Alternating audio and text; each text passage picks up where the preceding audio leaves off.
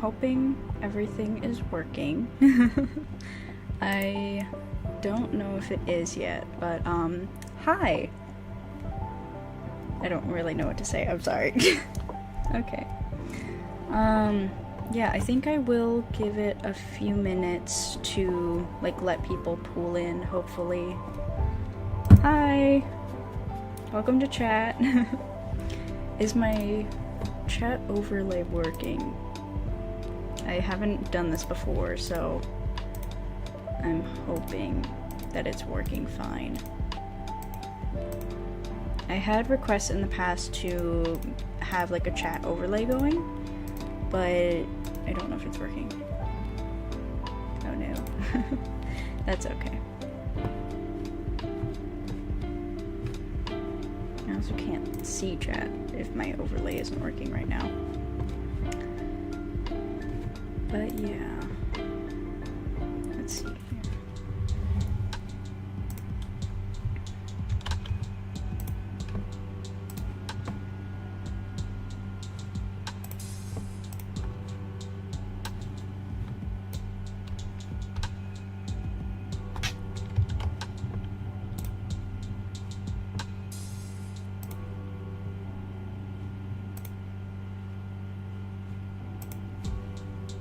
Is it working now? Did I do it?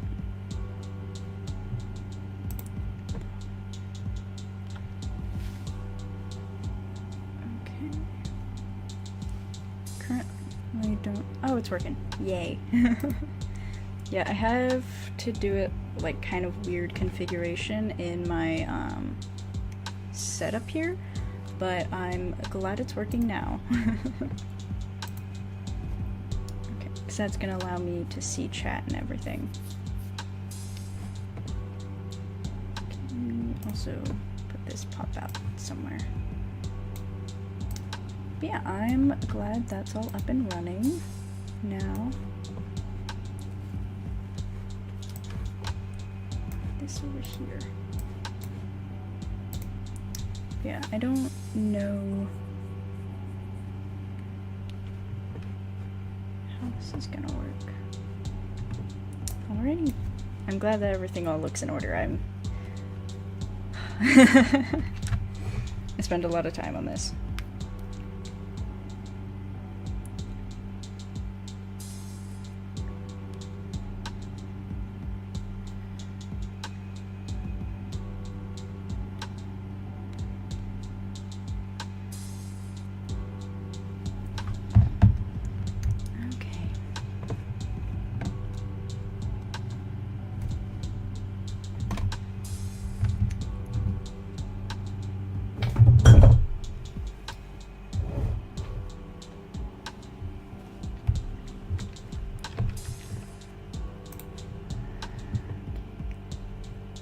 Well, everything appears to be working at the very least. I don't know how long I will keep my headphones on, though.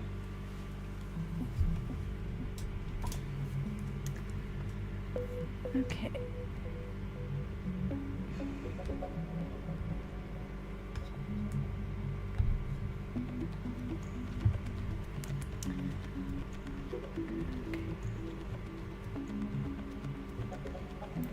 Yeah, and do let me know if like the music is too loud or anything like that. I can't really hear myself and the music, so I don't know how well the audio is going to be coming through.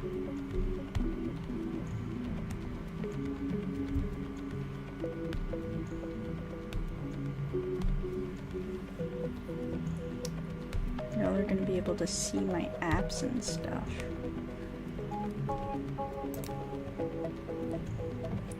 If everything's working properly.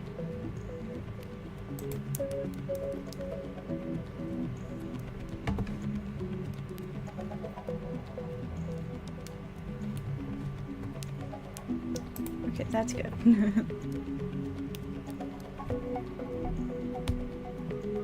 Okay, let's go back here.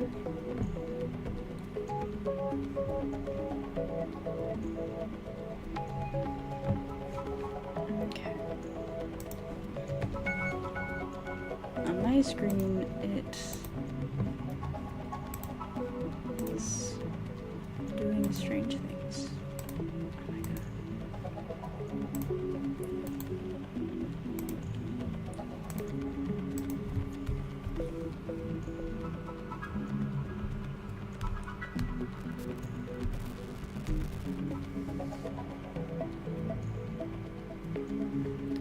I think I might have broken it temporarily, but I'm gonna try and fix it. Technical difficulties. Okay, let's see here.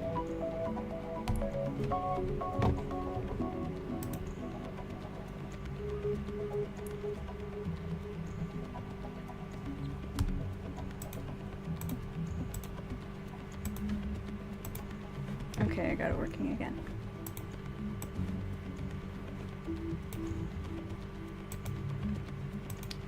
All right.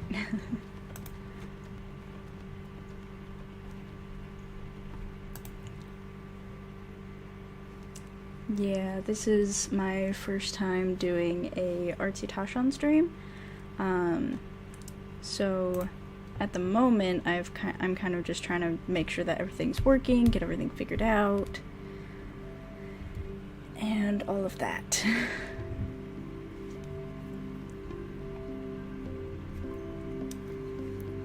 But yeah. And there's of course going to be some latency between me and chat, which is always lovely.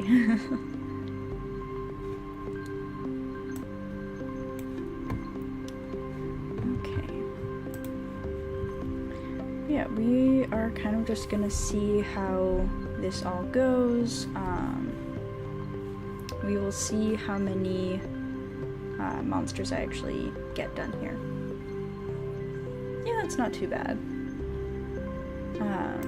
I don't think I can see it like in real time of how latent it actually is.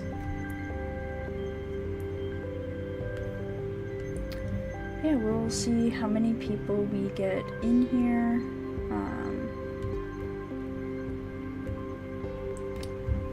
Sorry.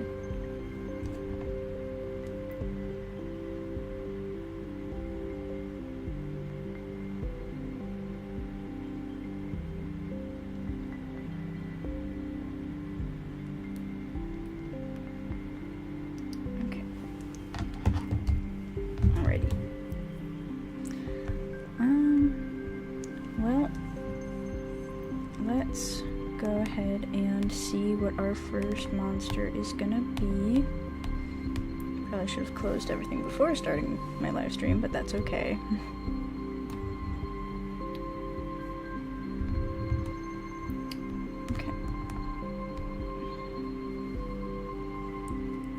Okay, let's go ahead and spin the wheels. So how this works is we spin twice and then on this wheel, and then we spin once on the other one. So first type, which is our primary typing, is insect. That one's always an interesting one. And insect and ice. It's gonna be a little challenging, I think. Let's go for the theme.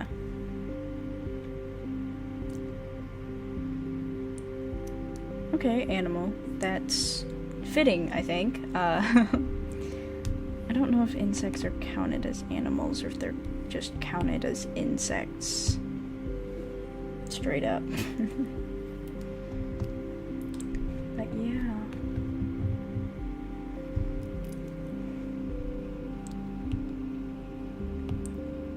So let's see here. I could probably do a lot with it, but what we're gonna start with is we are going to write down what we have got here. So it is insect and ice. Animal. Alrighty.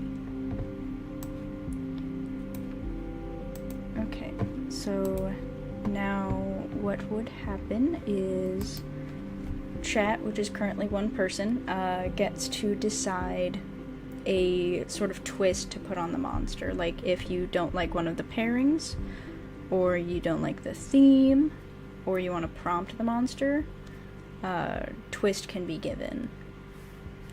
And then I will have 5 minutes to kind of think up a concept, and then 40 minutes to actually sketch it out. And once I do have a sketch, then you guys get to decide if it becomes a fully fledged monster one day, or if it goes away. So what are we thinking, chat? What's our twist?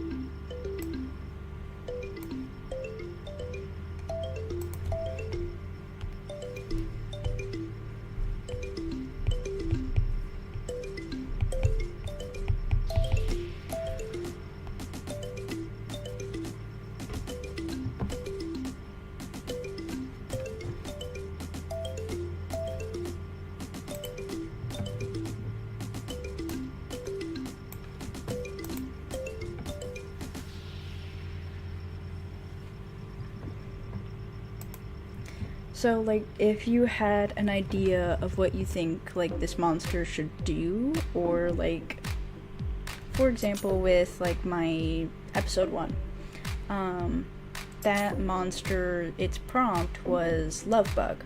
So that's kind of what I based the entire set off of. That was its theme. And then the axolotls were prompted off of the duality of life and death. That was a whole video. There's actually a few videos that I did talking about that.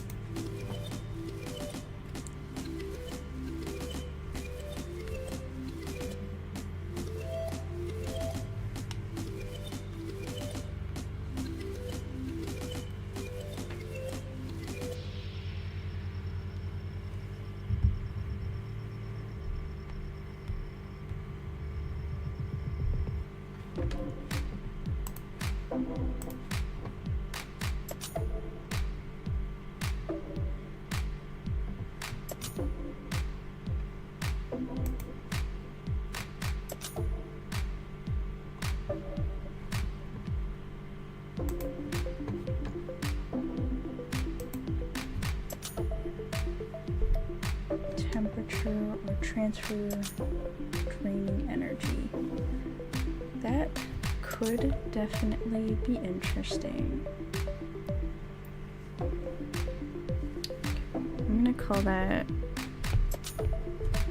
transference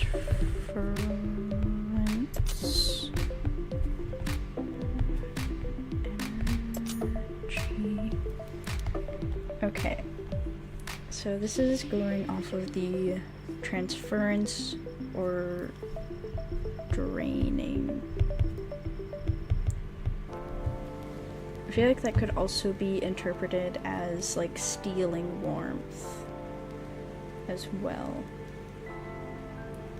But I'm not, well, okay, now begins the 5 minutes of actually conceptualizing. Okay, so I'm gonna go ahead and shrink this real quick so that doesn't cut into my 5 minutes.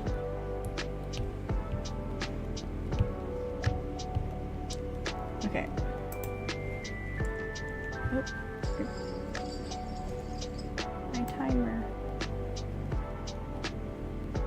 Okay, timer fixed. Okay. Transference of energy. Go ahead and switch my brush. So transference of energy, stealing warmth. Okay, so if it's stealing warmth, it's an insect, it's an ice insect that steals warmth.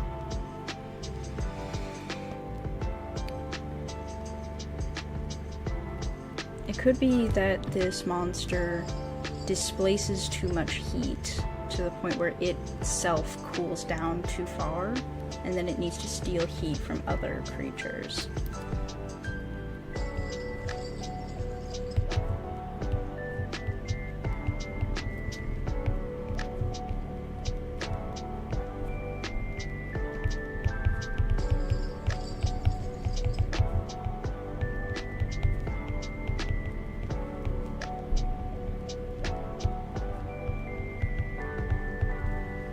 I think that might be interesting. What do we think, chat? AKA one person in chat.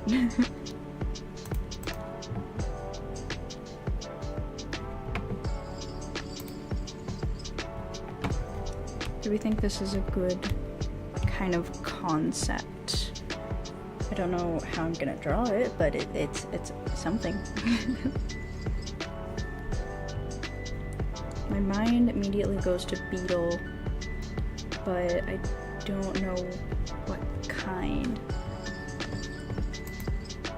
I think I have enough time to look up a few beetles real quick. Let's see. Species of beetles. Awesome. I have kinda sorta done a beetle already with episode 1 of Monster Roulette.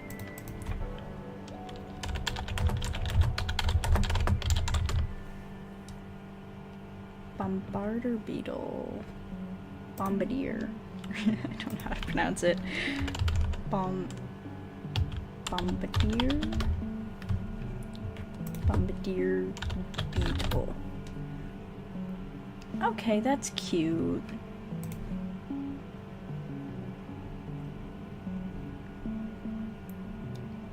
Okay.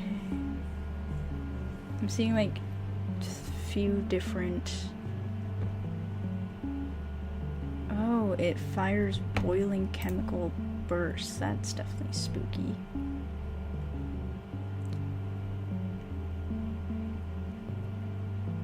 I kind of think this would be more like a kind of tick-like creature,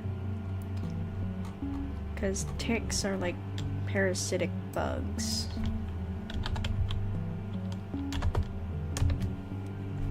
I could make it look kind of sort of like a tick, and then it like latches on to bigger creatures to stay warm.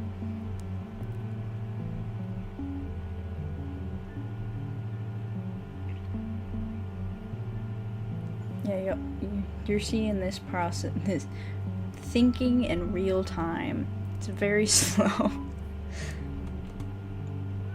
Just scrolling through pictures of ticks. Ticks are creepy. Creepy little bugs. Oh, I've only got a minute left to think. Okay. I think I might go with the tick idea. Bombardier? A tick or an assassin bug? Okay, well now I need to see what an assassin bug is. I've only got 37 seconds. Okay, assassin bug.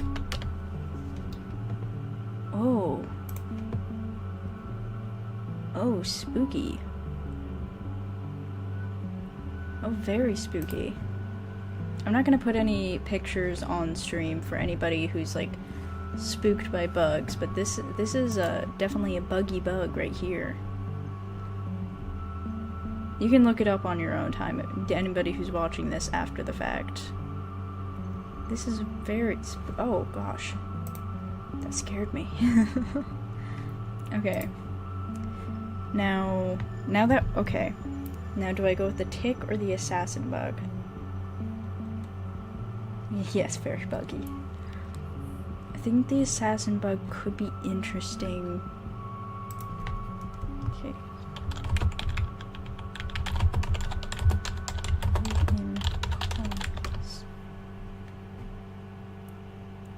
Okay. this doesn't count towards my conceptualization time. I'm just checking if these bugs live in like colonies or anything so that I can better understand how this bug would interact with others of its species. This definitely should be cutting into my conceptualization time, but I make up the rules here. Okay, I'm just gonna write down assassin bug. I'm doing the assassin bug thing. Okay. That's too small. Okay, assassin bug. Man, anybody who is afraid of bugs is gonna hate this live stream. Yes, they are solitary hunters. I had to look that up. Also, weird.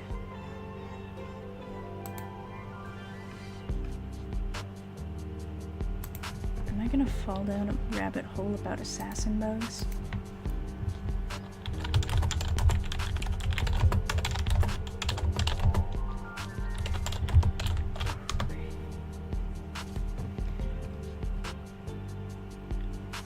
They're very spooky.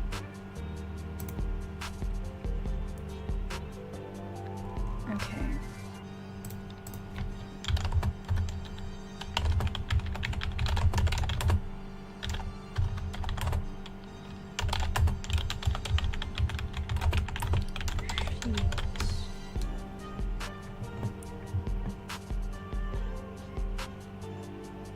Okay, this is very interesting. I'm learning a lot about this bug, and this is going to help shape the actual monster around this bug.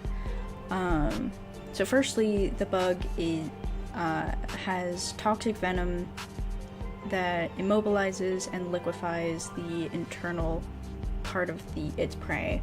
So that's definitely going to be something included in the monster. And it also uses the remains of the insects that it eats as physical shields and camouflage. So that's also a really cool fact that I didn't even know that this bug existed. But yeah, we are gonna go ahead and design this monster, which is ice and insect off of the assassin bug. I've gone way over my conceptualization time, but we're just gonna do it. Okay, I do think I am gonna do similar to what I did in episode 1 of Monster Roulette. It started as a firefly, then it turned into a beetle. I think it's gonna start as a tick because I don't really want it to be a larvae, just because larvae is difficult to draw. But it's gonna start like a tick kind of size, and then it's going to grow into the assassin bug. I think that's how I want to play it. Okay. And then immediately my brain blanks. That's yep. Okay, we're gonna actually start with the middle stage, so I think I have a clearer idea for that. Okay. I also have a really bad habit of like hunching over my iPad, so I'm gonna try not to do that today. I will bring my iPad to my face.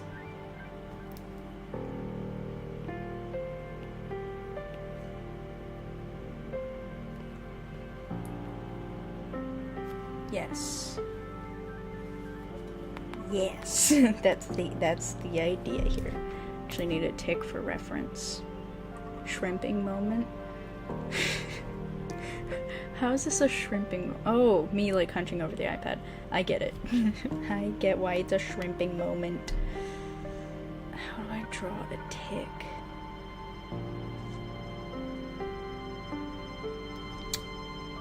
We'll use this one for reference.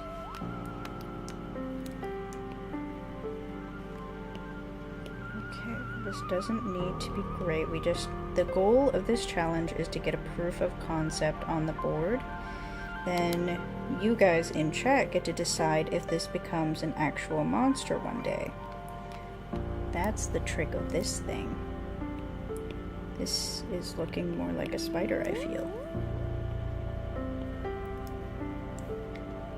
I feel like it should fly, but... Wait, ticks don't fly. Maybe the same one drawing. Yeah, become shrimp.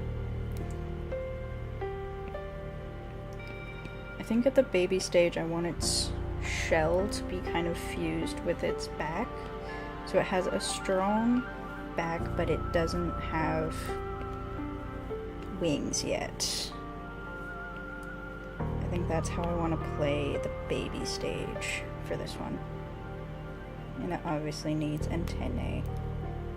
Which I obviously doesn't need, but I'll reveal the antennae in a second.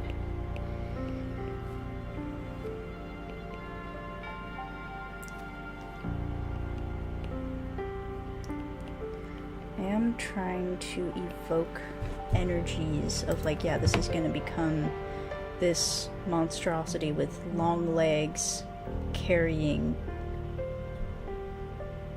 stuff on its back one day, but not so long that it looks too spidery.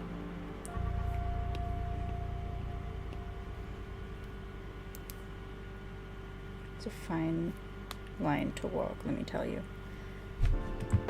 Oh. Yeah, no, mosquitoes.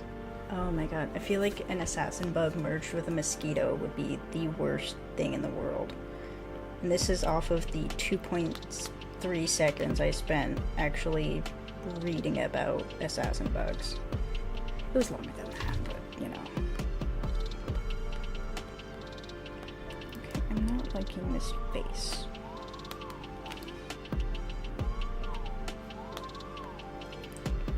Its face looks too face. That's a little bit better. Okay.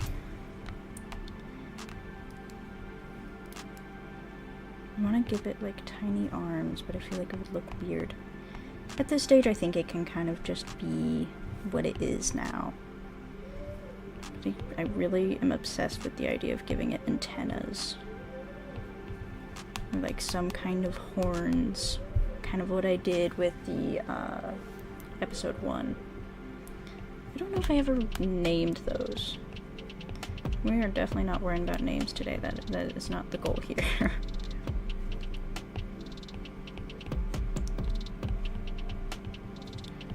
Okay, I think that kind of gives a good enough idea of what we're working with. Gotta make sure I write down little anecdotes about them.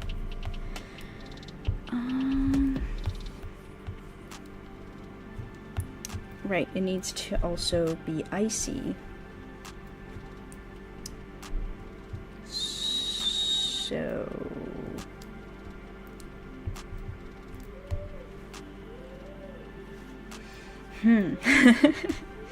Okay. I'm getting so prefixed on the bug part of it that I am ignoring the ice about it.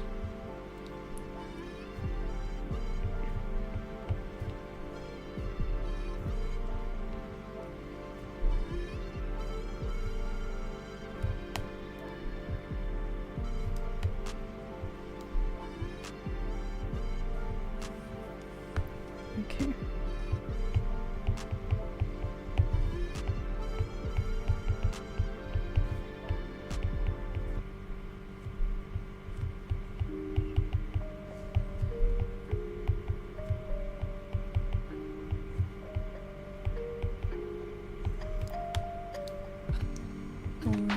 Warm. I think that's all the time we can really spend on this baby stage at the moment. Don't know what that was. Okay. That is that stage established. Kind of got a general idea of what that's gonna be. So now this middle stage needs to look somewhere in between the assassin bug and the tick. So let's see here. Okay. Trying to find a good reference for these as well as I am not working. Let's see here. Okay, I am noticing that they have a very like curved back, kind of, so I'm also going to try and represent that in the final stage as well.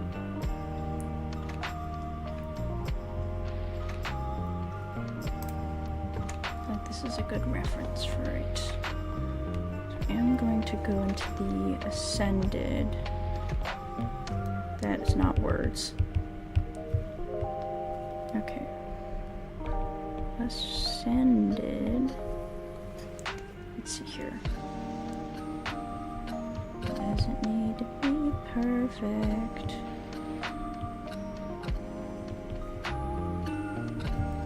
Why is its face so long?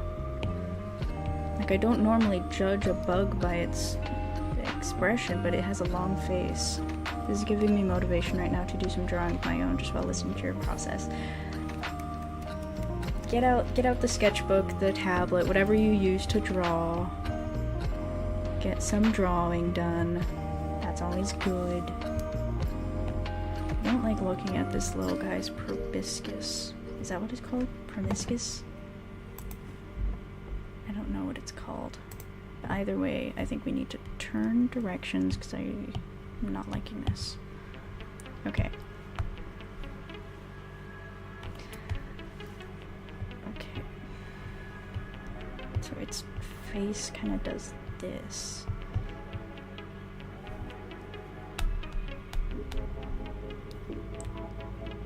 I feel like giving it two fangs. It's gonna be a little vampire.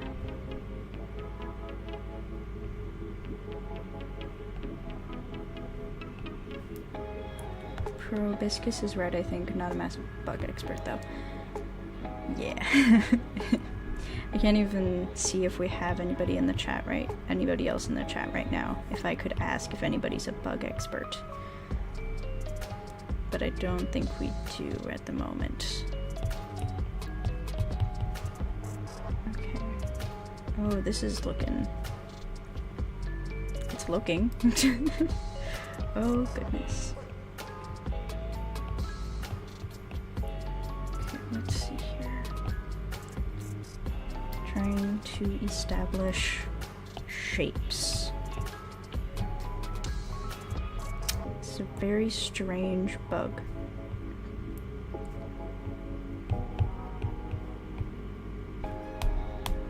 It definitely needs a strong back because it's carrying stuff.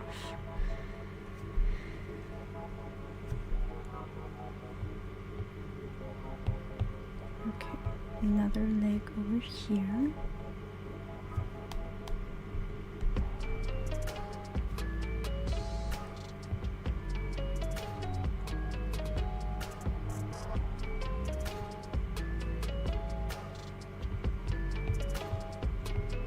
Okay.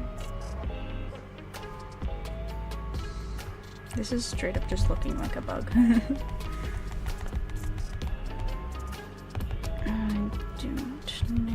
I don't want to eliminate the whole thing because I do like parts of it, but it's challenging at the very least.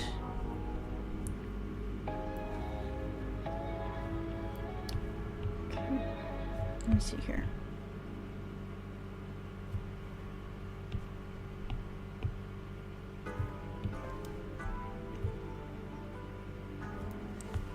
Okay, this is difficult.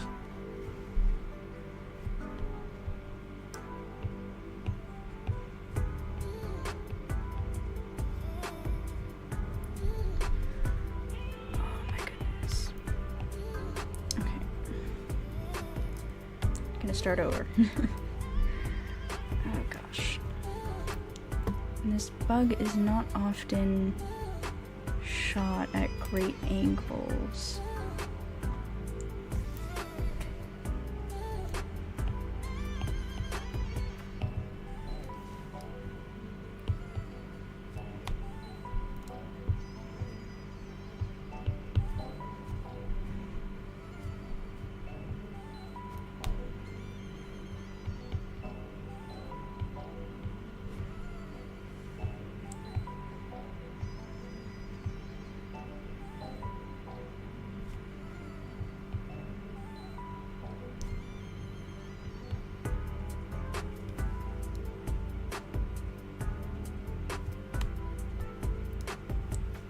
it's kind of got little arms, so I'll give it little arms.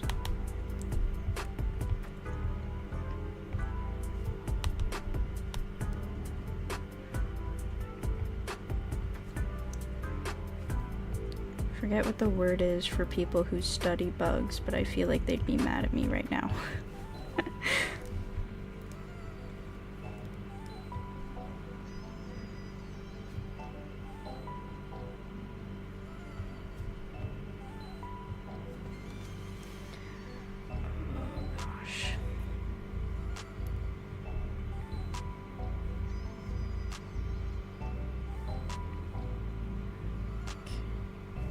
So at the very least, I think that as far as the icy part goes, it would use frozen pieces of its prey as armor on it. Entomologist, thank you. I think it would use frozen pieces of its prey on its back as like a sort of armor.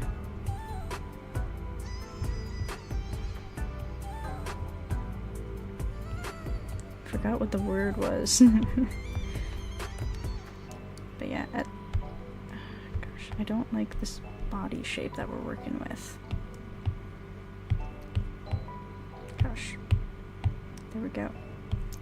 Scoot over there.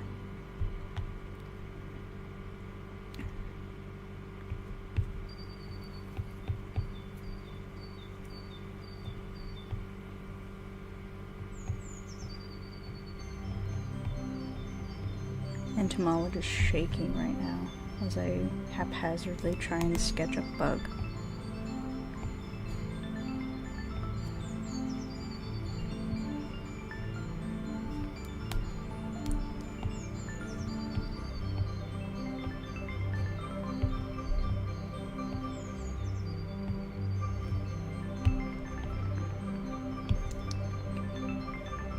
It's slowly turning into a praying mantis. But praying mantises are also cool, so I'm not super mad about it. Shivering their timbers at the prospect of this ice-type insect.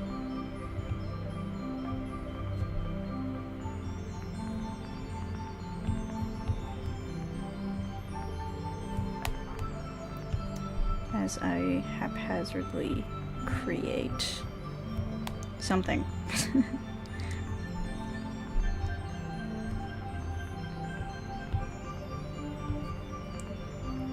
Trying to capture the fact that it's carrying.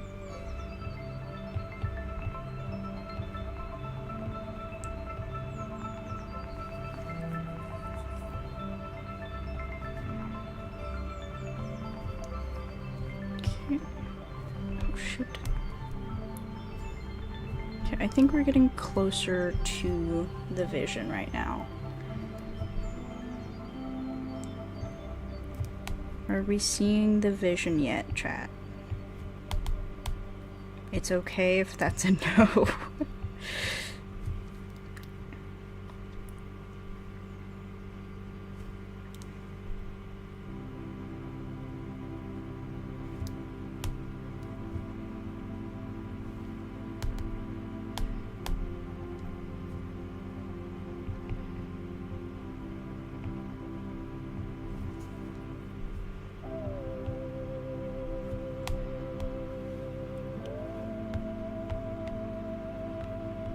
I think the vision is certainly forming shape for sure. That's good, because I have little idea of what I'm actually doing right now.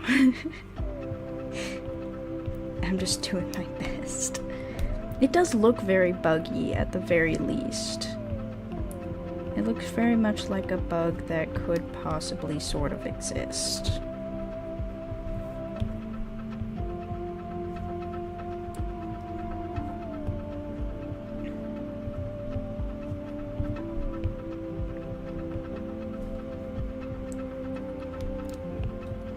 So let's go ahead and move these antennae down a little bit.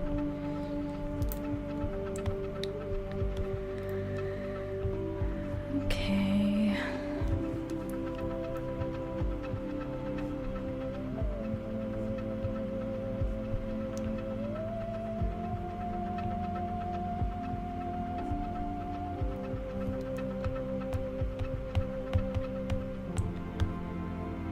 big would this bug? How big would this bug be, do you think, in comparison to a human? I don't know. I think at the baby stage, it would probably be like yay big, like relatively small, and then at the medium stage, like maybe the size of a hand. And then ascended would be a little bit larger.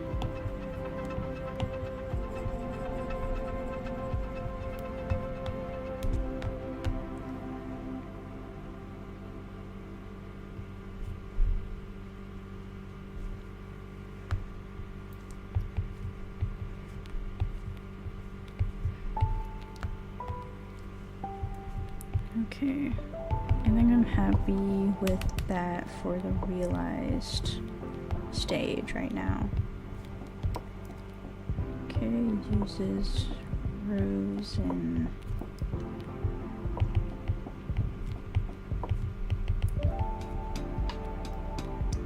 at the largest, yeah, I think.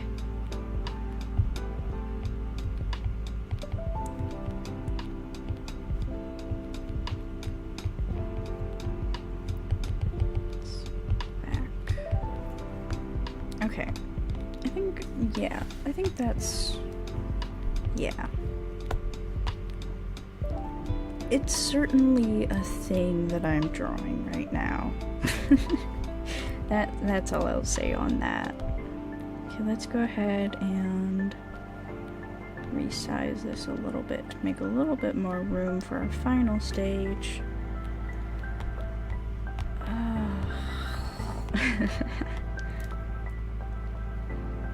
I think we're going to lean more towards beetle with this final stage.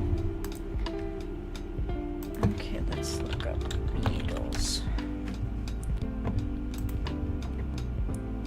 Gonna go for something kind of more simple, just because I want it to feel very armored for this final stage.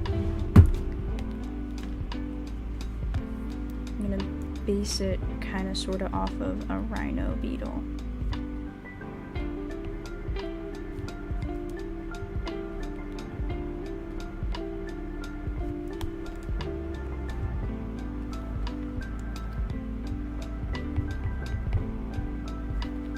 Okay, I don't like how this is going immediately. So let's go ahead and redo that head shape.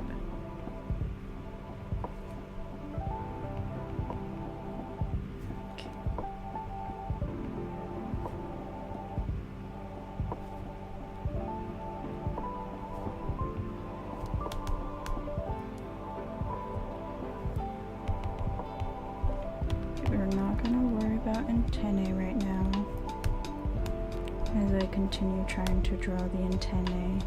Okay, I'm giving up on antennae. Oh, we only have 19 minutes left. Yeah, 40 minutes might feel like a lot of time to draw a whole monster, but I spend like hours on these things normally. Which is why this is a challenge. Okay, I need to establish like where this dude will end. Okay, let's go with that.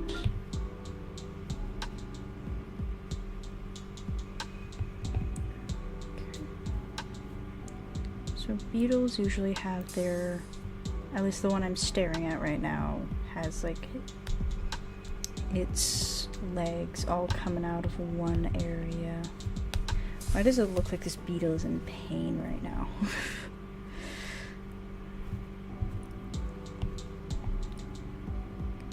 Okay, let's cut down that a little bit.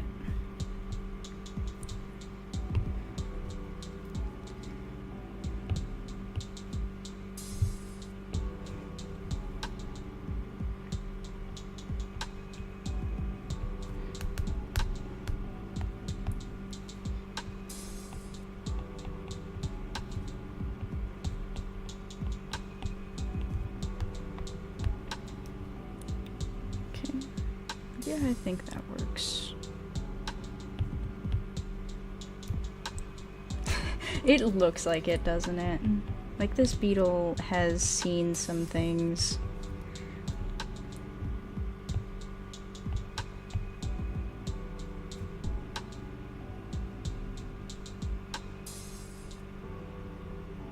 beetle needs to go on a vacation.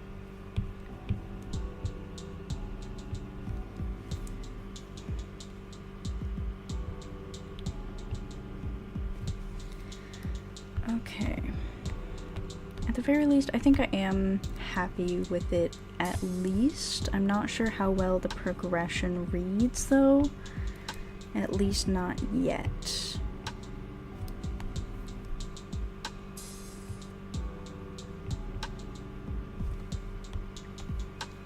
It really does look like it's screaming into the void, oh my goodness.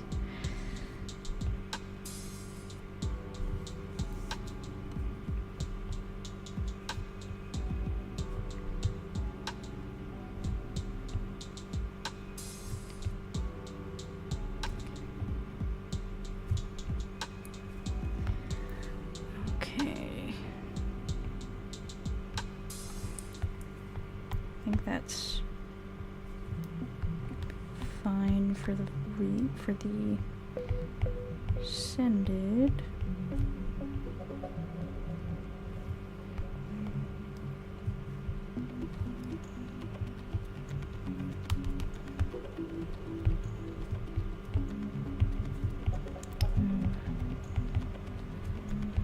Gray, and it also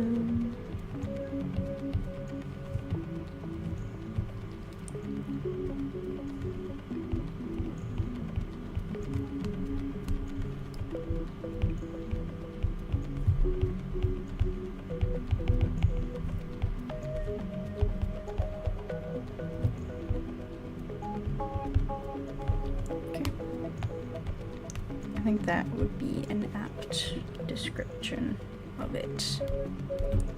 Okay, this middle stage though, I'm not sure how well it is reading as far as the progression goes, so I am going to edit it a little bit. Let's go ahead and move this around a little,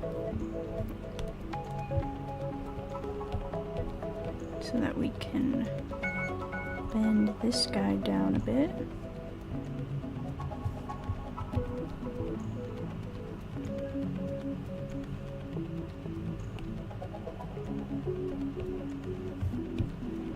Okay. I think that changing that just a bit kind of helps with the progression quite a bit more. Because it looks less flexible, which is kind of what I'm going for right now.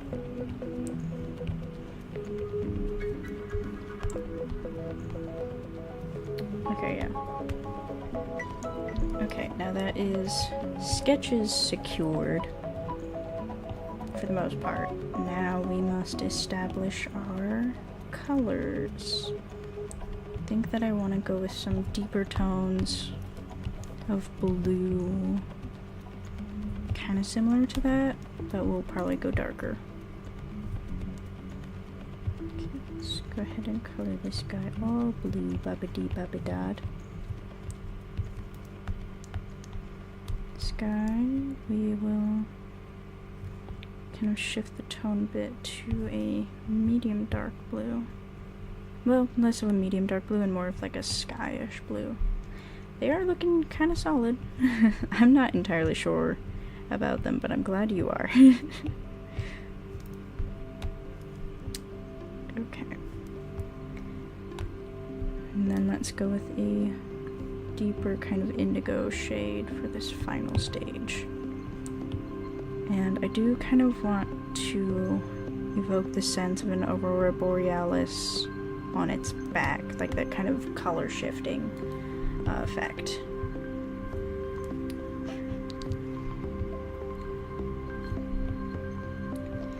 Yes, baby, bada-bee, babadad. Okay, gotta get his little antennae in there. Okay, now on this one it is going to be a little bit darker, so we get some shading going in there. And then the markings on its back will be much much brighter to ward off predators. And for this one,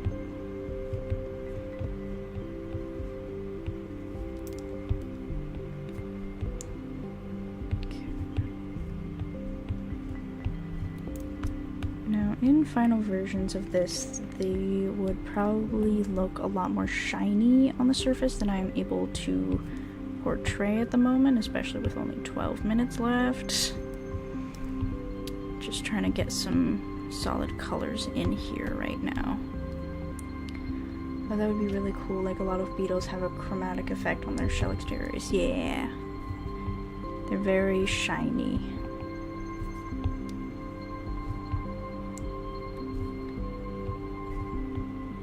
I feel like it would be notable to make them shiny, especially, like, I know that in some places people will use, like, beetles for jewelry and everything, and I know that they do because I have come across a vendor a few times who turns beetle shells into actual jewelry, and it's really cool and it's really pretty. But yeah.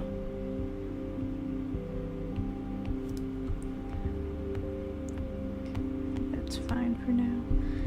And then this one, I want to have a kind of shimmery effect on its shell.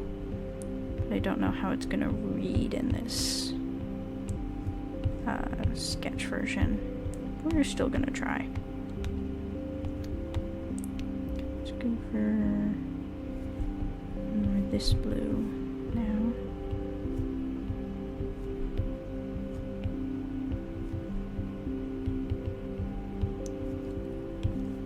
And then do a little bit of smudging just to get the color there. I'm not going to spend too long trying to make this look shiny.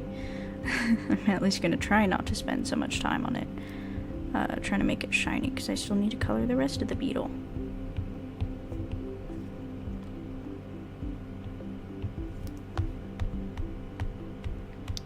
Okay, now it's... I don't know what color I originally picked up, so we'll wing it. Okay.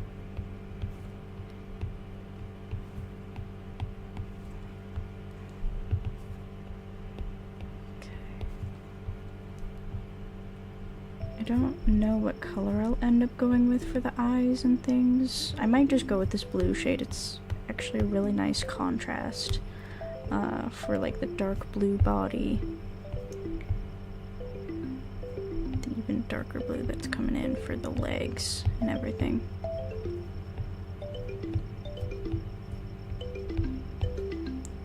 And all this shading. I think that the beetle itself wouldn't glow, but it would like look like it's glowing from the like chromatic effect on its shell.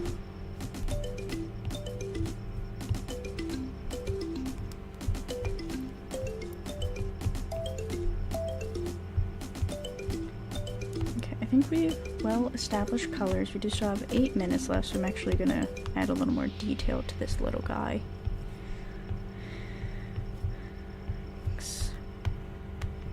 I do want to pull in this blue over here.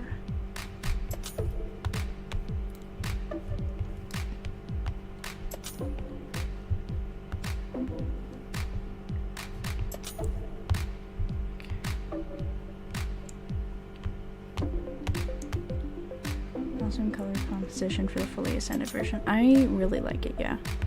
It's very deep blues here.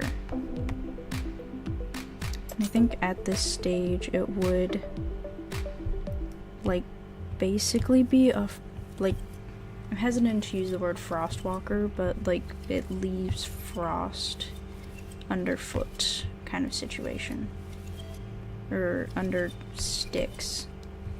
I don't know what beetle feet are called,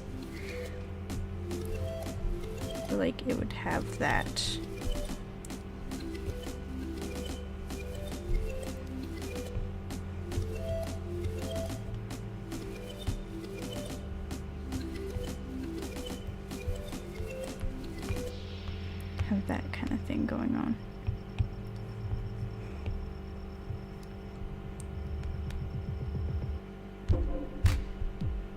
Back there. Okay.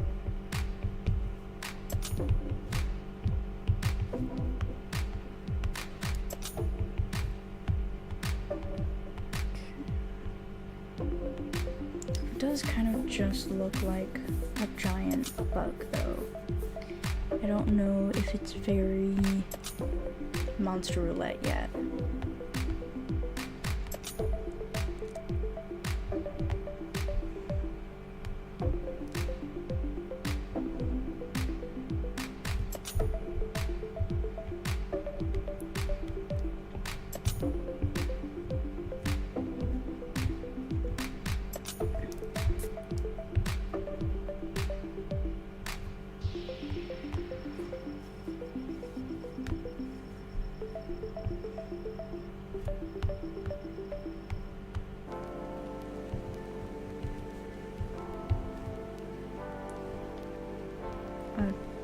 Tarsus. Cool. This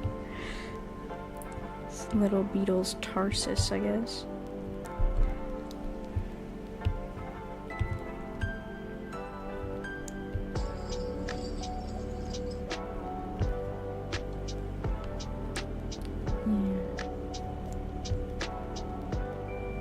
Just trying to add some little wings coming out from underneath the shell.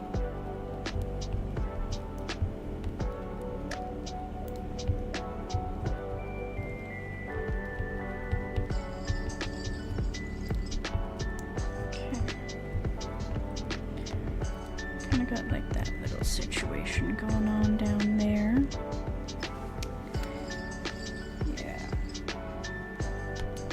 Okay. I'm not sure what I could add to it to make it look a little more like something you would see in Monster Roulette, like based off of the previous episodes and things I've done.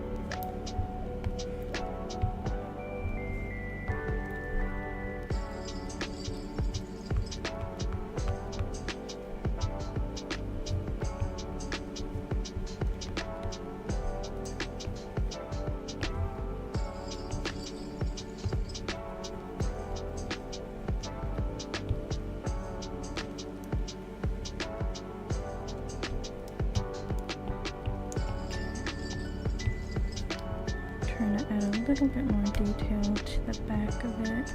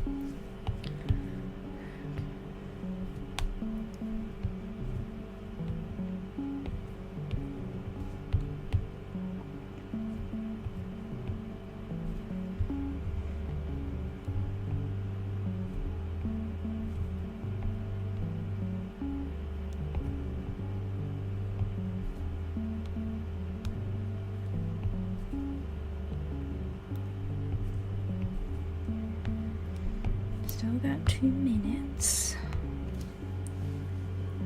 I think that does help a little bit, having like the ice chunks on the Ascended version's back. I might try adding a bit more of that over here as well.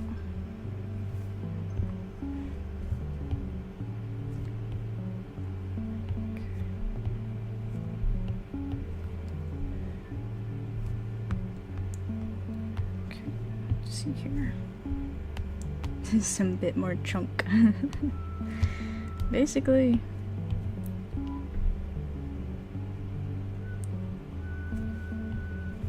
Okay, let's see here.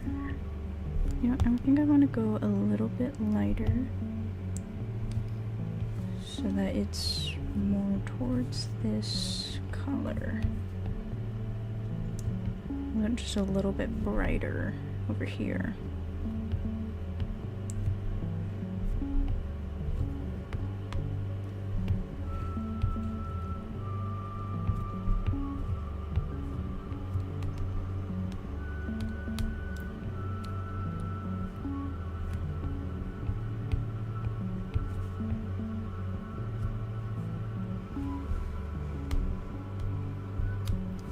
I don't want to introduce too many colors though, because then it's going to look a little bit chaotic on the individual monsters. And I always try to make like the full set pretty cohesive.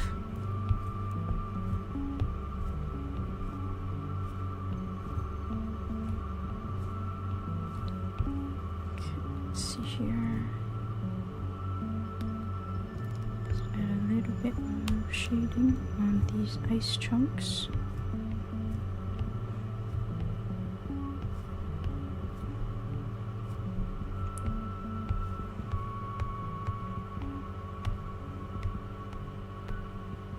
Okay, yeah, I think I'm more happy with that, with having like the ice chunks on the back. I think it makes it feel more like it is what it is.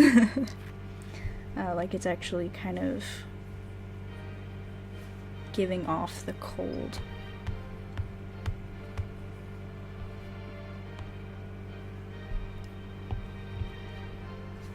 Okay, that is end of timer. Alrighty. That is that set, and now comes the time where our beautiful singular chatter right now gets to decide if this monster is kept or if I delete it. So, just so I can figure out how to do this, I think I can actually put a poll. Yeah.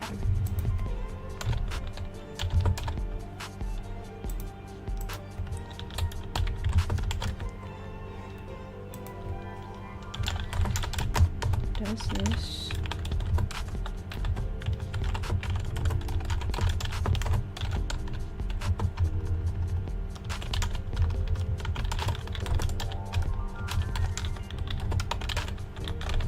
There we go. Okay.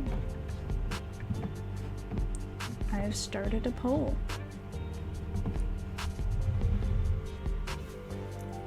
This is actually kind of cool. I can actually run polls like this.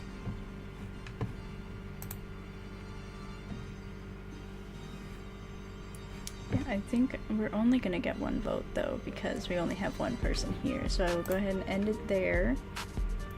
But hey, I learned how to do it. So yeah, we are gonna go ahead and keep this, and keep an eye out for when this turns into a fully fledged Monster Roulette monster.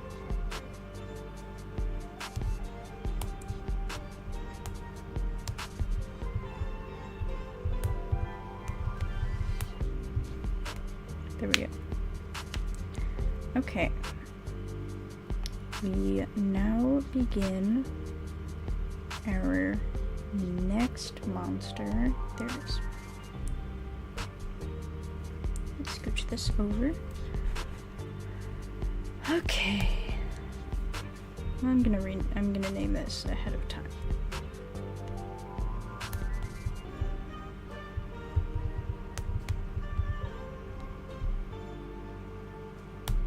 Okay. I think I definitely have time for this one. We'll see how I'm feeling after this one, but I might do a third one if I feel up to it. So we're gonna switch on over to here. And let's go ahead and get our wheels up. Okay, starting with monster type. Unfortunately, there's always ads at the bottom of this. So, type 1.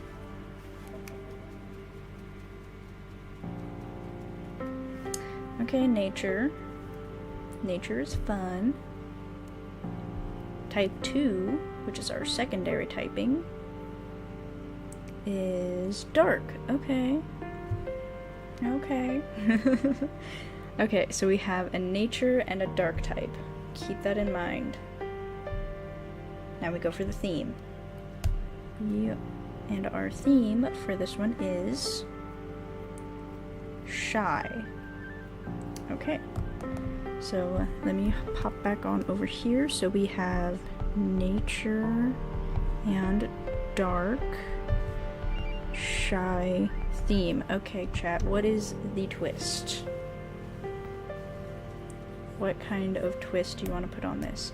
Now, one of the things you can also do here is you can demand that I make this a mythic monster. Now, if you don't know what a mythic monster is, it's basically a single typing monster, and it's basically more rare than your standard 3-stage. And because it only also has 1 stage, doesn't grow up or anything like that. So that's one thing you can do, or you can prompt the monster, you can force me to re-roll something. Give me the twist. I crave chaos.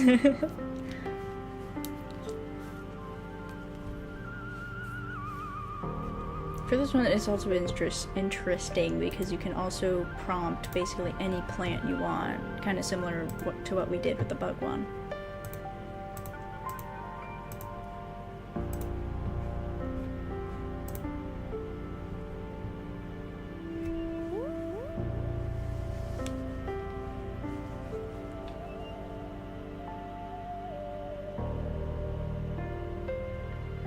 Mixing a mythic monster with these wheel results would actually be pretty cool. It would, but we'd have to eliminate one of these typings, so it'd either be dark or nature. It can't be both, because mythic monsters only have 1 typing. I might change that in the future, but for now that's what it is.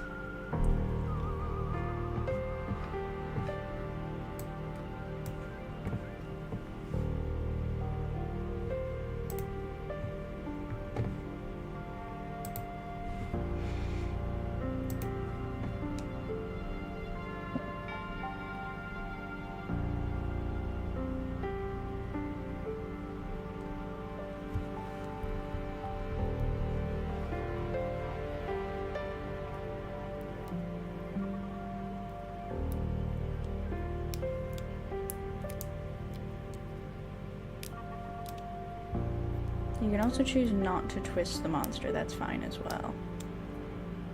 If you just want to force me to be creative.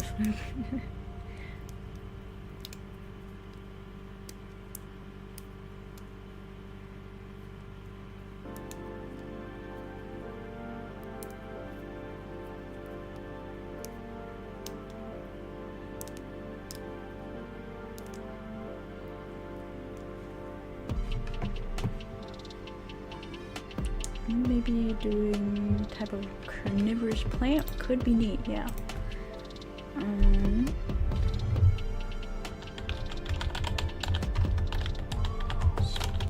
Let's look at carnivorous plants. So the obvious choice would be Venus flytrap. I have considered doing a Venus flytrap kind of plant. A scavenger, yeah.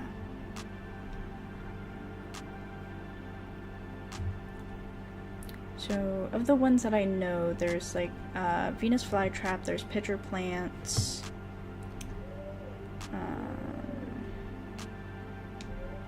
don't really know too many. Sundew is one, I think. Let me see here. Let's see if I can pull up a list.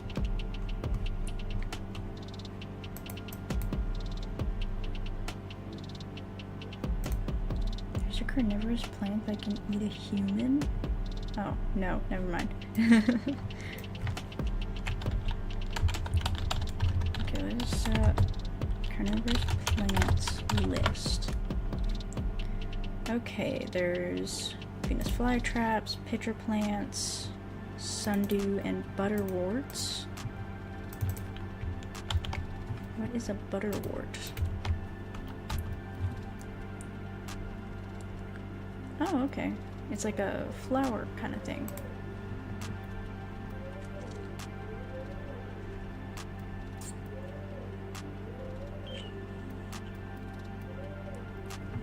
I'm gonna suggest a butterwort. Yeah, butterwort. It looks like a kind of flower sort of thing. I could also try combining the butterwort and something like a Venus flytrap, because I do see that butterworts have flowers as well.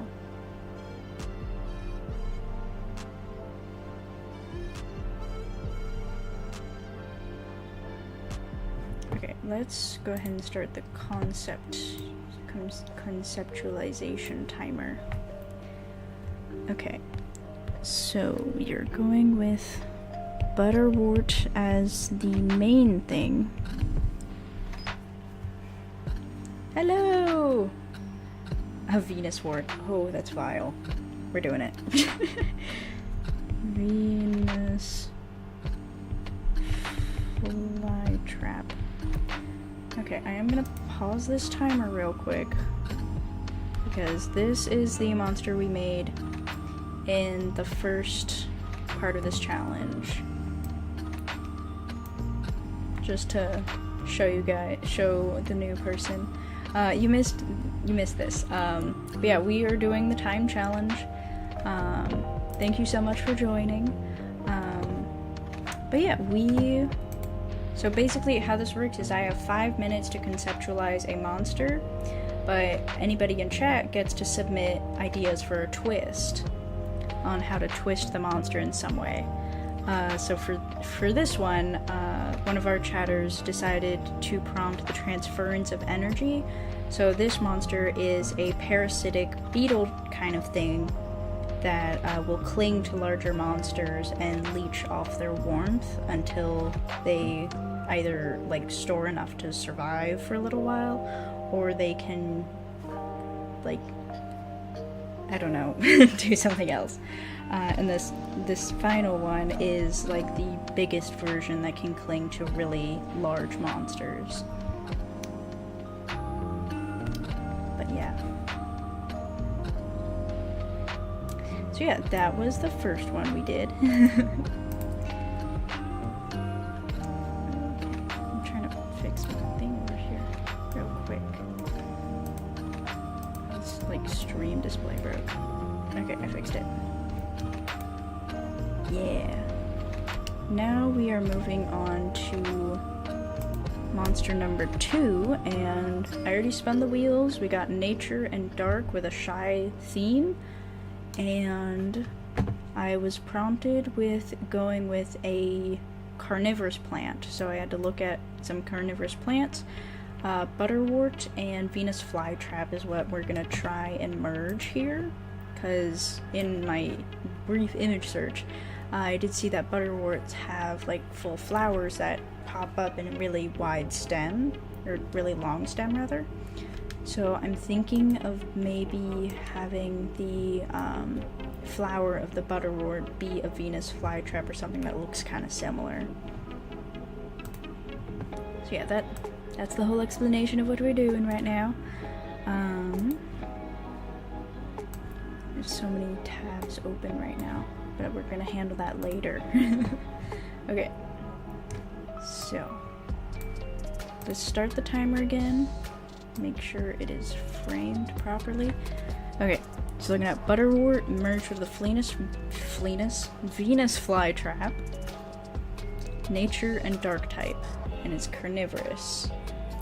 So naturally my first instinct is that it can eat very large creatures, or like human-sized creatures. But then it would have to be massive. Hydra would be very interesting. Hydra would be very interesting. So as far as like my research goes, the butterwort starts as like a small little flower, and then it has like, here we go. Then it like has a flower that pops out like this, and it's all pretty. Now I could create a stationary monster, but I did that kind of recently in something that will be released at some point soon, so I kind of want it to move around. Camouflage would be a good idea. Let me think.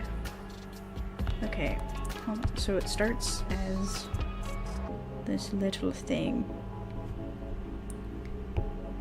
It could also be that the like flower at the top is like its head or its brain.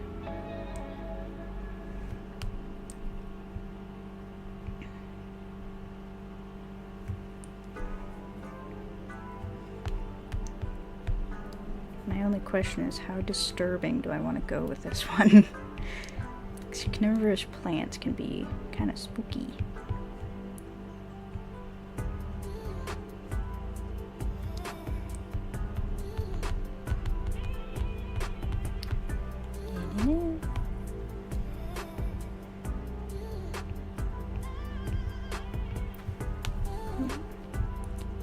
And at the very end of my drawing time limit, chat gets to decide if the monster is kept or scrapped.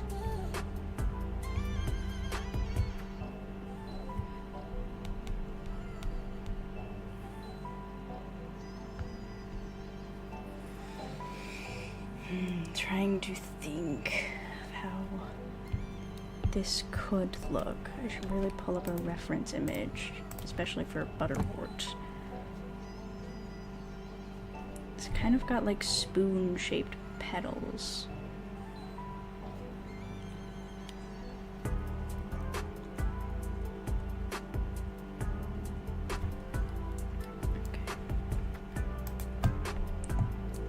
Does it always get evos? Yes, it does.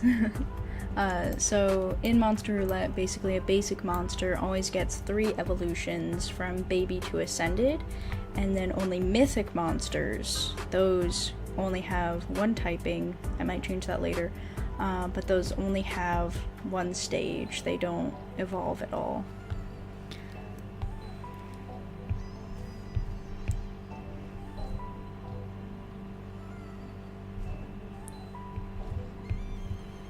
So it starts as that. Maybe it has a few leaves or something. Then it goes to its next stage where it has this kind of thing pop up. Spooky Avenue would be really nice. And then in the final version, it could have multiple heads.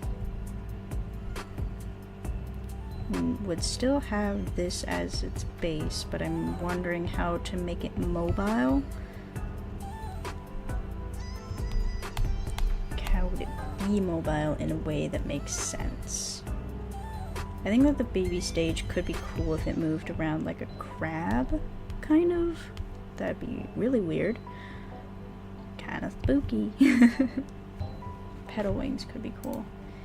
And that is my conceptualization time.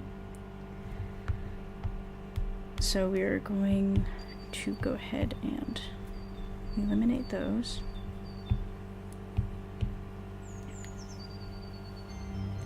Okay. I don't have a concrete idea, but that's the challenge. So, gotta make sure that this is also set properly.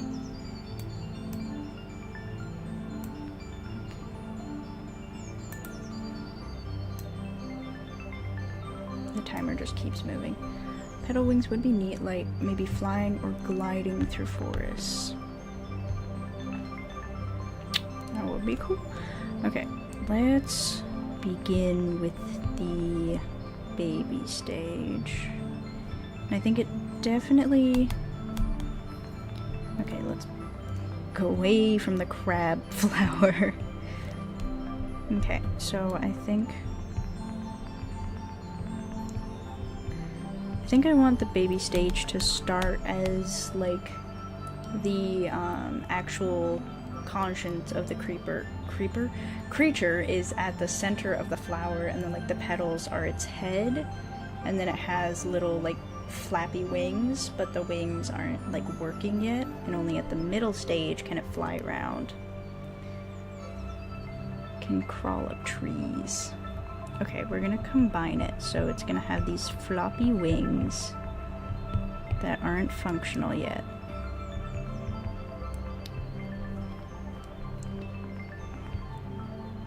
And then these kind of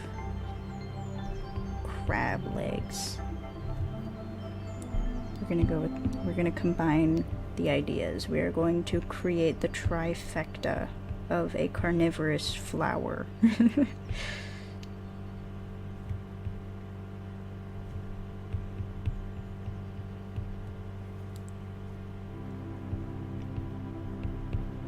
think it would be really interesting to like do a drawing of this thing just scurrying across the forest with its little petal wings flying behind it.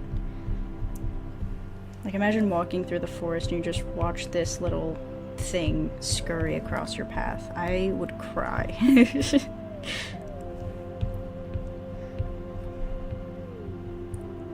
Does not even look sentient right now.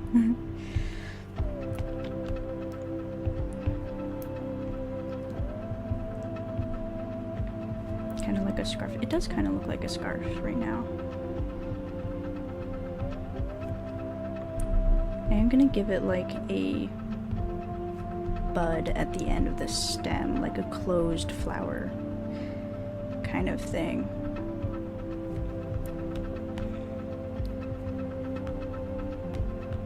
This looks very strange right off the bat.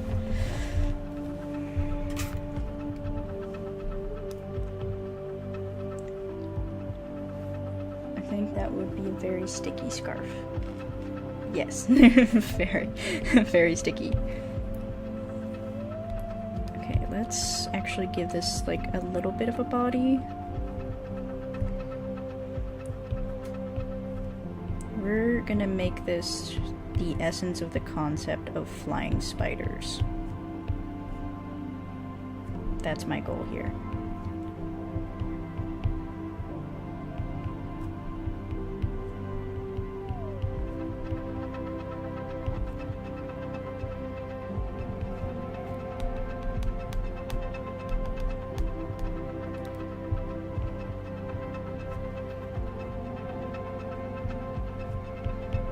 I want it to look like it's kind of housed in the innards of its body. That sounds weird, but I think that's also kind of like what humans are.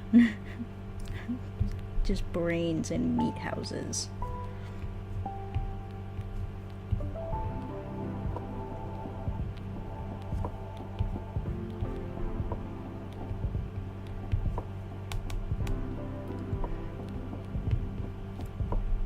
I don't know if it would have like a whole lot of leafage.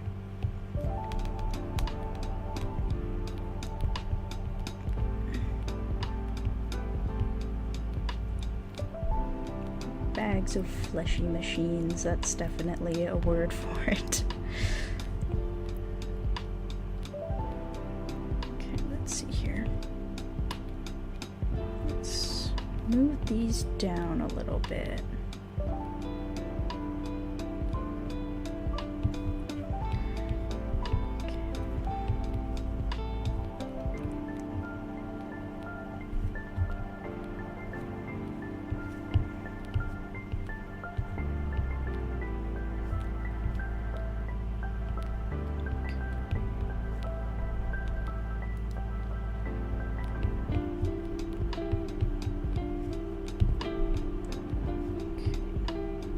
I think this is going somewhere.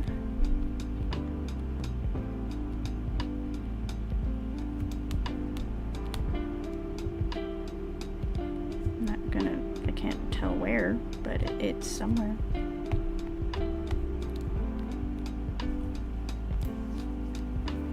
Oh, wet wiring. Oh. Wet wiring is not a nice thing to think about.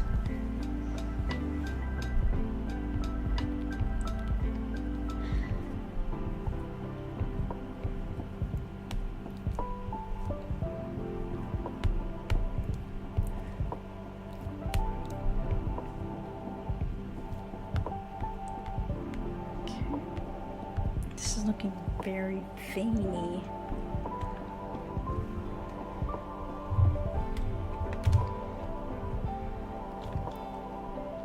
Just like, well, yeah, that one I can get behind. Wet bones just makes sense, but like wet wiring, I don't think I like that phrasing very much.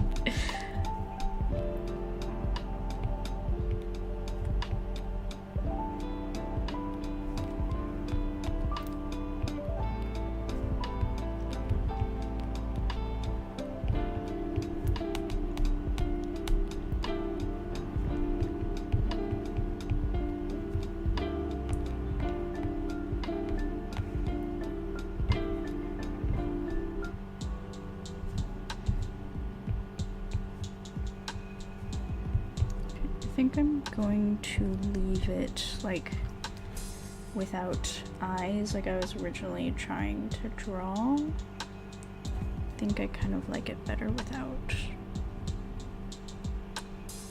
Let's go ahead and add a few more petals like closer to the face.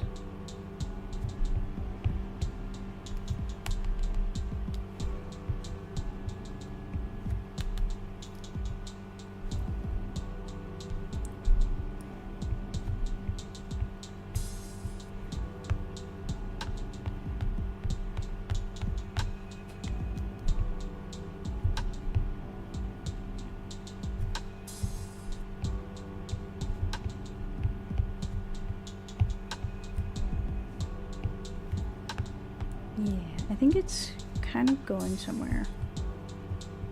And not just in the fact that it is running. Okay,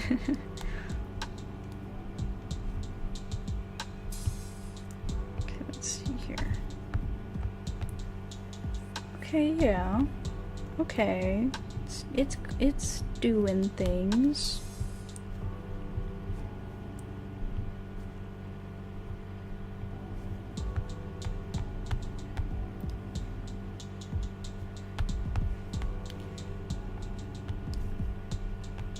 Okay, yeah, it's a thing.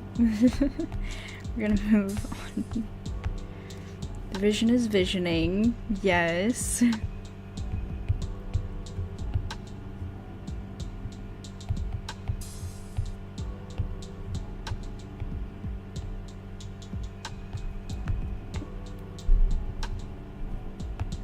It's gonna be its main thing, it just runs from everything. And fix what I've done here real quick.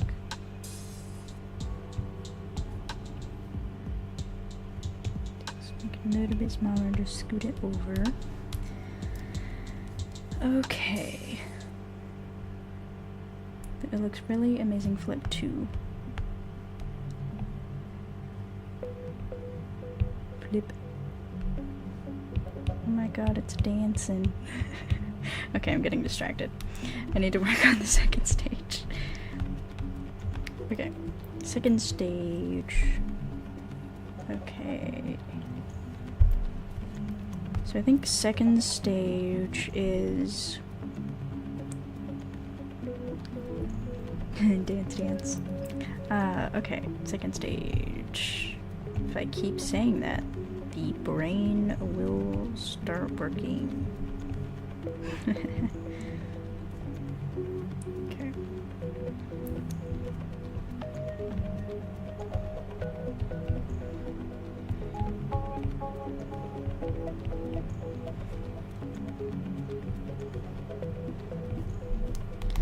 Okay, I think at this stage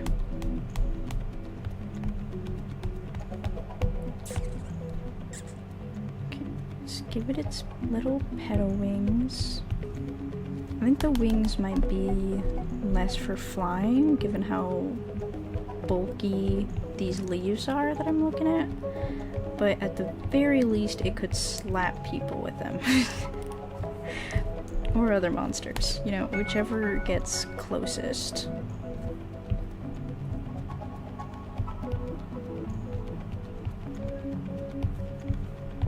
Yeah, it might be a little bit too heavy to properly glide and catch wind.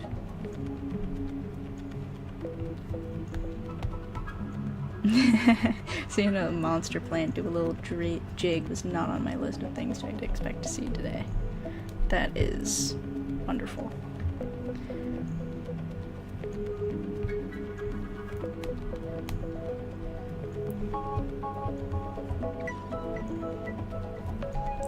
I think at this stage it has started to kind of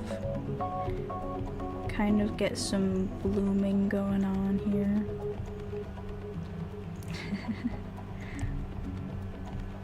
Was not on your bingo card.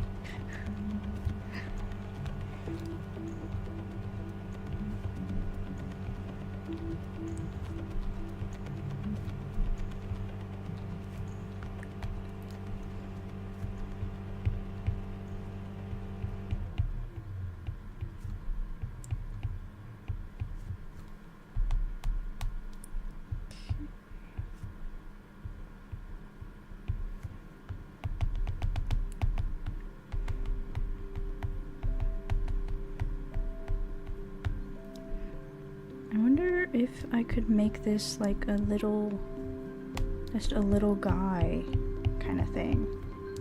Yeah, with like two little legs.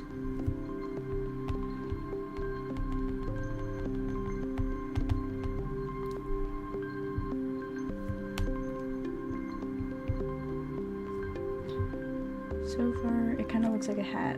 It would land on something's head to eat it that way. Oh yeah, kind of like Marini in Pokemon, I feel.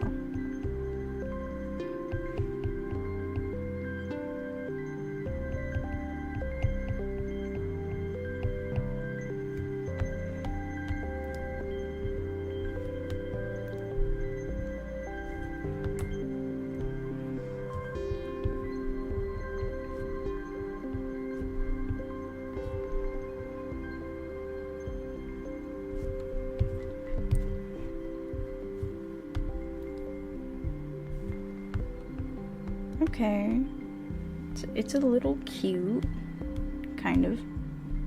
We're trying here. I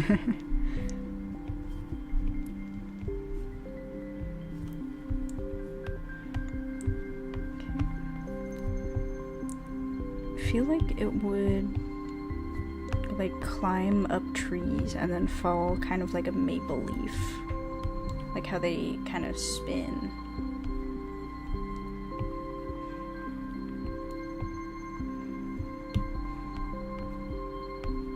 And it would like it would land on top of heads and then devour them from the inside out. Well, outside out still.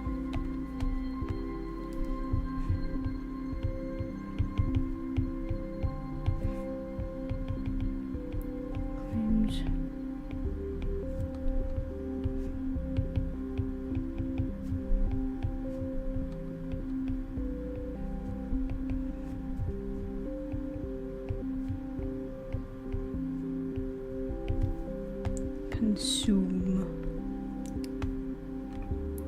Okay, let's go ahead and move this little hat over just a little bit more.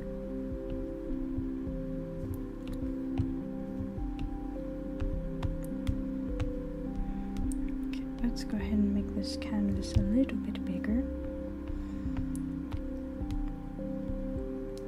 Okay. Now, I feel like there's two different directions we could go here. We could go in the direction that this thing was able to cling to a worthy host and it took over its body. Or we could go the route of it's kind of just this, but bigger and more functional. I'll pause this real quick.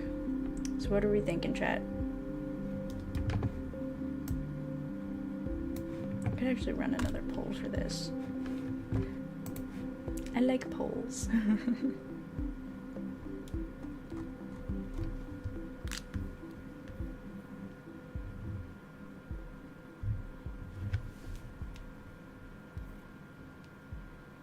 Let me see here. I mean, it is definitely a cool idea, but I'm wondering if it might be a little bit too spooky. I mean, it could be, but at the same time, it's like... it would also make it very tall. Okay, we are going the host route. Let's continue this and make sure that it is framed properly. There we go. Okay, we are going the host route. Now, do we go human host or monster host?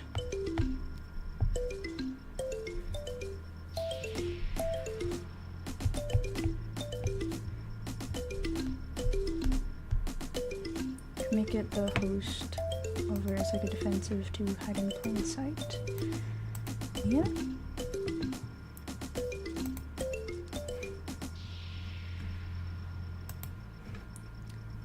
That could be the thing very well. Where did my reference of the plant go? What happened to the visual? Okay, hold on.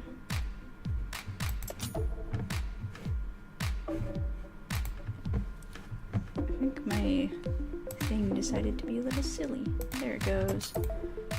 Okay, we're all good now.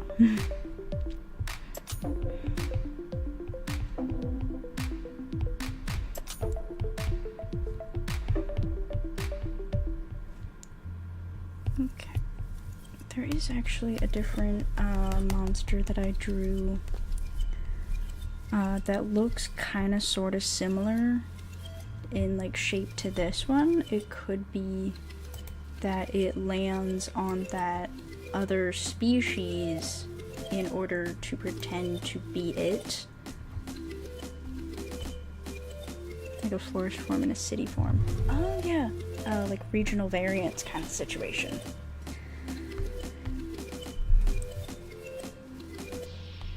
That would be interesting. Okay.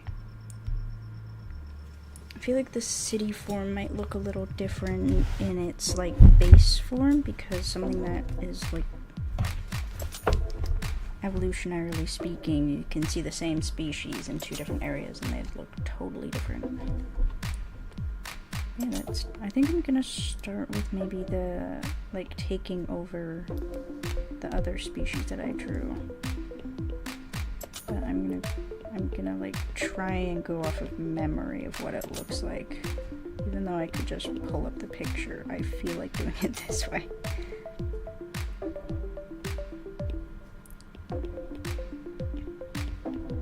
Yeah, I like this, that this could help like tie other things together.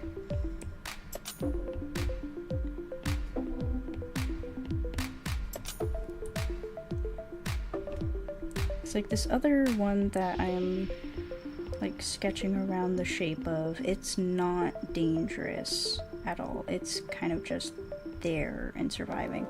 But this one would be more dangerous and it could like feed on things.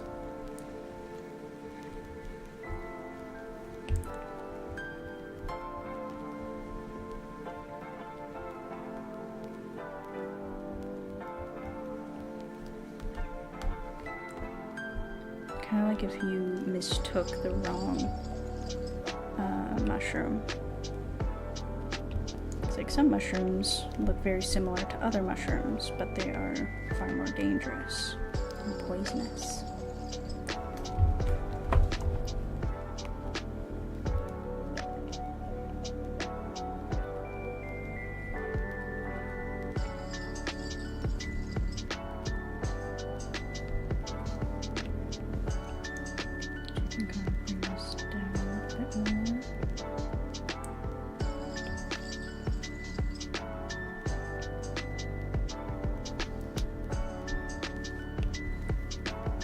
Thinking about it, I suppose one would also be more deadly due to food scarcity.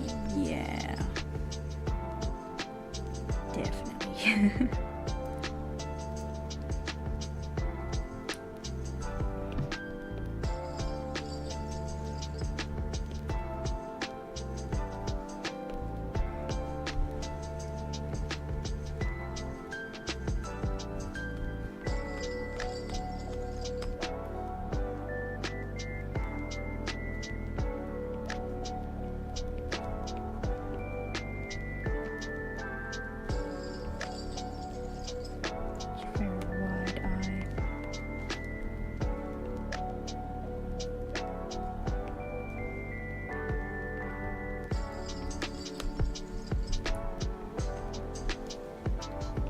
Change up the plant at the top a little bit more.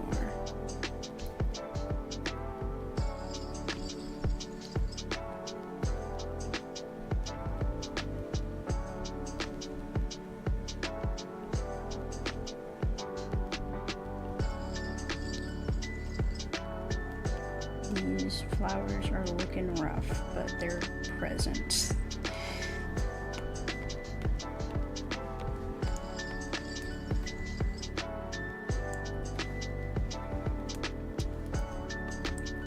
I'm gonna make this just a little bit skinnier.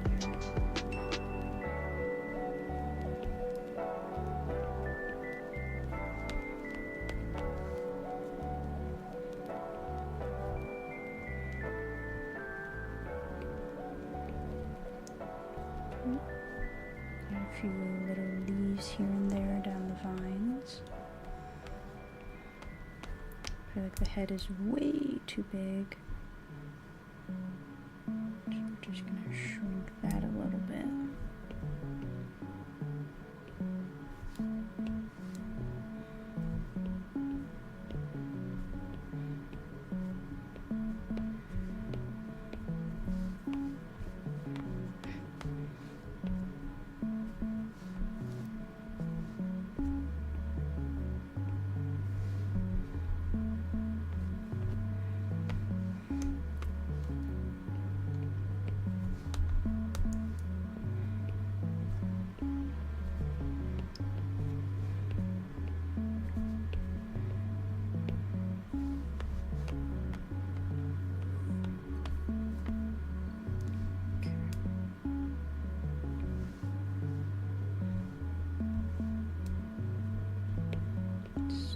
This further just to make it a little shorter. Thank you.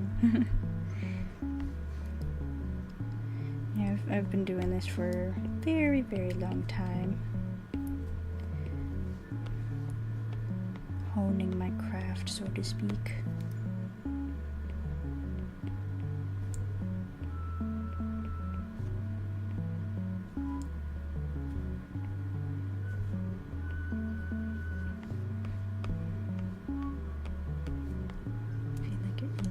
A little bit taller though.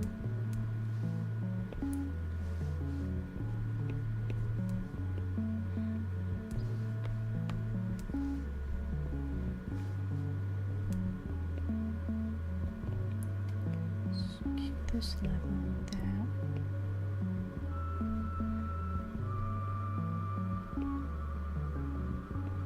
Lengthen it. Just to give the general sense of that real quick. Yeah, it does take a really long while. It truly does. Okay, what time am I at? 15 minutes left? Yeah, I can work with that. I can work with 15 minutes.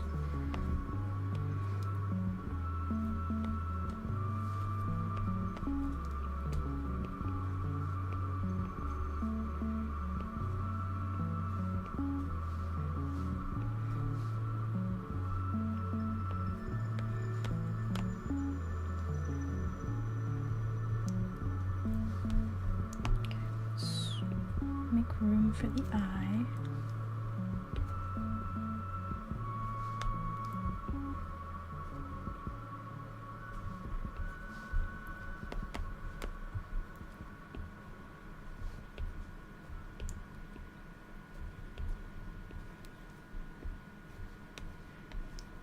There we go.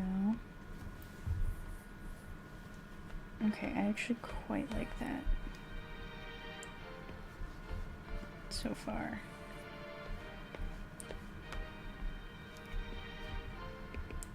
Send it. Okay.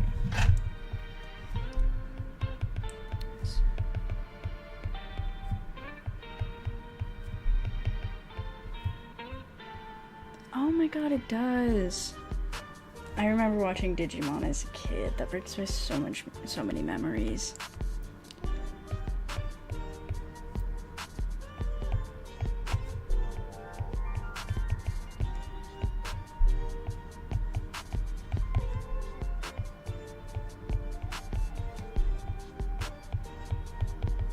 Okay, there we go. Okay, real quick, I do need to charge my fan because I have a little fan over here.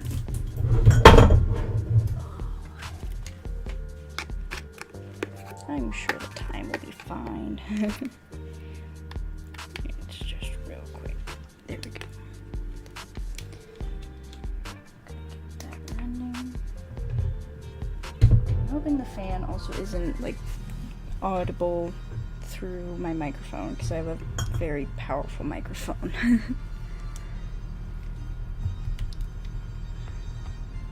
Okay, but we are gonna go ahead and move this.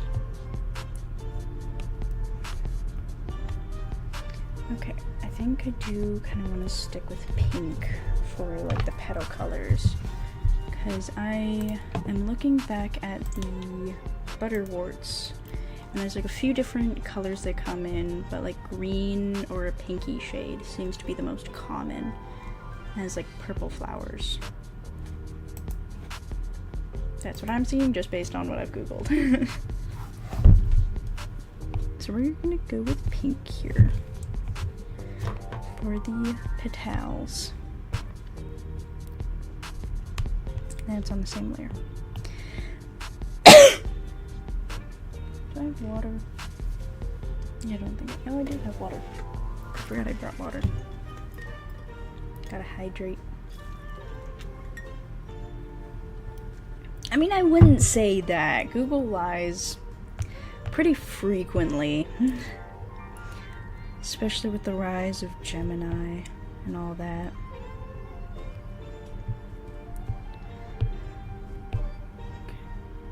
Let's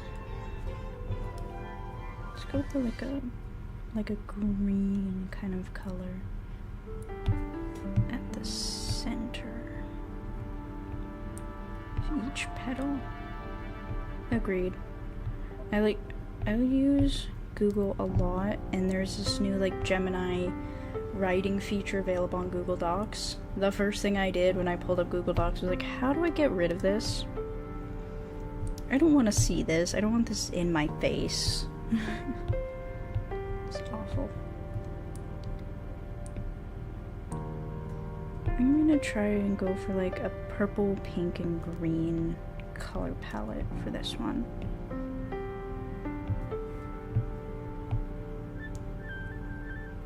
Let's get that colored. Very complicated coloring that I am giving myself. But I kind of like it. This one kind of reminds me of like Moraine. That thing, it's actually really simple to turn it off in Google Docs. It's like a little setting you can go to. I don't remember how I did it, but I did it, and it's not up there. Every time is yes, rhymes with Grog. I love that. I've thought of making a monster inspired by just the concept of Grug, but I'm not sure I could encapsulate the cosmic terror energy he gives off.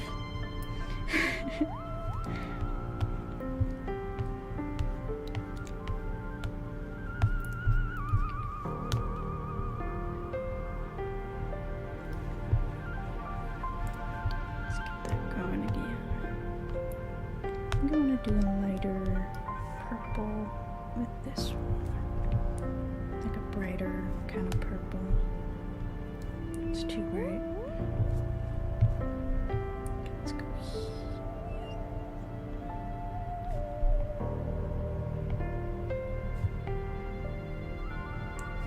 There we go.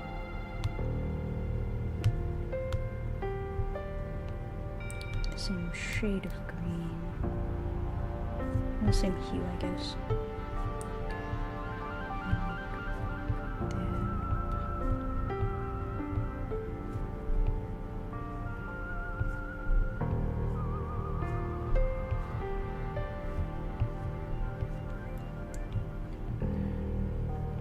Darker green for the leaves.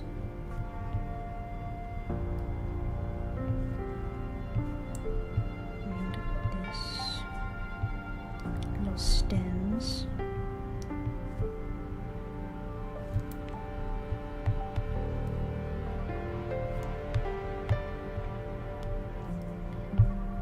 I don't know if I want to throw in yellow here. Very pretty plant, yes. I think that yellow would do okay. I just don't want to incorporate too many colors.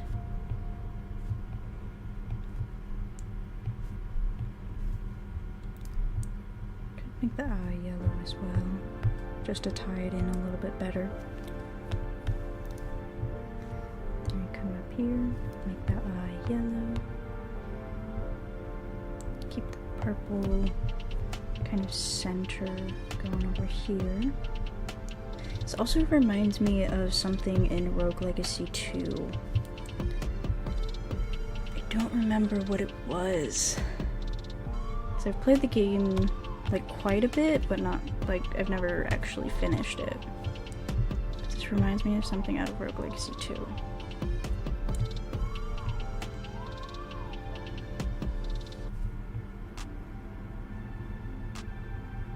I'm going to be playing it on Wednesday, I think.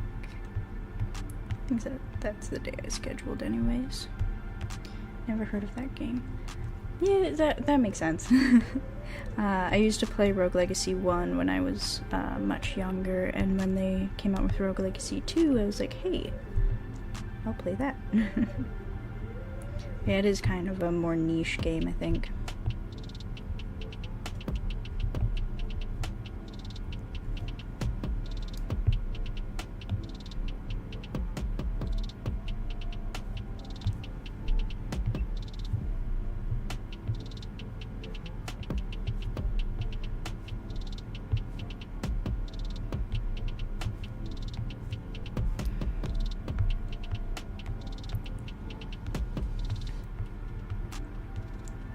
What did you play the first one on? Xbox. So this was like the original Xbox. So yeah, this was a long time ago that I originally played it. The second one is available like on computers and everything. So now I play it on computer. The first one had like a very pixelated art style to it, which was always really cool. Maybe I'll revisit it someday and see if it's available on PC.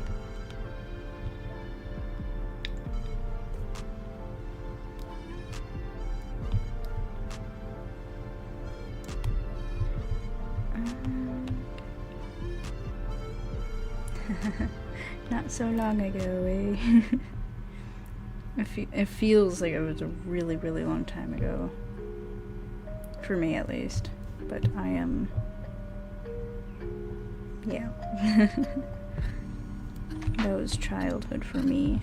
Playing Rogue Legacy 2 and taking turns with my family playing. Yeah, I like that color better. Okay. 5 minutes left.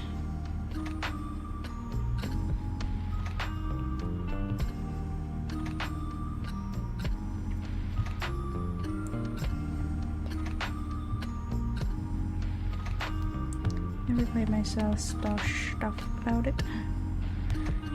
No, yeah. I really like it personally. It's among my favorite games.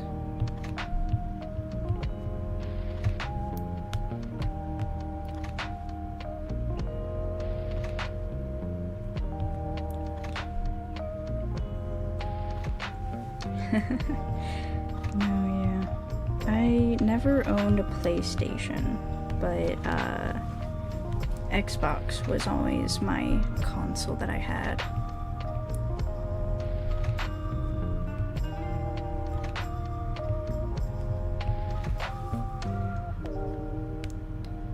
That was the console of my household, I suppose.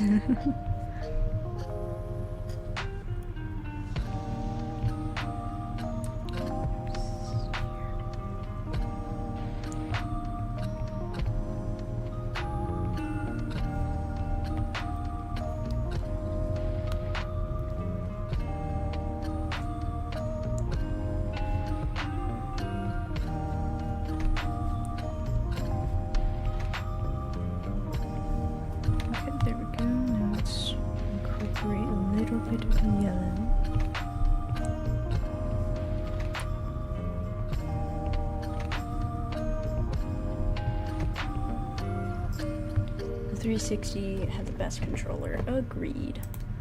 I used to have an Xbox 360. I don't think I still have one. But, Xbox and the other ones, I think, were the ones that I had most of. I really like the, controller feel. I don't know if that's, the word for it, but I like the controller feel of that system.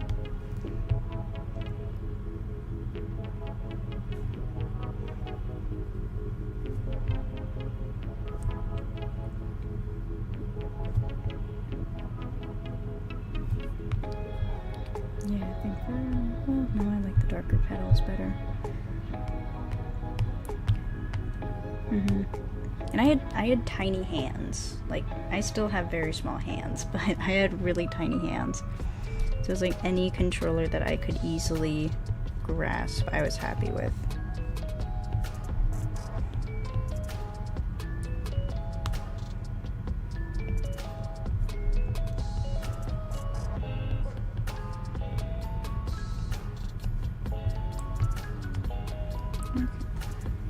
Adding a few more highlights about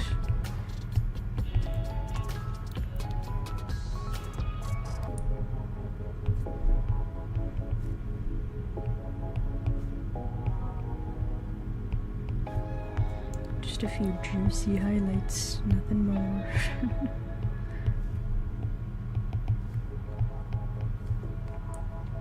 So if this monster is a person still conscious, I don't think so. If it did, in this one, it's possessing a different monster that I drew recently. Consequently, while I was working, doing a practice run of this whole challenge thing. But I think that it would kind of consume before, infiltrating. So I don't think the person would be fully conscious after having their skull and cranium consumed. I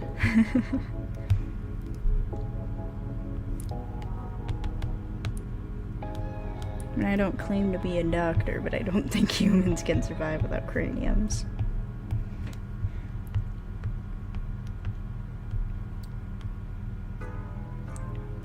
I think that is looking really nice though, and I'm quite happy with the progression of it. I love it when I can have two different species interact within my world. I think that's really, really fun. I don't really know what more to add here though. Lobotomy. That's what this is turning into. Just a lobotomy.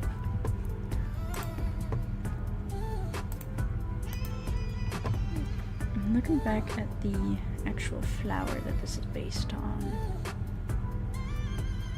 I mean, the flower does have yellow centers, so I think that I'm all good keeping the yellow with it.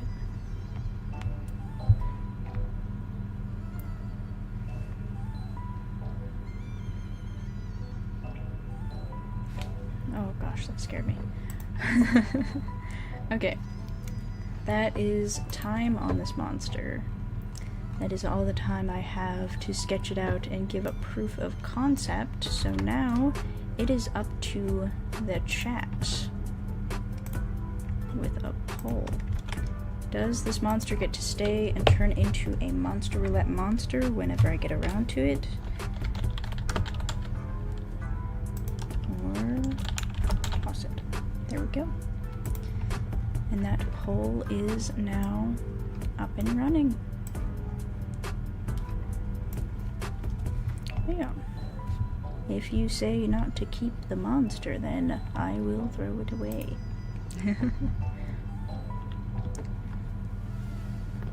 Ow. Okay. I cast Stupefy Lobotomy. Okay. Ending poll, it looks like we are keeping this one. And it will be turned into a monster roulette monster later on. And that is now 2 that we have completed. Well, I understand like the whole never throw away art, but I'm leaving it up to you guys if you want to see it turned into a monster. That's part of the whole thing. Like if I genuinely just don't have a good idea on something, like I'm fine scrapping that plan.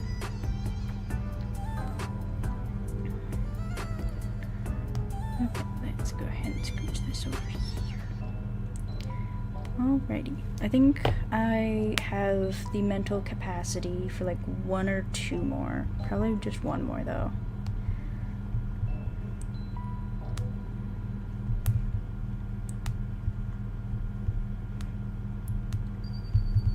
Oh my gosh, what is it doing? 3. There we go. Okay. We have a brand new canvas to the wheels once again. Okay. We begin with the primary typing.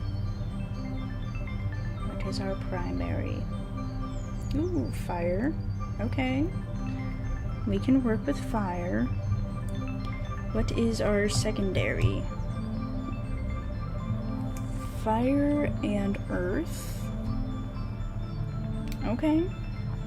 Interesting. What is our theme?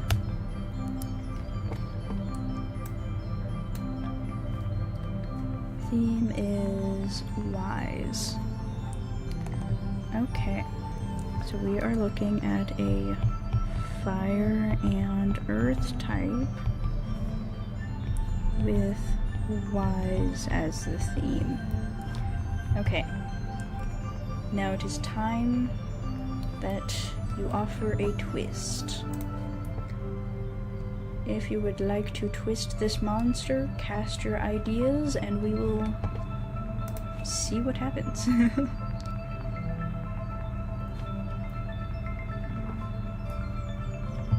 The twist can be anything. If you want to drop one of the typings and make it a mythic, if you want to prompt the monster, if you want to re-roll the theme or give a new theme.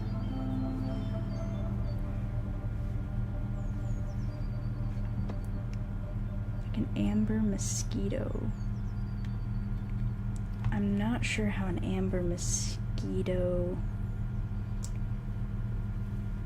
I have drawn a bug today. I don't really want to draw a second bug. The first bug was giving me a lot of trouble too. It was a difficult bug to draw.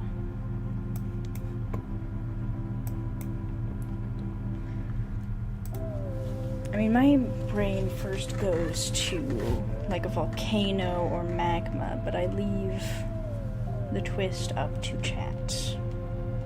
I am simply the hands mover of stuff.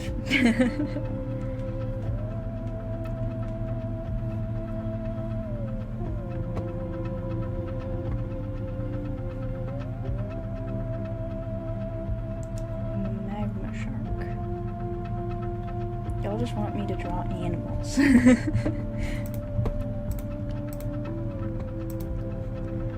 Could do a big old snapping turtle. Again with the animals. So we have shark or snapping turtle.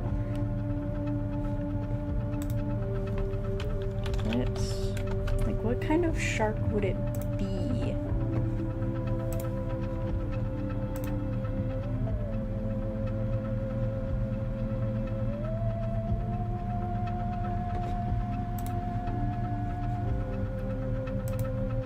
I mean, it can be anything.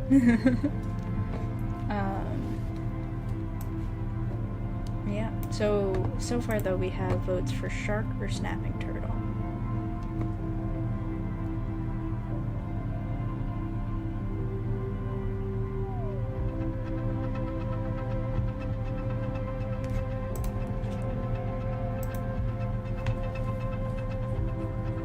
I'm gonna veto that suggestion just a little bit. Okay, so magma shark or snapping turtle, or a golem is another suggestion.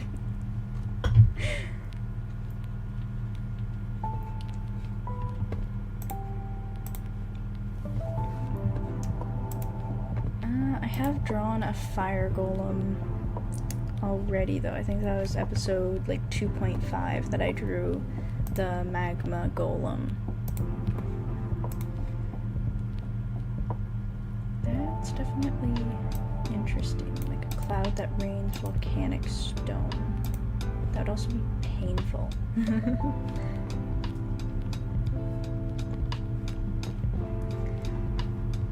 Okay.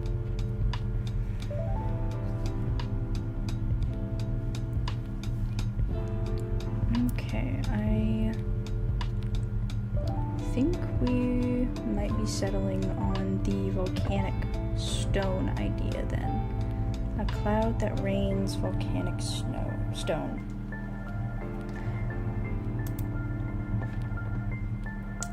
Okay, let's go ahead and get this timer up.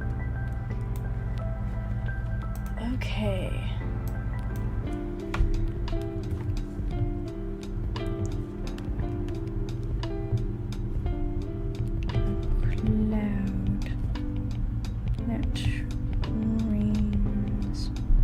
Volcanic stone. Okay. Let's see. Cloud. Trying to think.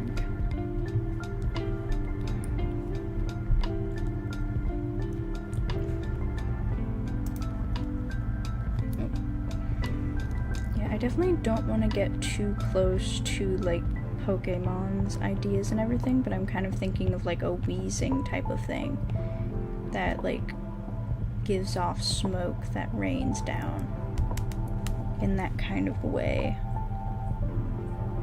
I don't know.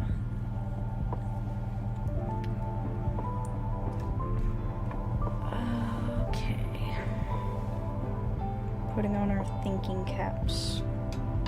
Well, at least my thinking cap.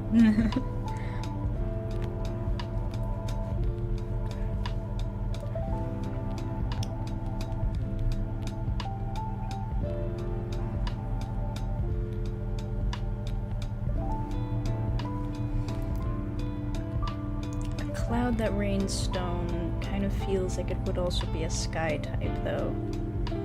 Not fire and earth. Unless it's like a floating volcano. It could also be like a jellyfish-like creature that surrounds itself in gases so that it looks like a cloud. I feel like that's still leaning towards sky. I mean, we could change earth to sky if it appeases the masses.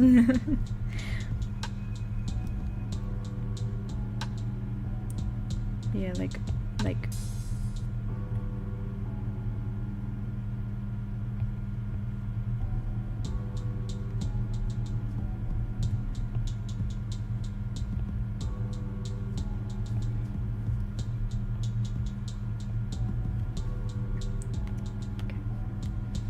that kind of thing going for it. Instead of just smoke or something, it could be like dust or stony weather. Oh, like it absorbs pollution. I It could absorb pollution and then rain it down as solid objects. Fire and... What if we did earth and sky? If we're gonna roll with that idea. Like, complete opposites, but we can just make it work. Yeah, we'll do with that. I do want to shift that. Okay. So then... It's not gonna be a cloud, it's gonna be a jellyfish-like creature. And it uses its, like, tendrils to absorb pollution. We are cooking today. We are solving greenhouse gases and general pollutants today.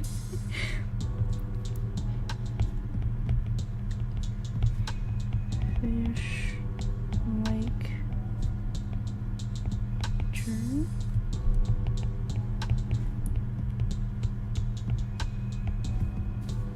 I love how we started in one area and ended up, yeah. It's like fire and earth. Nah. Earth and sky jellyfish. Pollutants. And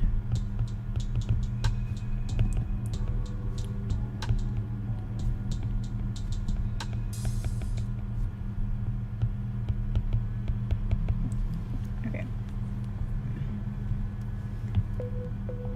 Realistically, this would be a terrifying thing in real life, because, like, just wherever this thing goes, just, like, solid rocks raining from the sky.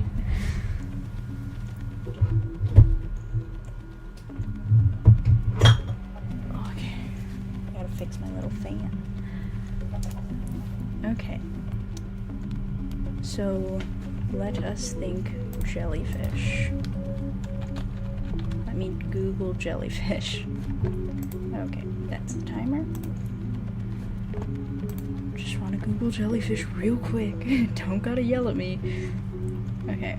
I think that a moon jellyfish would be good for, like, the initial shape of it. And then moving up to, like a bigger jellyfish. Like a lion. I forget what it's called.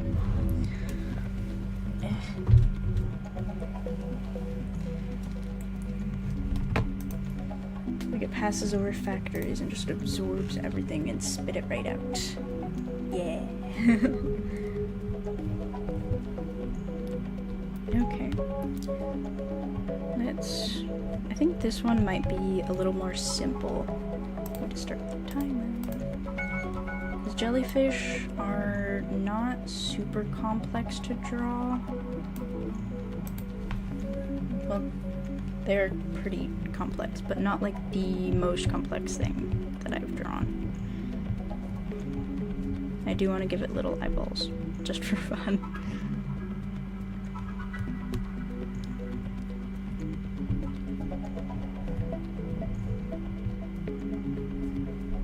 This feels like it would be a neighbor to, like, the rain monster that I created a while ago.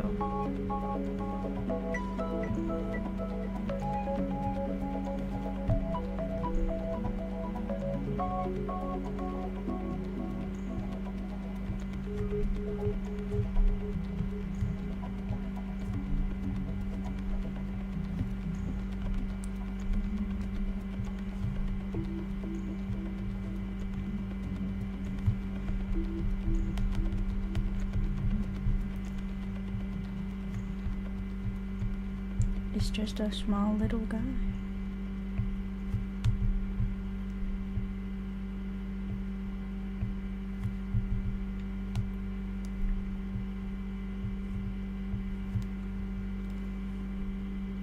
I kind of want to give it a little, like, cannon on the top of its head, but I don't know if that's a good idea.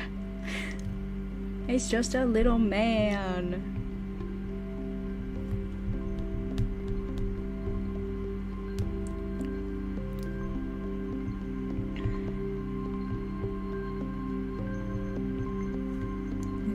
Volcano. I'm not giving it a Squidward nose. I don't think it needs a nose. It doesn't really breathe. It just kind of does its thing.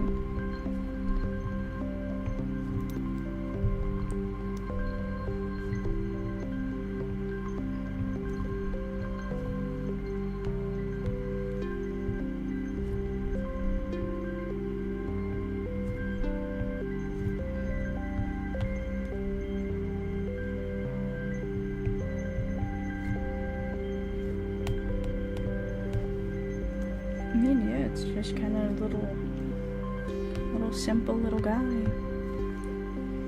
Little drifting thing.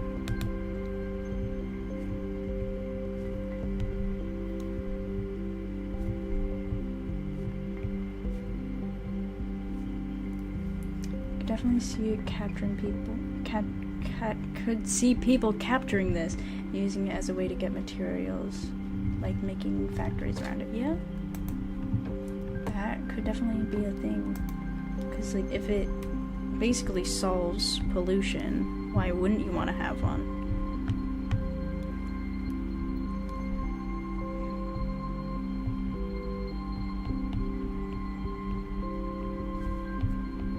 You could see people using it like an air purifier in offices.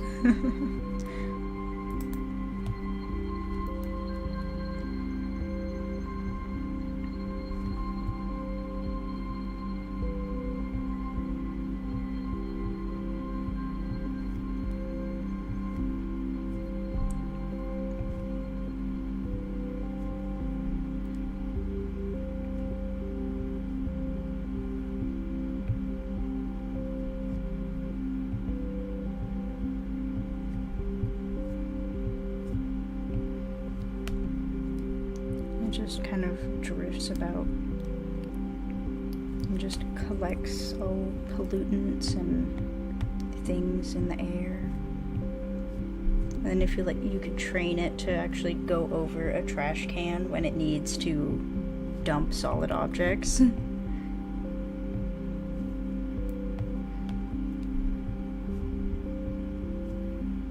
It looks so droopy.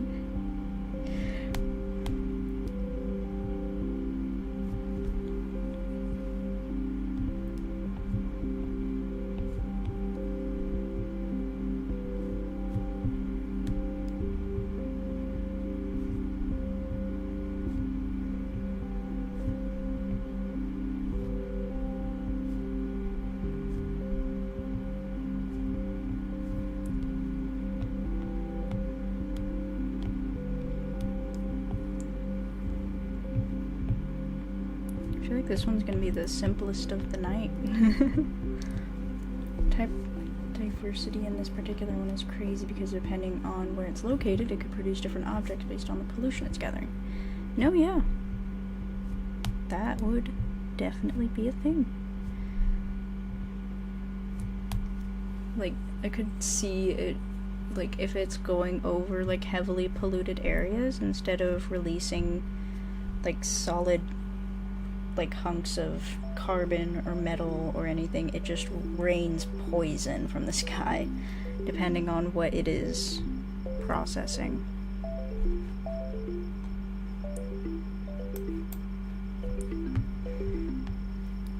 I feel like raining liquid would be bad for it, though.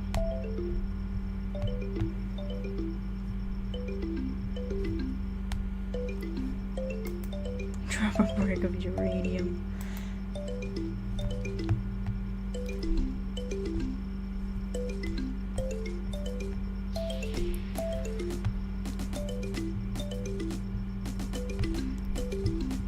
I feel like if it could drop bricks of uranium, that'd make it the most valuable kind of thing you can keep around.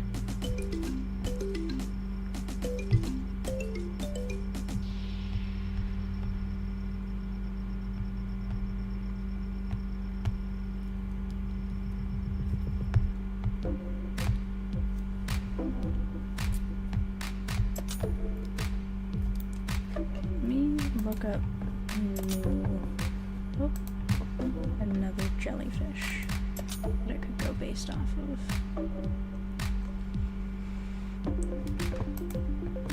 I have to fill it with radiation. Yeah.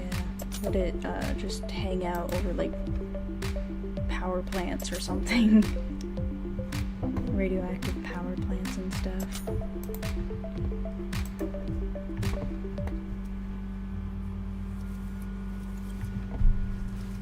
Let's see here. I'm trying to look at jellyfish. I feel like a lion's mane might be good for like the final stage. Lion's mane jellyfish.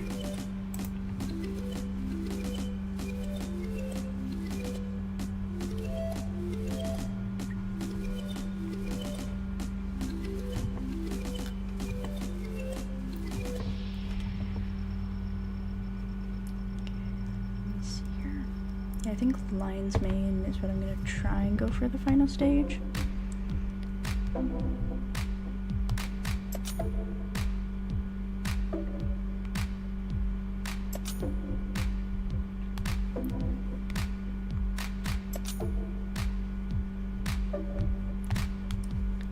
Let's see here.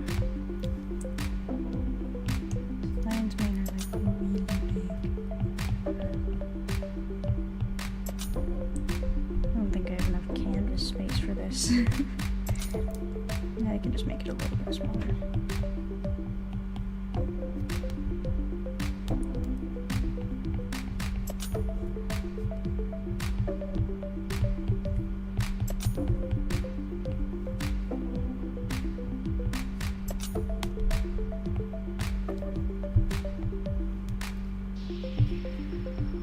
And this would like probably be of comparable size to the rain one that I made. I don't know if they'd be friends or enemies.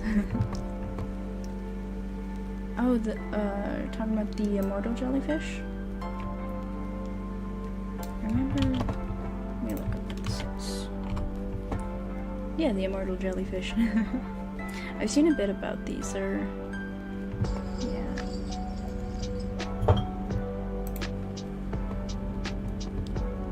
Found worldwide in temperate to tropic waters, it is one of the few known cases of animals capable of completely reverting to immature sedentary polyps. That's really cool.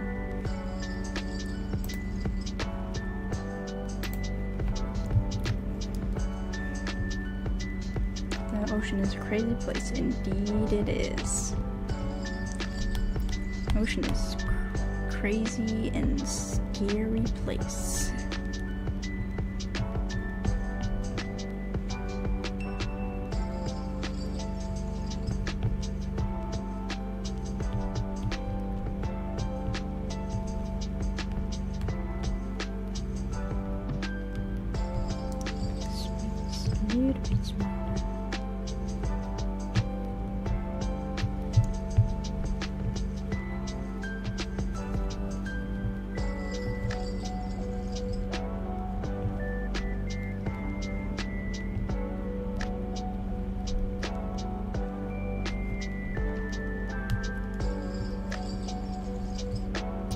I think that the later the stage this monster is at, the better it can compress things. Like at the tiny stage, it kind of just release small particles of compacted waste. But at this stage, it can compress slightly larger items that you could hold in your hand. And at the final stage, it's just dropping giant rocks and stuff.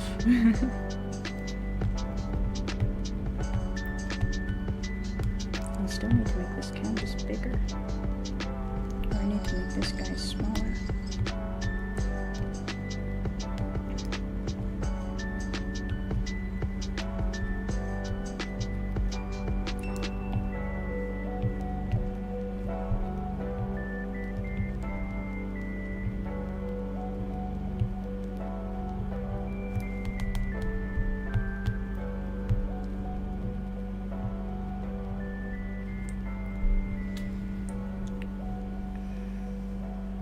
Yeah, very dense, and yet still just kind of floating in the air.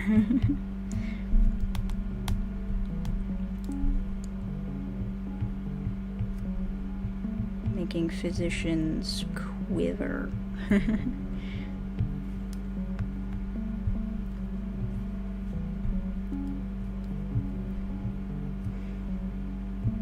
go ahead and condense this a little bit.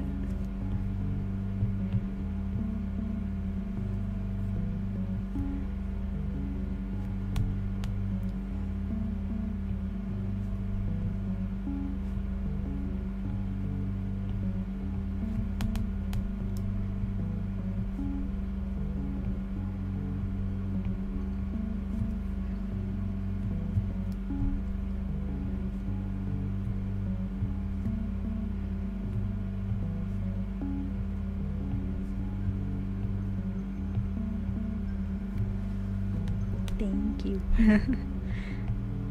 You know, I am pretty familiar with the like shape that a lot of jellyfish have for their like basically their stomach. I think is what it essentially is.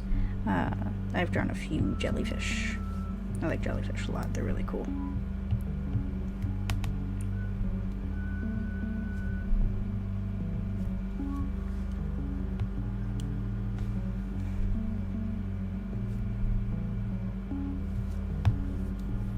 I also like how it looks just kind of tired. It just looks a little eepy.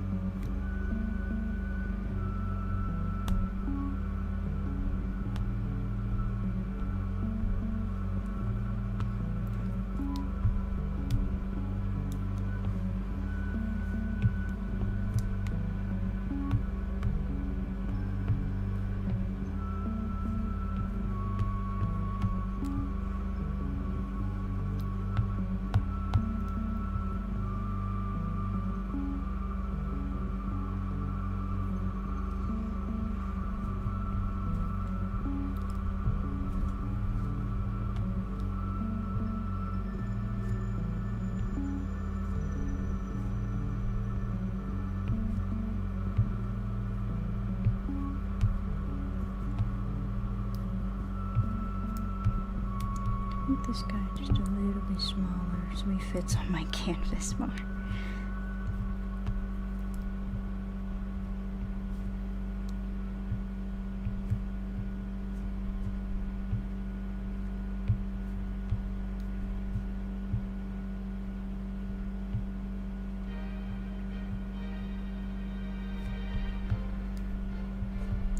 Drop a few little 3D objects over here.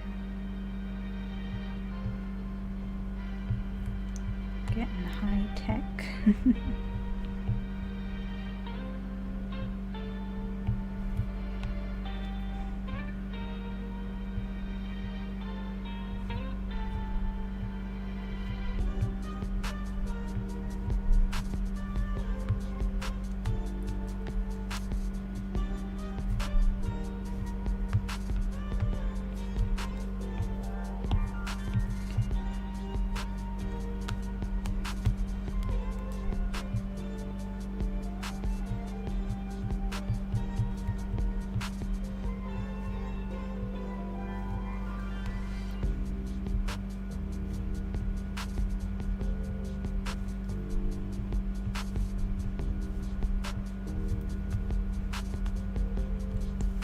I think that's a good sense of progression from small to big.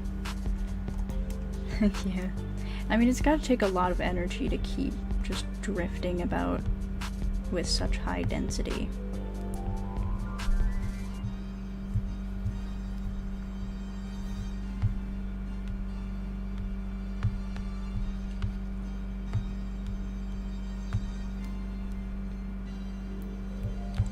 Now colors. Colors is gonna be the hard part here.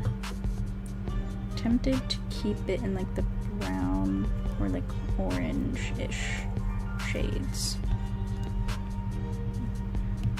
Or hues, I suppose, would be the more apt term for it. So I also haven't done a lot with like orange as far as monsters go.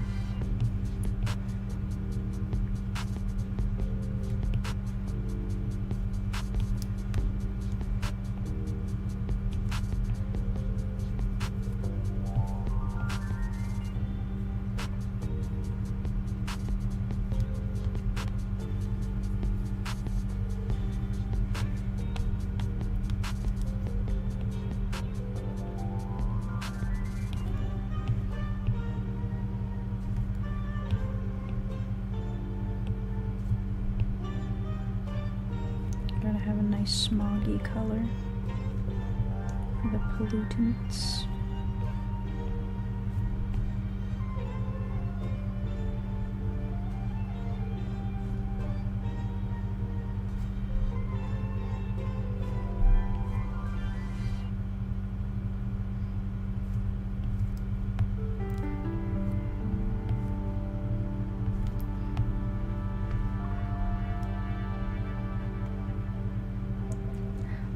Oh, that's actually really nice. Jellic's puff.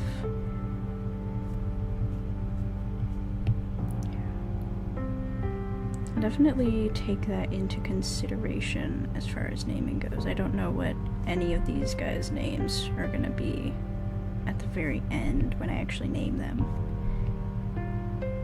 Because I usually wait to name them, obviously not on the spot, because that would add like another 3 hours onto the stream if I had to name all of them on the spot. They're very blobby.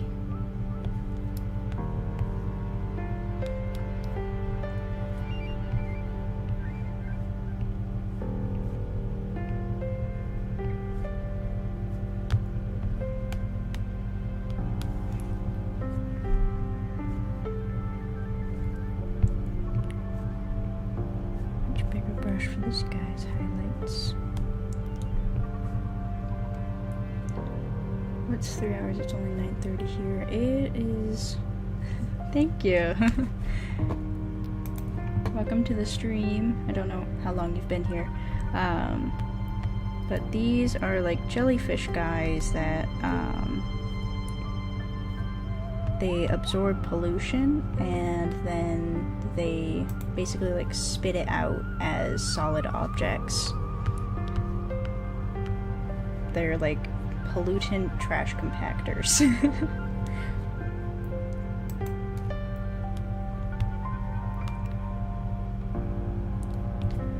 Yeah.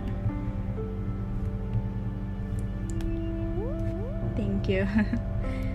It was actually the viewers of this stream who helped me come up with the concept as well.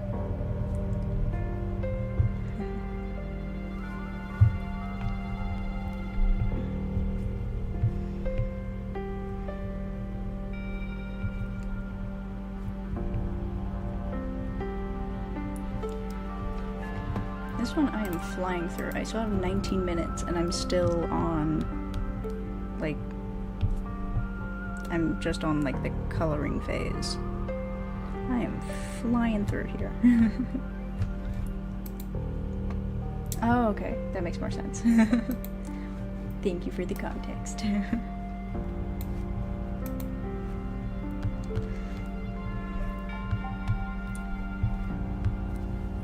Oh yeah, Jellyfish Wally. I really need to rewatch Wally. Oh, they're even kind of colored like Wally.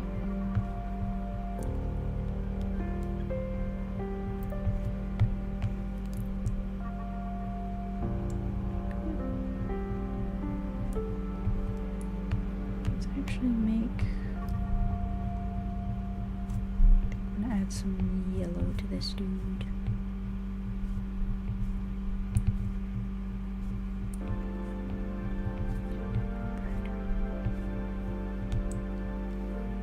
Yeah.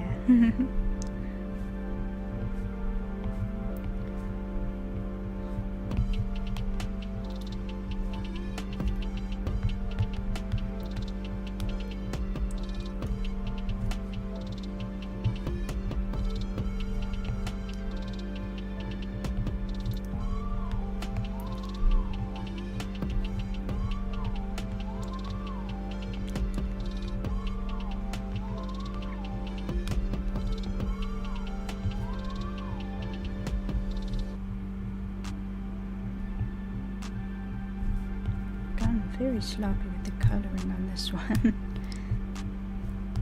That's fine though.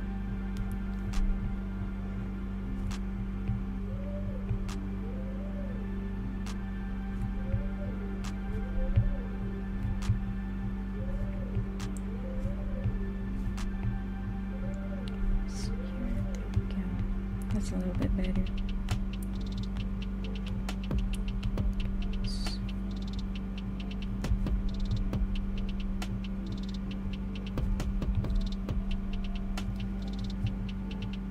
Yeah, I'll do that. Just gotta finish this one because only got 17 minutes left to finish all the coloring and shading. Shading if I feel like it. But yeah, I have done 3 so far. This is the 3rd in this live stream. I don't know if I'll have time for another one, but if I do, things have been going really good, actually. I've already got, this is my third that I'm doing here. So yeah, things have been going pretty cool.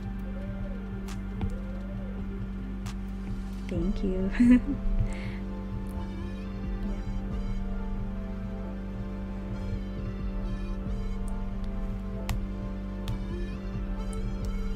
Just gonna trim this orange again.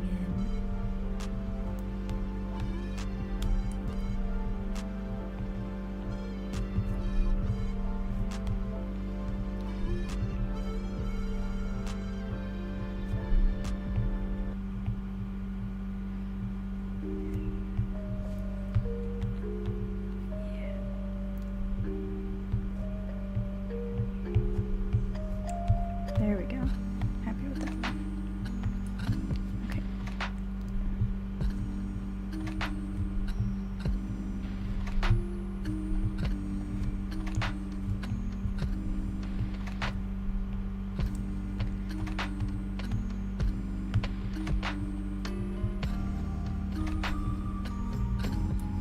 I haven't named it yet, but there has been one name submitted as a potential final name, Jillix Puff. The spiral part. Yeah, I really like the spiral part.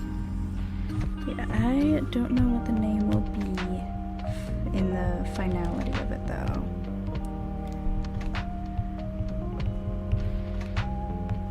Yes, it is. So this one is, there's too big for writing.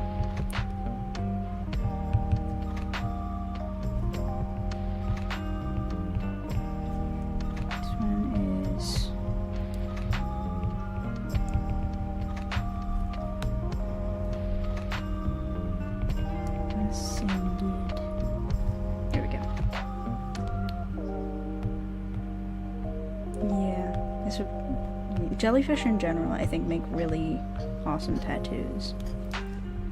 I still need to get a tattoo one day. But they're expensive. And I have a whole bunch of plushies to buy.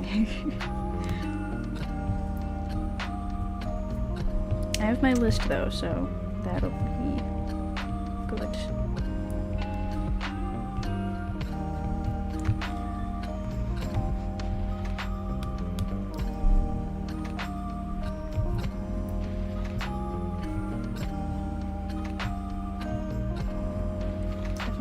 On the sleeves, like on the calf. Yes, that would be really cool.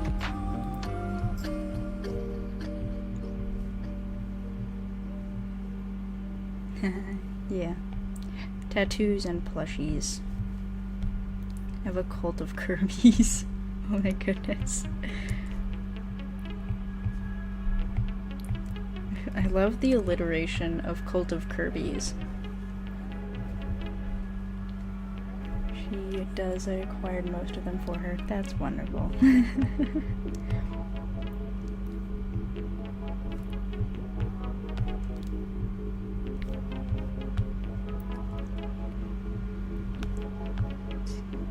Adding details. I really love this tiny little thing. It's so cute. It's so tiny and small.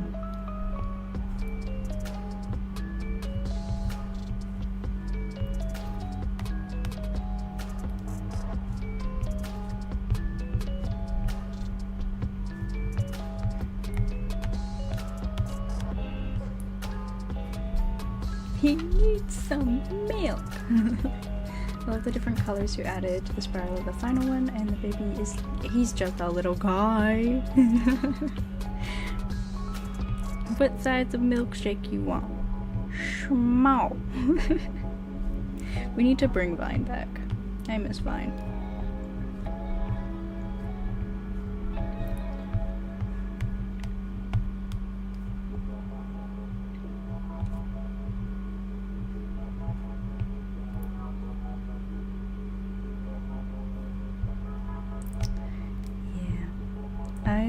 had used Vine just for a little while before it went under and disappeared.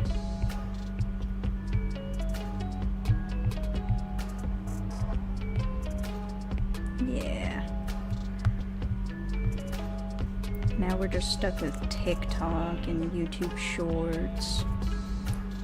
I don't really touch TikTok though, I mostly just stick to YouTube. I do too, like, I'm pretty sure, like, most of my, like, vocal stems are just vines.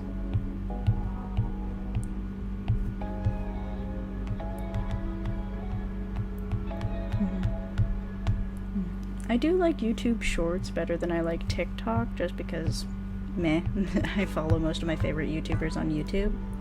And seeing new shorts from them is always fun.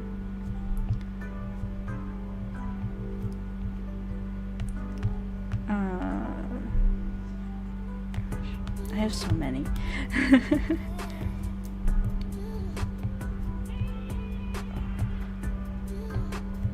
One that I always fall back on is, what do you mean you're not coming to my tea party? Bethany, I made biscuits. I don't know why I always fall back to that one. It's just so random and I love it.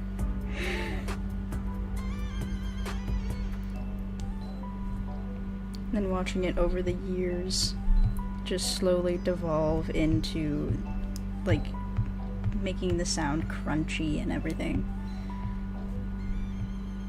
It's a beautiful thing.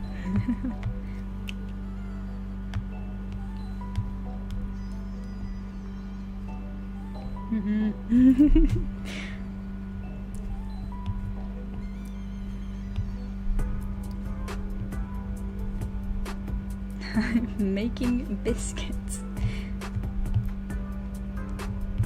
And I want some biscuits right now. I might make some biscuits once I'm all done here. But then I'd have to go to the store. I don't want to go to the store.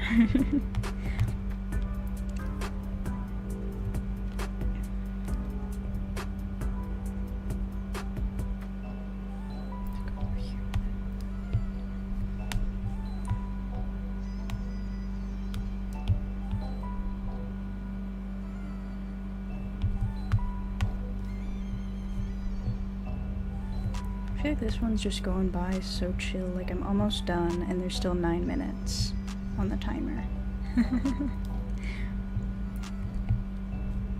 I don't think I would be the kind of person to do like those like shopping haul videos or like the like live streaming in stores. That's just like, no, I'll just go do my shopping alone, thank you. Yeah, there's the jellies. I don't really know what more to add to them right now. I mean, I could fix up this a little bit, make it a little bit more visually interesting. Yeah, I hate those so much. Like, the most I would ever do is just do a recording after the fact, and I don't really do shopping hauls ever, except at the grocery store, like grocery shopping haul. All of my caffeine.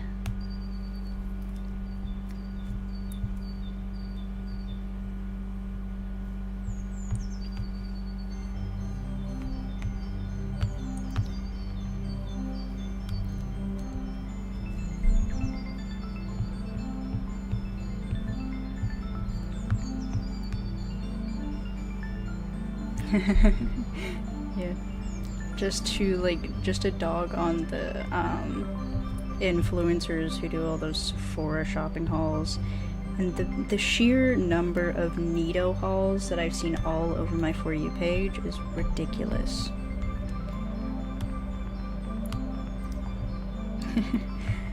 My shopping haul would probably look something like, oh yeah, here's a bunch of frozen pizzas, some raw chicken, ghost, more ghost, another ghost, 7 different flavors of ghost, 2 of each. Gotta stock up when they have sales. I don't get the Neato trend, I fear. I don't get it either. Yeah. I might be too old. No, yet. Ghost is definitely my favorite energy drink that I've tried by far. But yeah.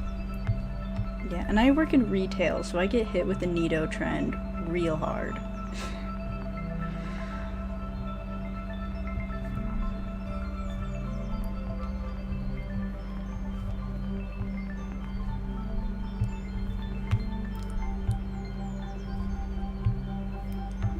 I still remember seeing videos of people telling kids and stuff to, like, oh yeah, call your local stores every single day because they get Nido restocks, and I'm over here like, please don't. I don't like answering the phone.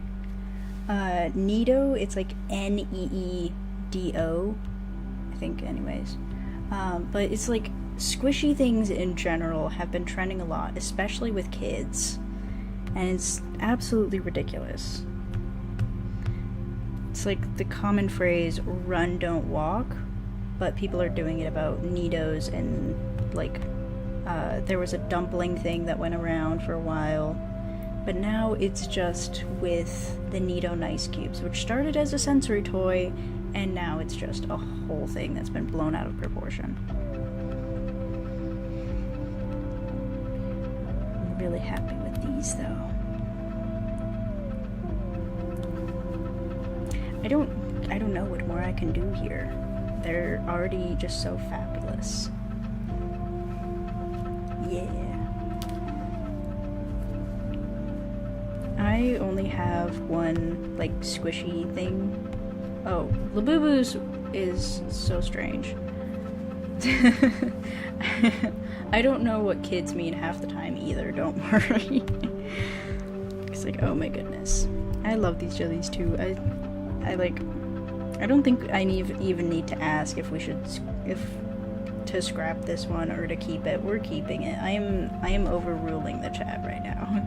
Even if there's someone here watching who doesn't like it, we're keeping it. Absolute jellyfish. Oh yeah, definitely keeping. I love these little guys.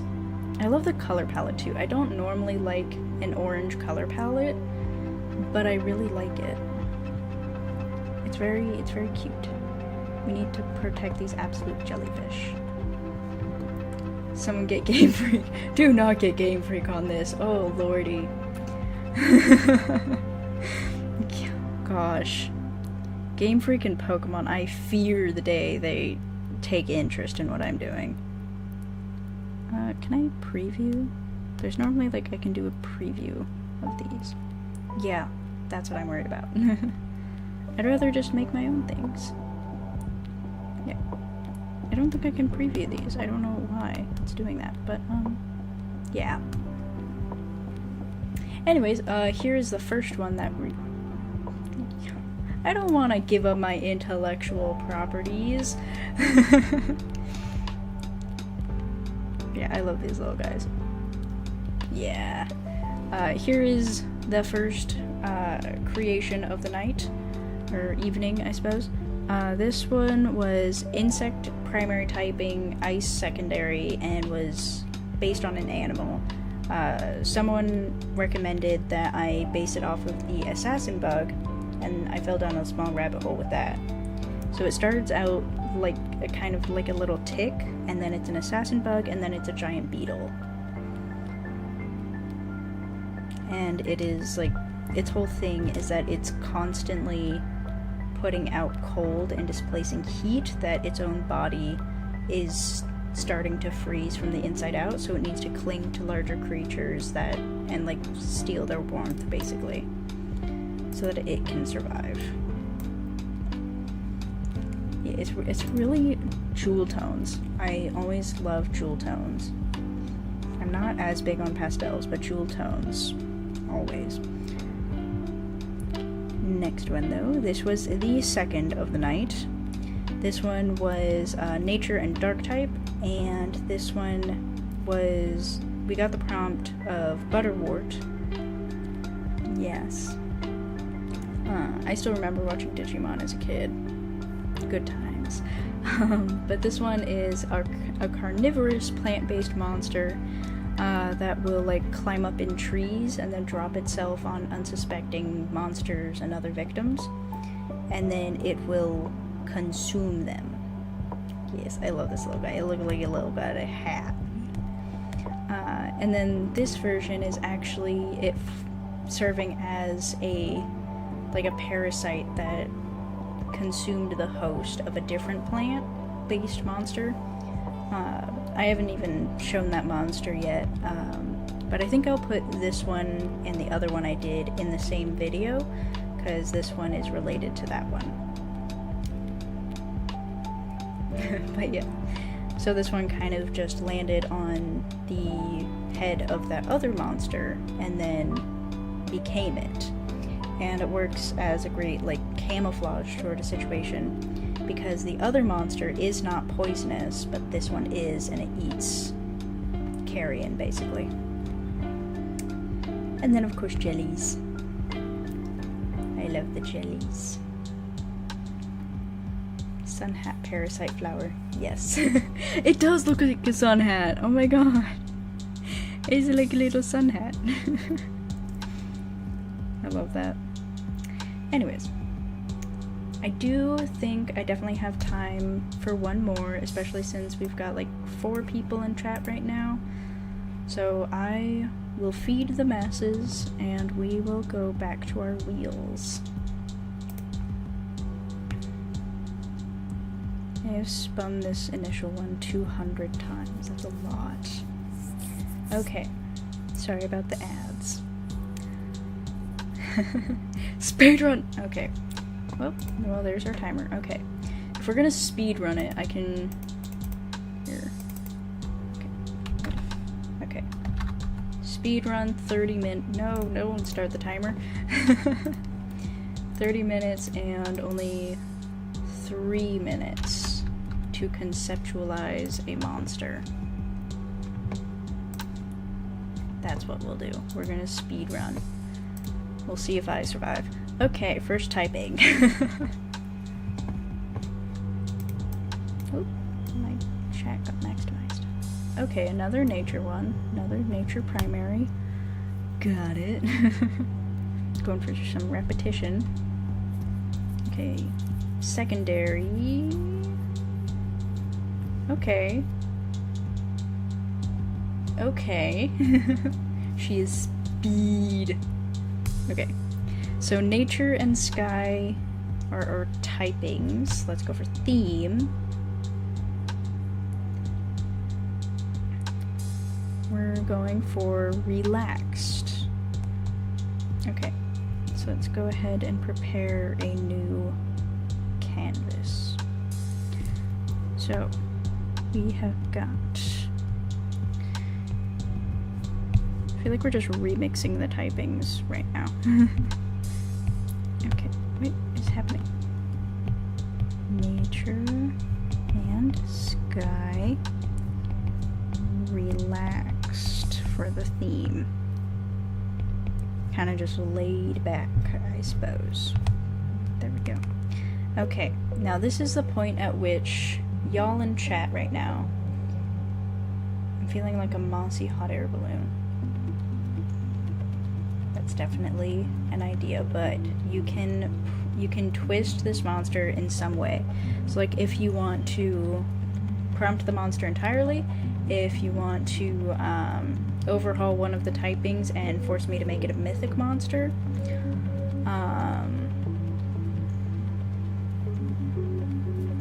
yeah, you can also re-roll one of the typings, whatever you guys want to do to twist this idea in some way. The floor is yours. Yeah, mossy hot air balloon is definitely a cool idea, and it goes with the other flying theme that we've got going on today.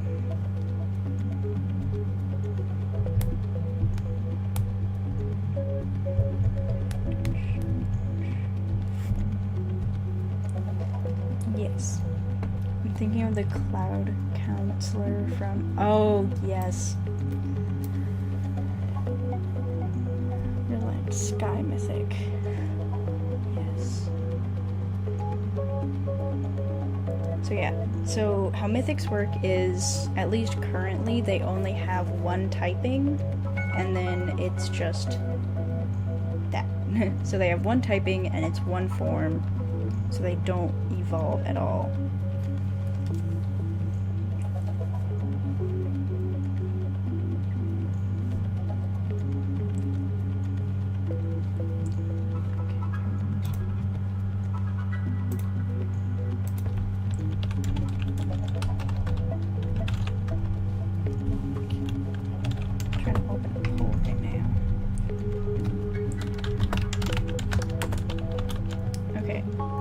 So far, we have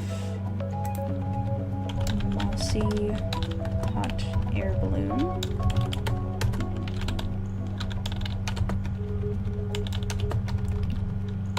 Can't spell balloon. Okay.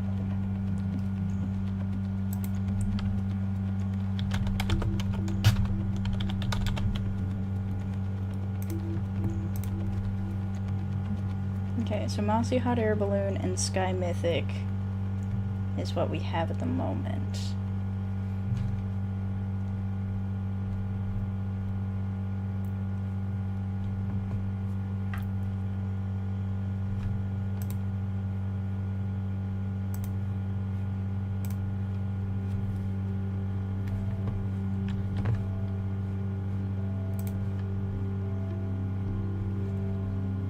So I'm gonna let you guys decide between those two ideas that I've seen so far.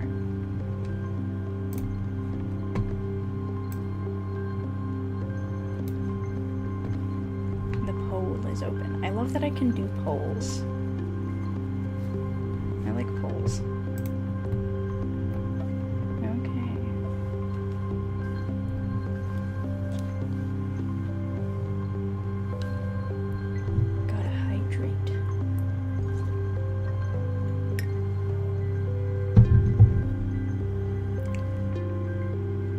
So far it looks like Sky Mythic is definitely coming in for the win. Oh, you fall into the masses.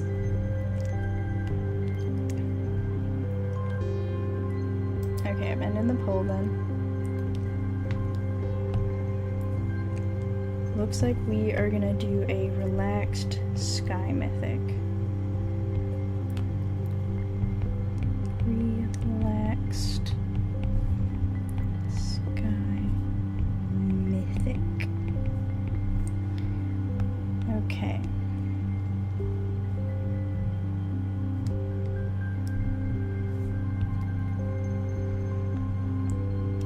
The question is, what does this mythic do?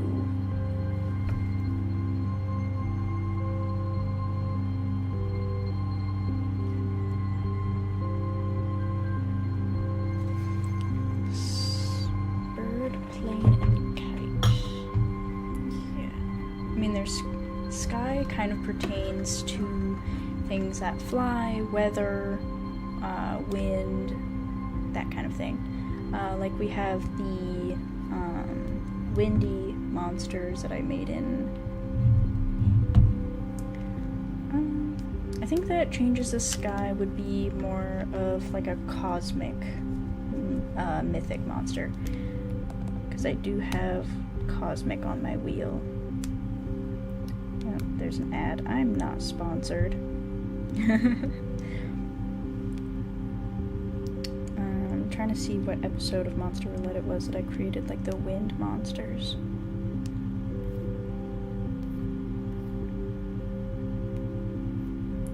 It was episode 4, I think.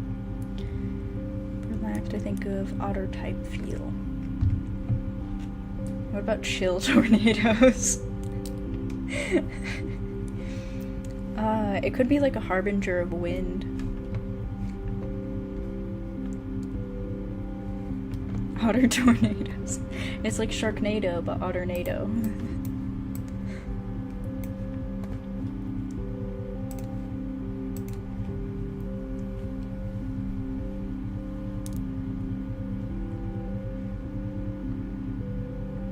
The windbag from SpongeBob. Well, the windbag from Epic. They have... I'm beginning to get a little concerned about this otter idea.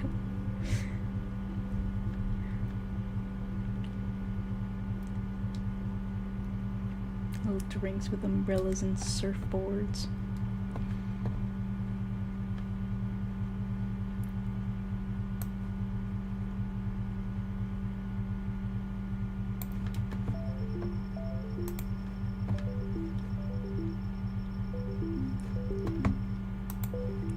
Okay. Let's see here. Okay.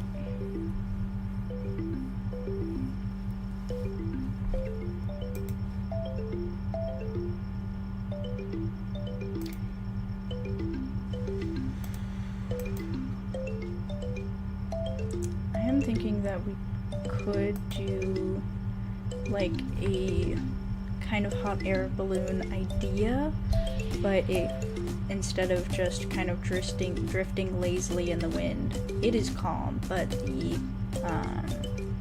tornadoes it brings are not. I like the idea of an otter in the shape of a wind and the clouds. Is otter just what we're going with for this one? Like, is otter the thing now? Oh, I must sit like a gremlin.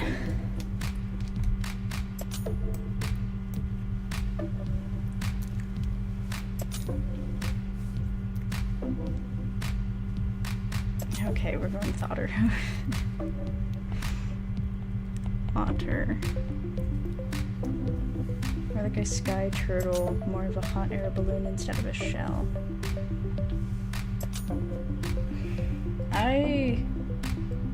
Why are we sticking with animals?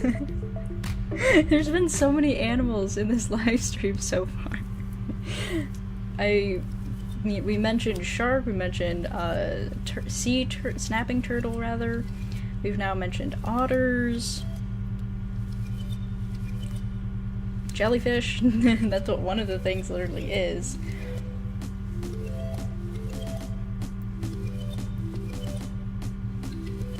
Sky turtle. Okay, is it sky turtle or is it otter? This is... No, it's not. And I'm not sponsored by them. I'm not sponsored by anyone. Well, except for myself, basically. This live stream is brought to you by Artsy Tashan. There's my sponsored segment.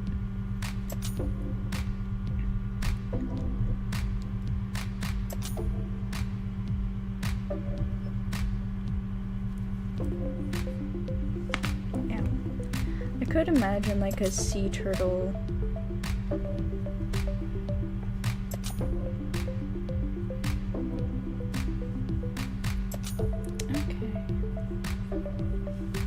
The feel of an otter or turtle, but not necessarily looking like one.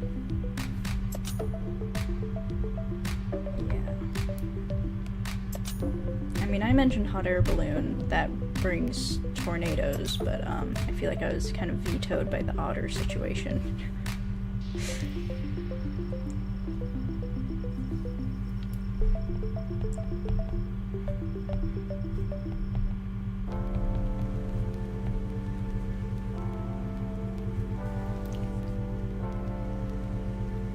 Otter turtle.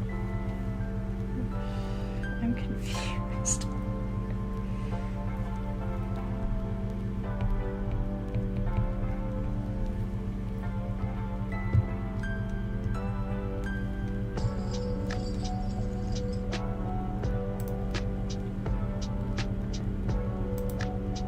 So we're between hot air balloon, turtle, and otter.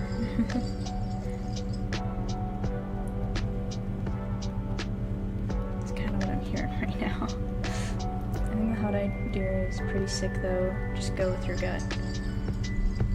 Okay. Hot air balloon it is. Balloon.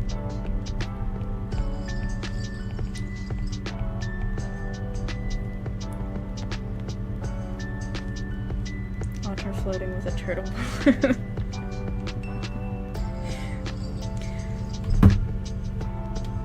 I don't know if I can turn that into just a standard monster. Okay, we'll go with the hot air balloon. I need to Google a picture of one though. Hot air balloon. Okay. Images. I mean, hot air balloons aren't super complicated.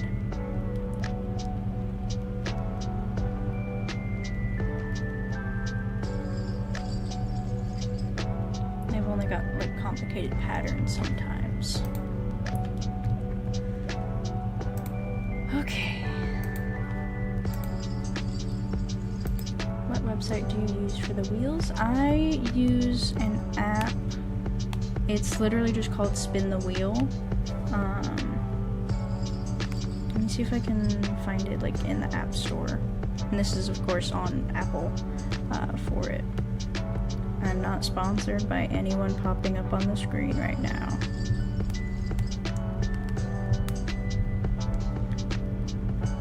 Yeah, this is the one that I do. Yeah, and you can customize which, like, what your tiles look like. I'm not sponsored. I wish I was sponsored a little bit, but I'm not sponsored. I'm just showing what I use here. But yeah, I like this app. It's just what I use. It allows me to put PNGs over the actual like slices that I use. For like the symbols and everything. Like all of these PNGs are the type symbols that I drew and then put over these tiles. Yeah, that's what I use. Close that.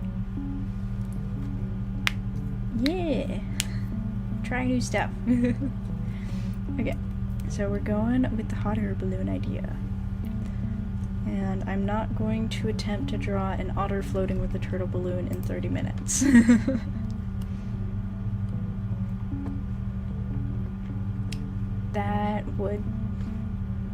I would be able to retire tomorrow if that was the case. Okay, but let's go ahead and frame up this. There we go. Okay, hot air balloon.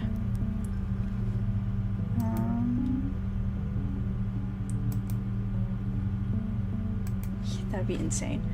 Okay, balloon. I am gonna try and keep this sketch a little bit smaller, just for purposes. Anyways.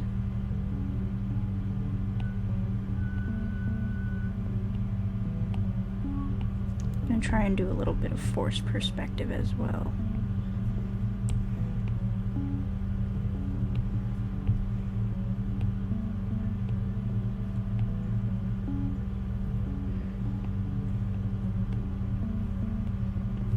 Okay, so we're definitely getting a special episode with the otter floating with a turtle balloon. I don't know if I can even draw an otter well. Like, that's the thing here. I don't know if I can even draw that to any sort of comparable quality.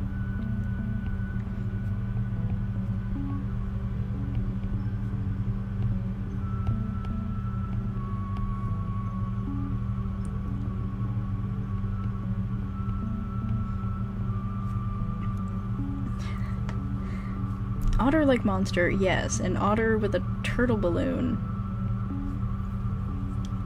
It's a little more complicated.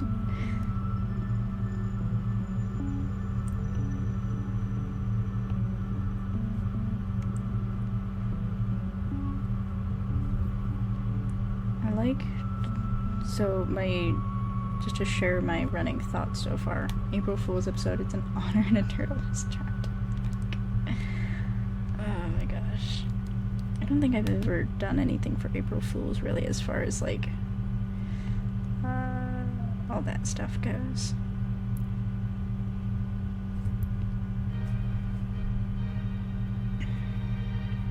Or a turtle. Or turtle. Wait, a turtle. There's 2 PNGs. You just merge the PNGs and call it a day.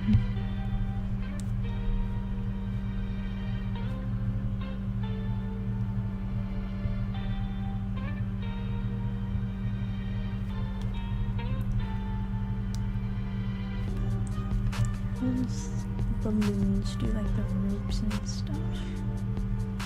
That's what I'm looking for. Because I've seen like hot air balloons that have ropes around them. The running thoughts would be that the Ortortle. I don't know. I don't know what the running thoughts about the Ortortle situation is.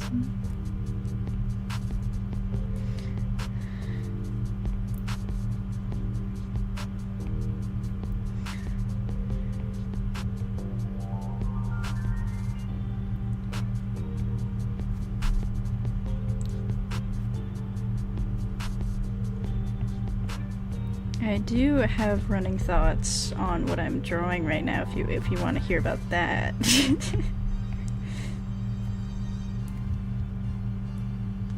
I like anything that isn't a clock it. I don't have any moderators right now, but you're hired.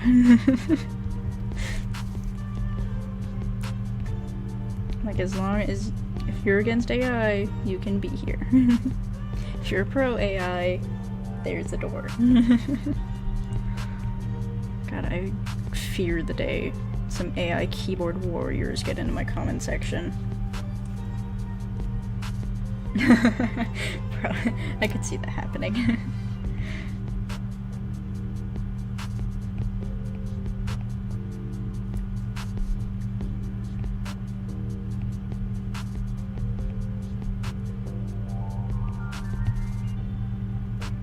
Unfortunately don't have the money to pay anyone to be a moderator right now, though, or to help me with anything.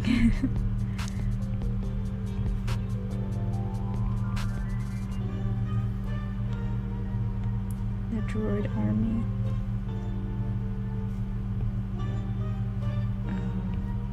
Yeah, no. No thank you.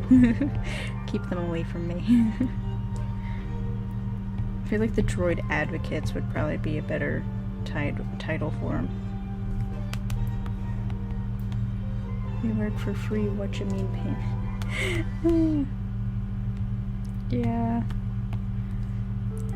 I mean, I guess I am kind of already putting you guys to work, giving me ideas for Monster Roulette content.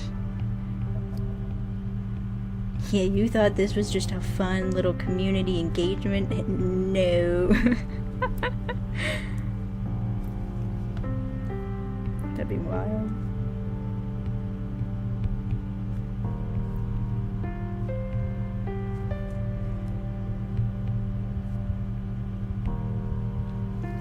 Yeah, that's how you end up in a yeah. Oh, I still read those books, though. She's using us! Well, I'm cool with it. It's like being tricked into free labor. At least I'm not corporate like Starbucks. At least I won't ask you to show up to work when you're sick.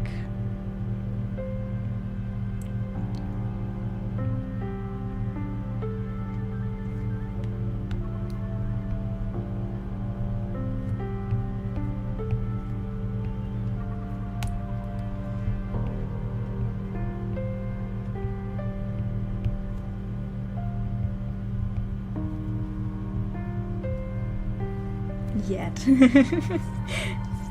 Oh, no.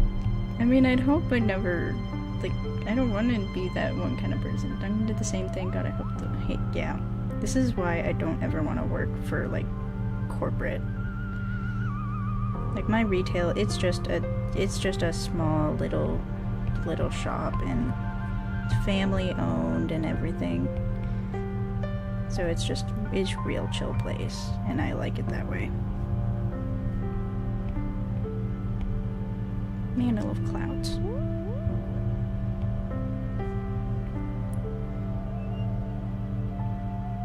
I kind of want to do a full illustration of this guy.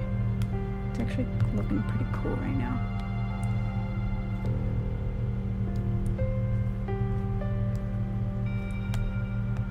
Yeah, it's very chill. And I've had a lot of people say that they like me better than the last person who was managing the store, so...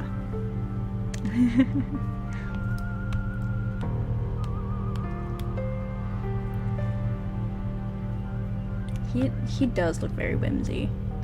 I like to imagine that the ropes on, like, its body is just from humans trying to contain it, but they broke away. And it's just kind of free, bringing tornadoes and storms.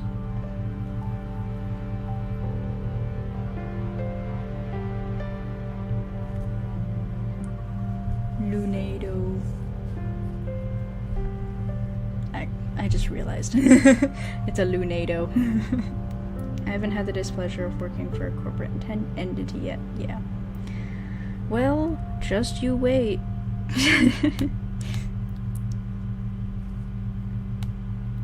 Just you wait.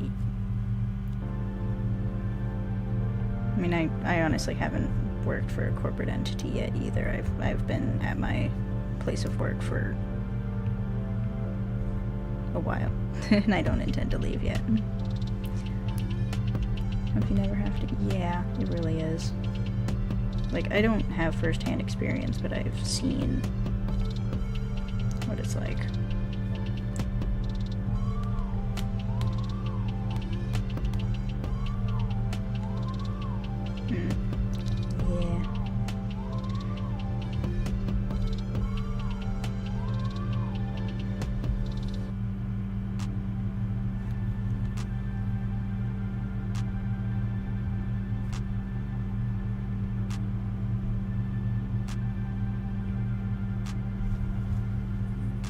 Healthcare is so great, definitely recommend, and totally would choose it in every lifetime.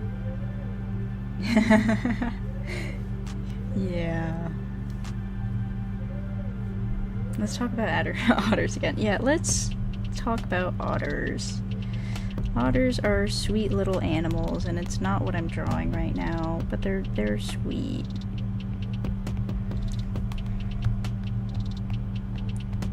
Balloons.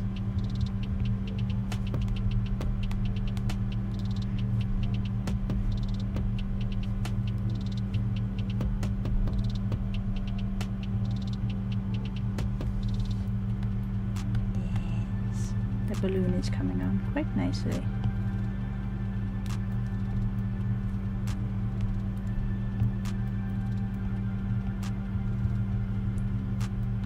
They have favorite rocks. Yeah. I love the little, like, hand holding, like, all those pictures. They're so cute.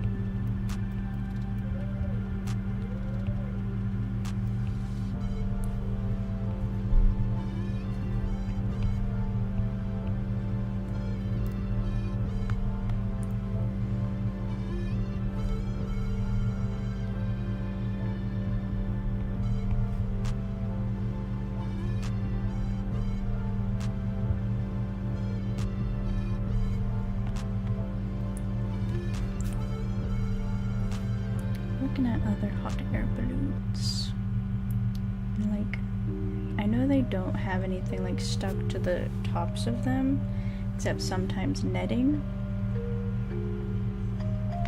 But like,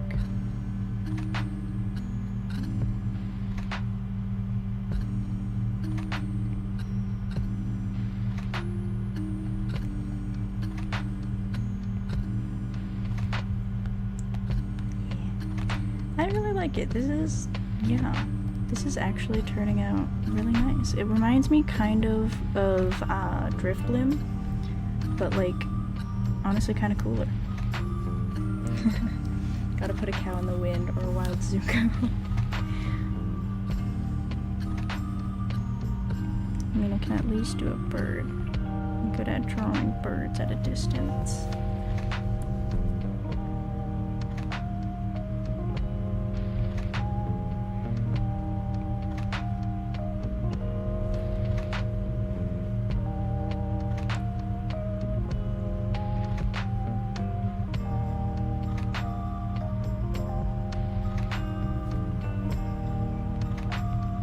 I feel like the birds also give like a good perspective of how large it is.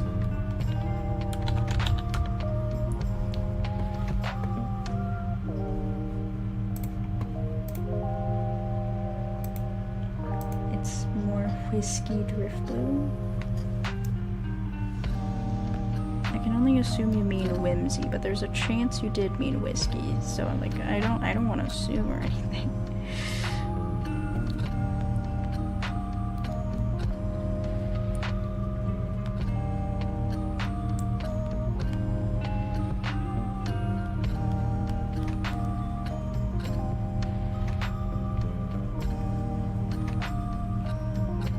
Drunk Pokemon. No, that's just the entire movie of Detective Pikachu.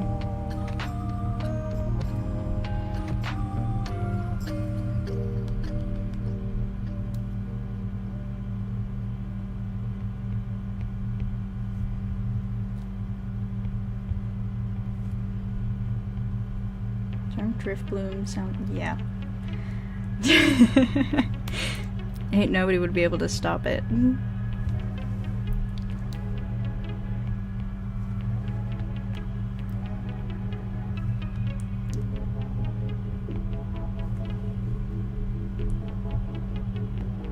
I really want to do like a full illustration of this.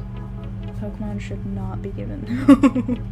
No, they should not. I don't think any Pokemon should be. Probably dropping them too and getting pulled over by some Wiggles.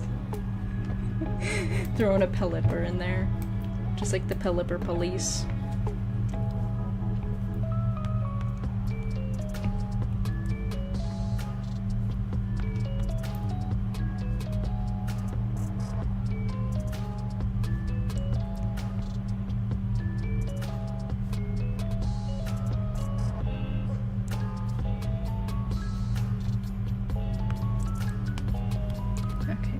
Did that. I love you. Lunado. Yes, I like that. Lunado.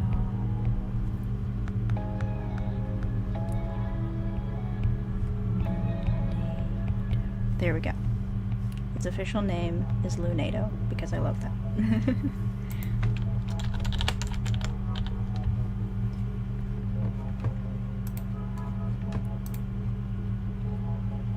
Nintendo needs to hire us. Nintendo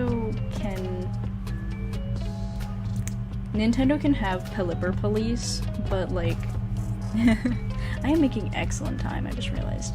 Thank you for calling my attention to the timer. Now I'm anxious now. Fine. The hardest part is going to be coming up with the colors for this, because there's so many pretty colors.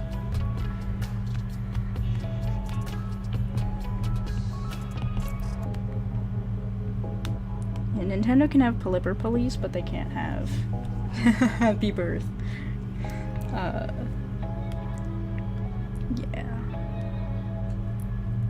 Okay, hold on. What should the base color be? Take off 10 minutes. I already had to... I still need to draw and shade. I need to throw shade, because you stressing me out over here.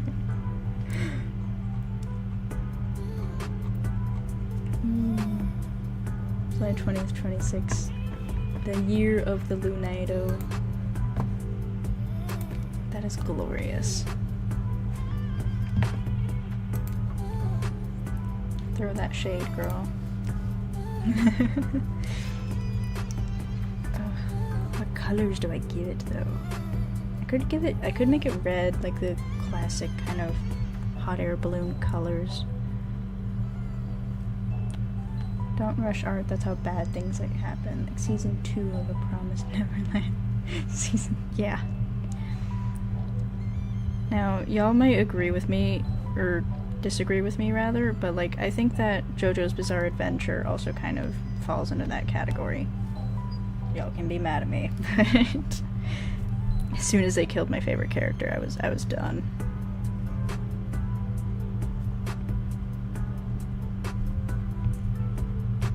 Thank you. Thank you for validating my feelings. I'm really not a fan. I have a fan, but I am not one.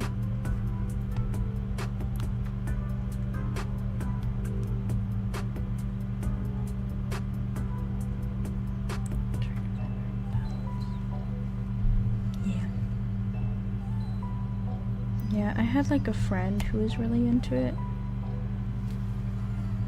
I really like My Hero Academia. I have a concerning collection of My Hero Academia stuff.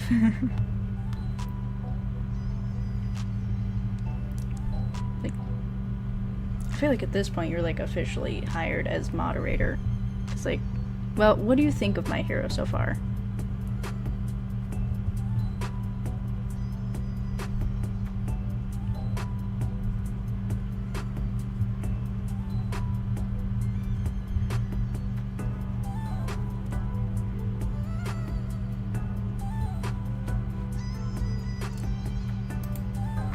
I like My Hero Academia. That's just me, though. Make that person a moderator. Moderator in chat. I would be the one to make the moderator. I don't have an actual moderator right now. Make them a moderator like yesterday. I like it. I really enjoy Izuku's tears.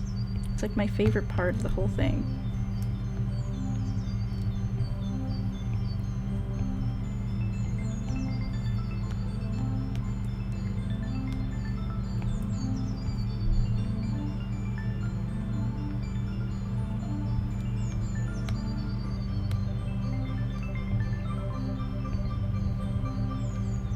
I do like other anime, but I'm definitely enjoying it a lot more than expected. Yeah, I really like it. Looks at empty moderators. I have no moderator. No, yeah, I really like My Hero Academia. It's one of my favorite animes that I've tried so far.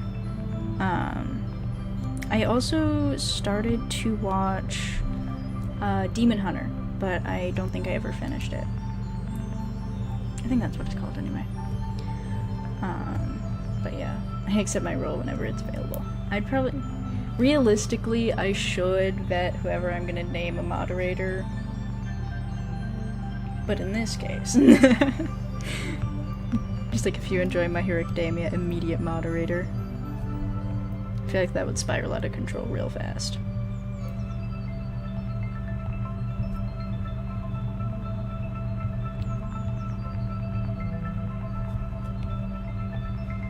Full Metal. Oh yeah. I used to watch Inuyasha as a kid, but I kind of stopped watching it. One Piece I just can't get into. I've tried. I really tried with One Piece. Yeah, Furin I have been told to try a few times, but I have some other things on my list.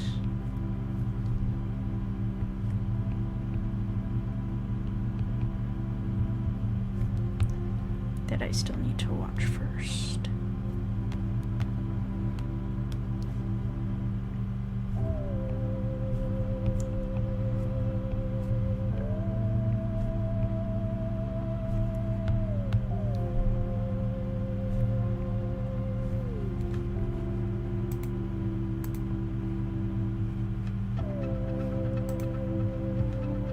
Yeah, time is a big constraint when it comes to One Piece.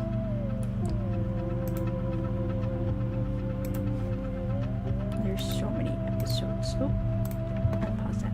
There we go.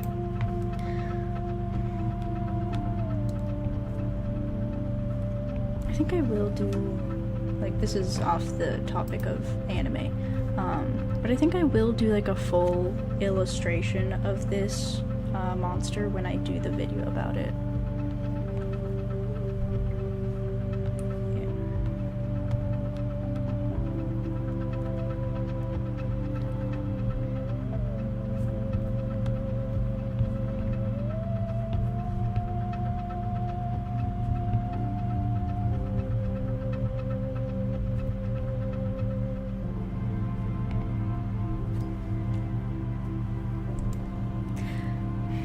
Okay, you know what? Because y'all have been so kind as to stick with me through this entire live stream, I actually do plan on putting some of these on t-shirts and like hoodies and everything. At the very least, I obviously want to do stickers because stickers are kind of my thing. But I also want to do like polls where people can vote on what monsters get put on t-shirts and things, and then they become t-shirts. And I also want to do more practice with doing full illustrations, so I'd also keep it open that people can vote on what monsters I do illustrations of, kind of similar to the axolotl inspired monsters that I did. At the very end of the video, I did a full illustration with those two, and it came out really cool, and I liked it. The jellies are awesome. I love those. Yeah, those ones would be so easy to put into an illustration. Like any of these sky types, it's just you put them in the sky and you're all good. Some of the other ones, they have different environments that I have to deal with as well. And I'm not good at drawing like forests or like home environments, so I'd probably try and practice that a bit more, especially with the episode 4 monsters. They are wind and spirit types, but they spend most of their time like in forests. They wear masks and stuff, so I'd probably put them in a forested scene. Yeah, and then those illustrations would turn into stickers that go in the Monster Roulette blind bags. All that. Love this idea. I think getting yes, it does. Long while ago, I think it was like 2 months ago, I think, I had put a poll out on a video asking people like, hey, would you want like mystery stickers of Monster Roulette? And like 30 people, which doesn't sound like a lot, but for me it's a lot. 30 people were like full send, yes, make these into stickers, blind bags, whatever. And I'm like, you know what, yeah, that'd be really cool. And I've been working on like basically tracing over my sketches of these monsters into my usual sticker style, so that I can get those rolling soon. And then a bunch of other stuff came out, and I haven't finished that project. It's taken me time.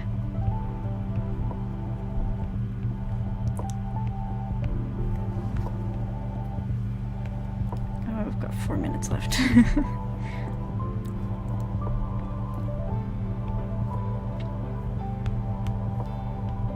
Now I'm to the point where I have to start kind of rushing things.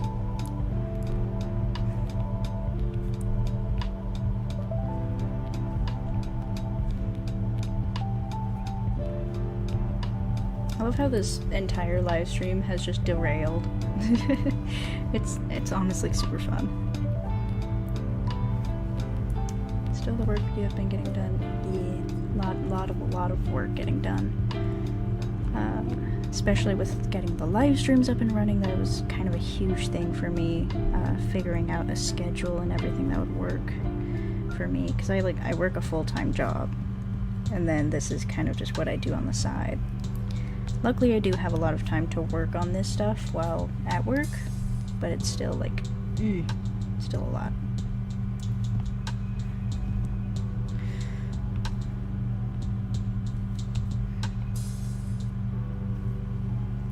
Only fun because you are incredible.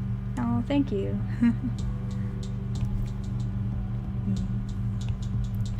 I'm glad we're all having fun here. So yeah, I don't think any of my I don't want my live streams to feel like clinical or like, I don't know. There are some live streams that I've watched that are kind of just like, I could leave anytime I feel like it. It's like it's not entertaining enough. Oh, I love that little dab. That's actually such a cute little emoji. Man, I want to make emojis for like live streams and stuff. I feel like that would be so fun.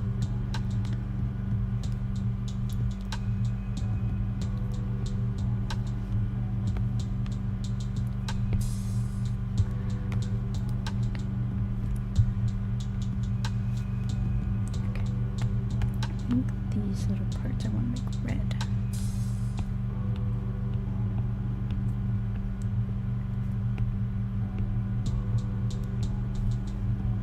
They got a point. I've enjoyed this live stream very much. Very calm, fun, and yeah. That's kind of the vibe I go for in general.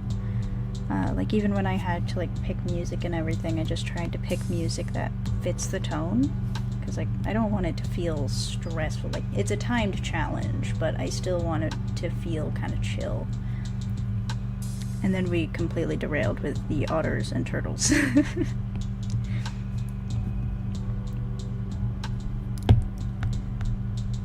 think I'm gonna put this in like a dark sky background.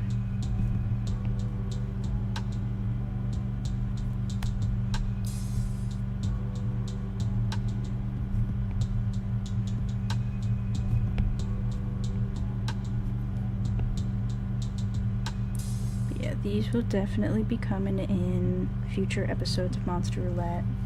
Or Turtle. This guy looks like he's anxious and whimsy. He does look like a little bit anxious, but he still looks like he's just having a good time. I mean, like he does have like rope stuck to him, probably upsetting him a little bit. I'd be upset if there were a bunch of rope stuck to me that I couldn't get off.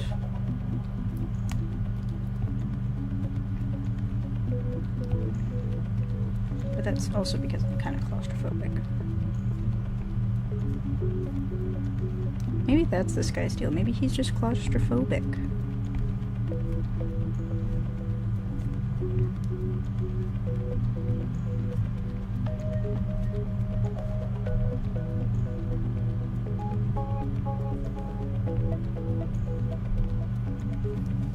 He's just vibing. I love how it's between, like, he's just vibing drunk balloon and whimsical little guy that accidentally got tangled. Nah, I feel like humans would have entangled him because he was like causing too many storms and stuff when he passed over like cities and stuff. Because humans be like that sometimes, and it's kind of just rude.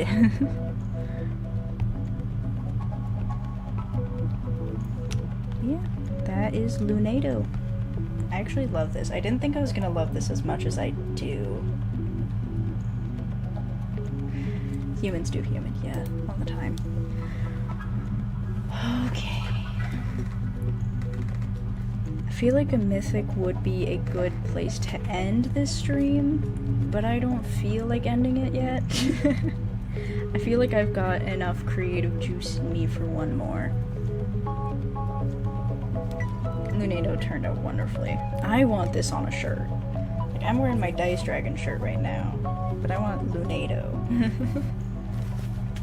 I want Lunado and this dude over here. This little dude. Came out so cool. But yeah. That would be so cute. I feel like the jelly would want to be around like a calmer form of Lunado. Like maybe a different variant of Lunado hasn't gotten tangled in ropes and he's just chilling, just drifting about, just some mild winds following and not temperate storms. But yeah. I do feel like I've got it in me for one more, so we're gonna return to the wheels.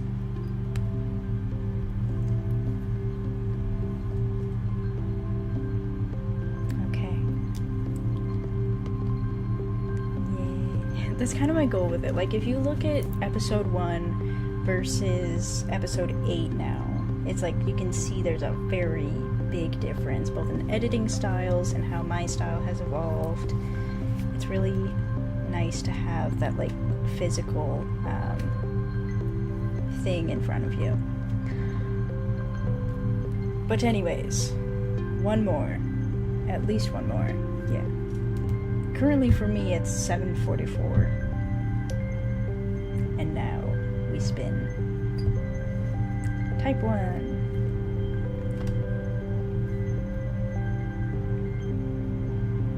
Okay. Earth. Primary typing. Subtyping. What do we got?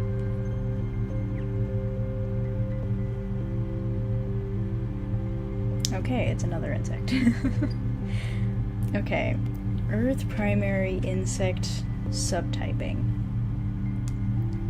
Let's see, what is the theme?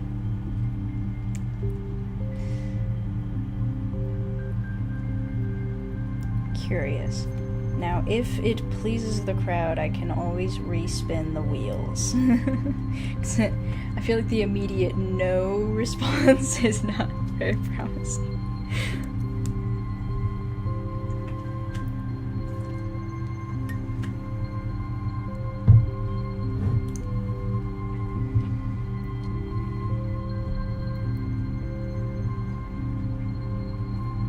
What do we think, chat?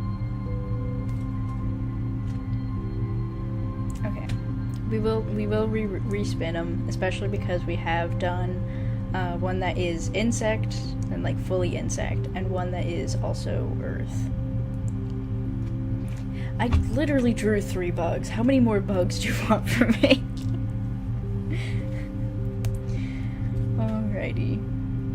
Let's see here. Okay. Psychic, that's one we haven't gotten in this slew. And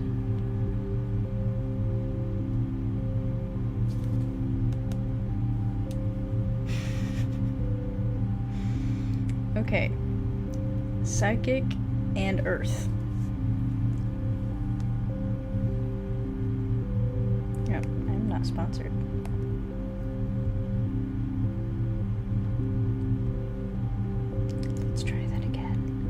Okay, and now for the theme,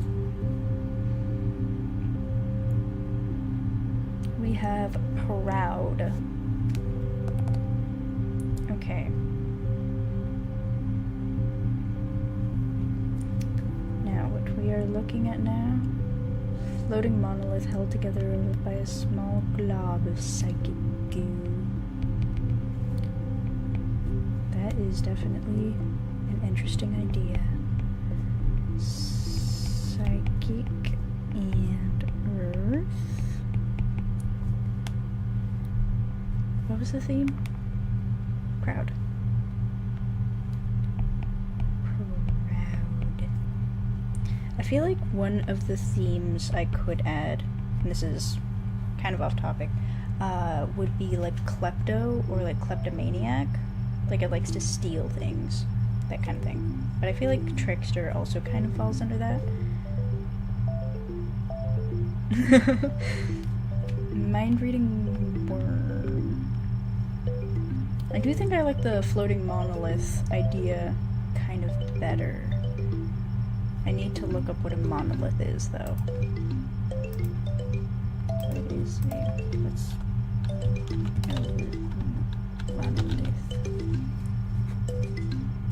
Yes, like a crow or a magpie. I think they can be different enough. Trickster. Yeah, true. Trickster, the only time I've used Trickster is in episode 3, which was a common suggestion for Chaos Goblin. That was a Trickster, Dark, and Entropy type.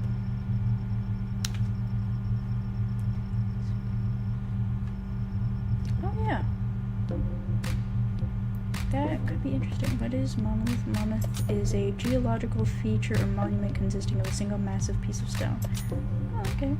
Derived from the Greek monos and ethos. Learned something new. I've been learning a lot of new stuff today. Okay. Psychic definitely has, like, the potential to be future reading, but I think that, like, reading minds might be closer. Like, if I could read someone's mind, I would be proud and also terrified. Statue is definite. Ooh, weeping angels. I love the concept. I love a good weeping angel story. Yeah. Crystal worm. Crystal worm is definitely interesting. Okay. So I am gonna need just a teeny bit more time than 30 minutes for statue mind reading situation, but I do love a good weeping angels, so I'm gonna make a proposition, thinking of like the words from Adventure Time. I need to rewatch Adventure Time. Very old statue that draws upon the thoughts of those around it. Okay, I'm gonna like write down these ideas. Give me 1 second. Okay, so statue, mind reading. What about like a statue that can read your innermost fears and like transforms to become them when you look away?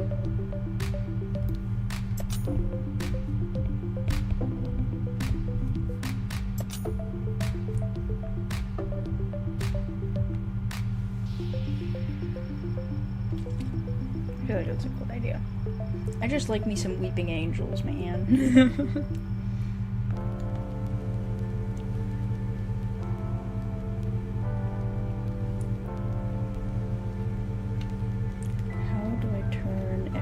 Shifting item though into a 3-stage thing is the question.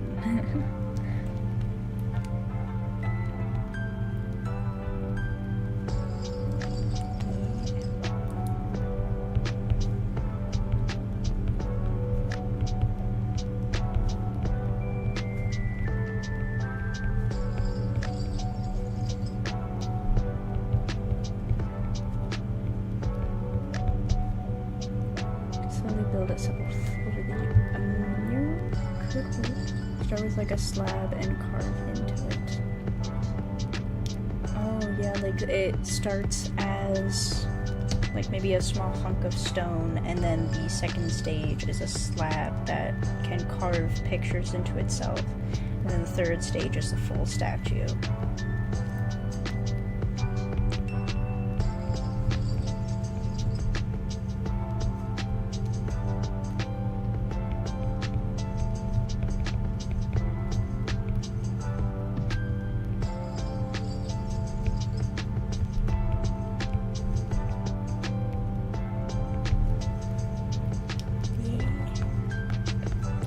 Need a second to write all this down though.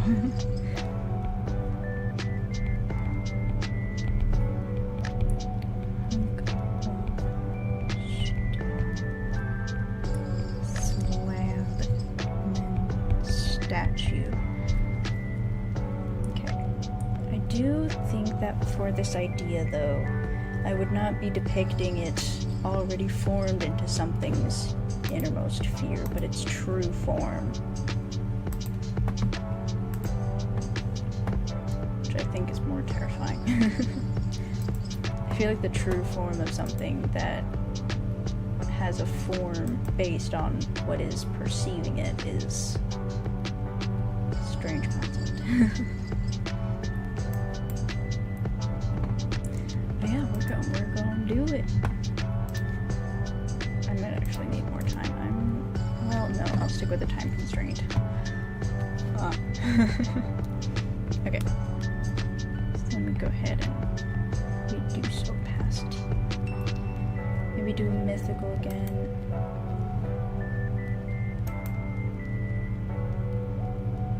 That's certainly an idea. Screen statues that are half swirling and half transforming. perceived form is based on someone's fears. Could be a myriad. Yeah. Yeah, I do not have time for myriad right now. Oh, okay.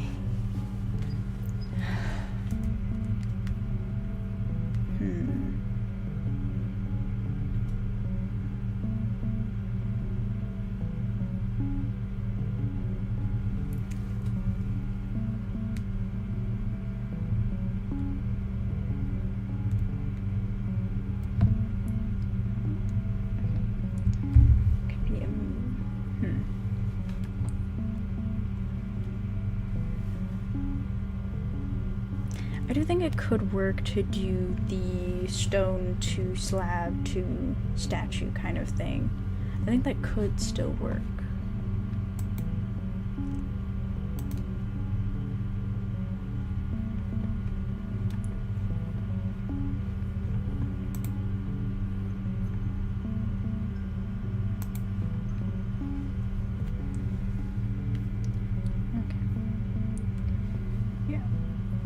See how well I can accomplish it. Okay, timer, go. Timer be visible. There we go. Okay, so let's begin.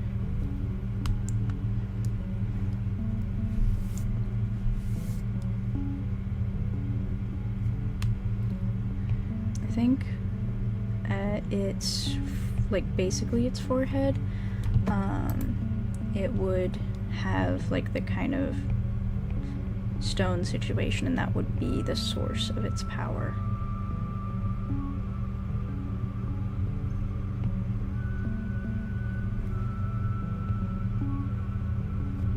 Oh my god, I'm making a rock Kirby. I've just made Kirby. Okay.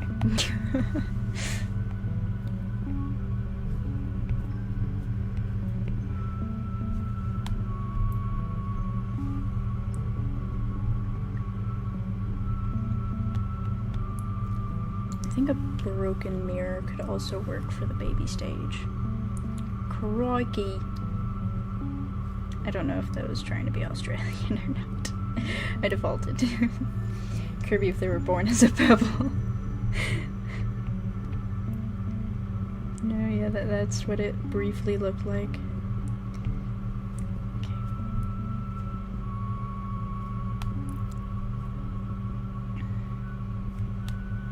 I kind of like the idea of it having like shards of broken glass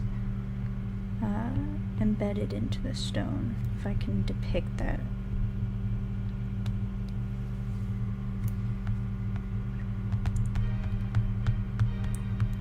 Okay.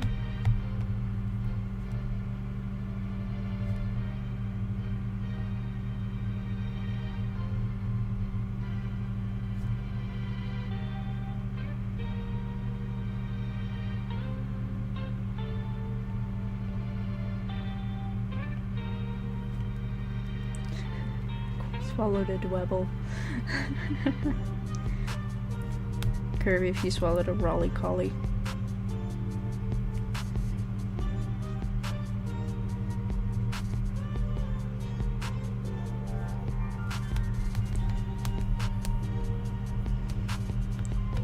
I'm immediately struggling with this prompt out now.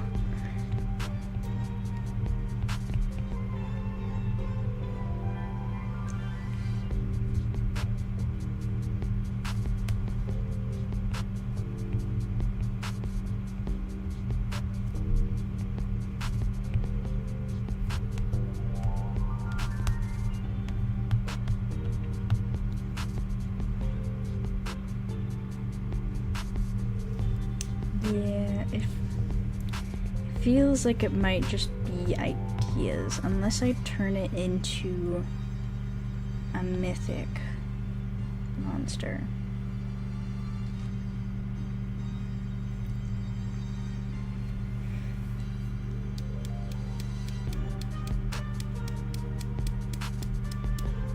I never knew.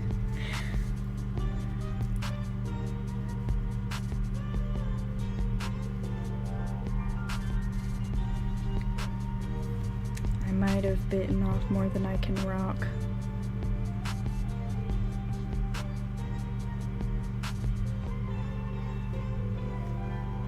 Goblin carving a slab of stone.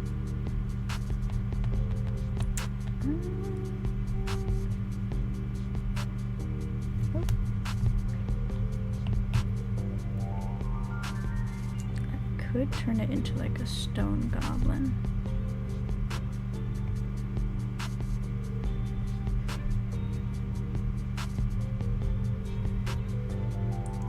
This one could be very basic, baby pebble. Okay, yeah, you have a point.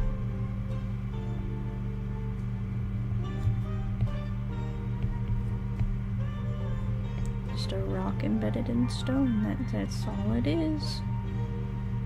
Till you turn around and I'm like, boo, and you're like, whoa.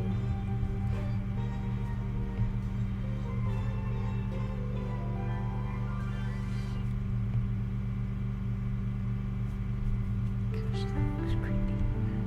Rock and a rock and a rock and a rock. A rock in every single rock. I also shouldn't try to make it so faceted, I feel, because that's gonna just like make things difficult.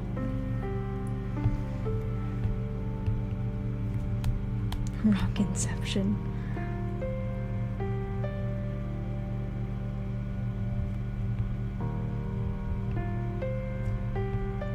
I'm very tempted to turn this into the sand glass thing from Steven Universe.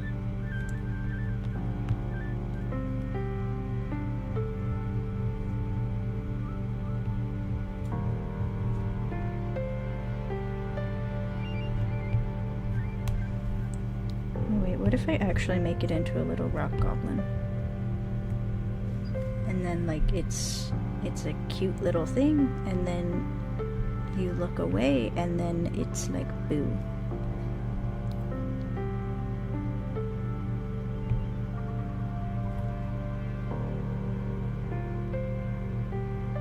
I feel like I've been making a lot of golems lately. It's not just a rock, it's a boulder. SpongeBob.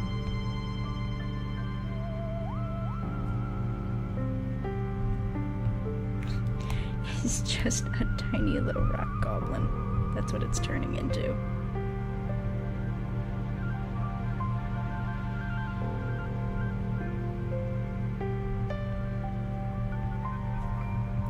This one actually could probably relate to another monster that I've made that I haven't done any videos on yet. Becomes a massive spider. Yeah, I think at this stage it would be limited to like small things, but like, I'm so freaking cute. Make a plushie of him. Oh yeah, his name is Grok.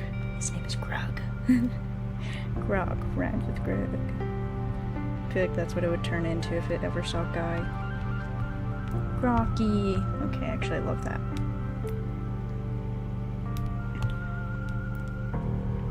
I do need to shorten his ears just a little bit, though. I'm sorry. Just a tiny bit of ear shortening. There we go. He's so cute. Oh my god. He's adorable. He's sad because he's not morphing into someone's greatest fears. I want to make like a polymer clay version of him and like keep him on my desk. He's so cute. Oh my gosh. I can't get over how cute he is.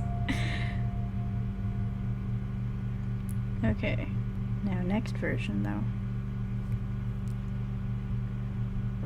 Slightly less cute, but it's still gonna be beautiful.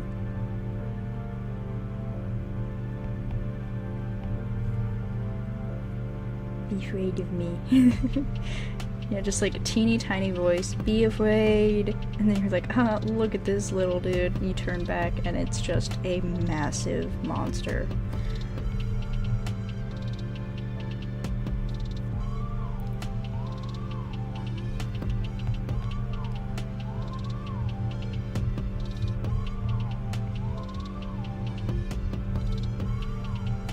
the idea that it might stay relatively small as it grows and ascends, but its abilities grow more terrifying.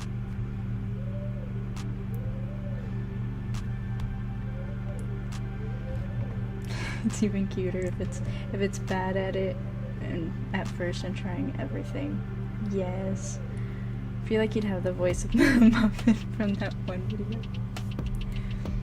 Oh, God. Okay. Bye, Woost. See you in the next stream. Hopefully.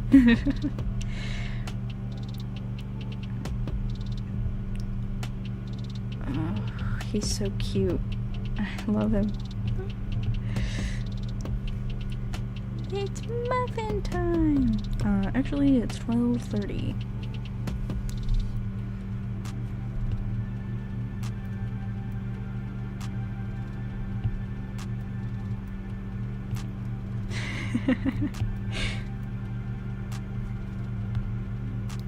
Oh my god, I wanna like fold his hands in front of him, like this. I feel like that'd be absolutely glorious.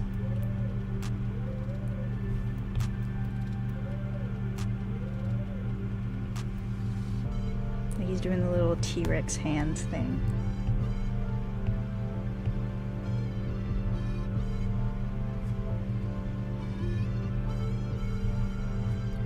Give him the leaf hat.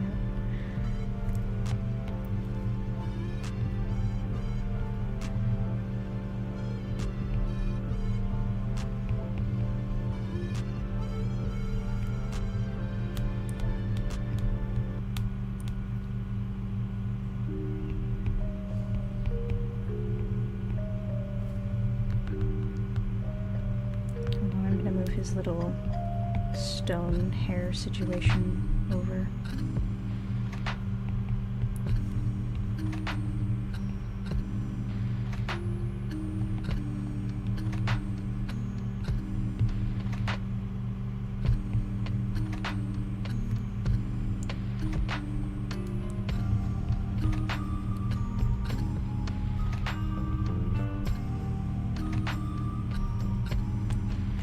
He's got a little leaf on his head.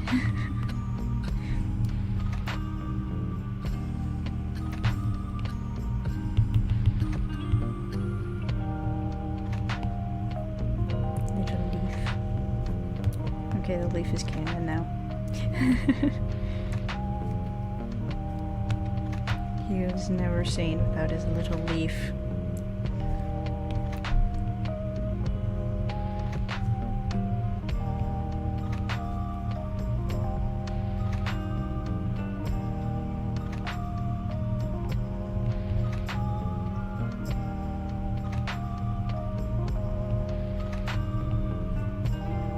Why does it look like he's wearing a turtleneck? I just realized that. Looks like he's wearing a tiny turtleneck sweater.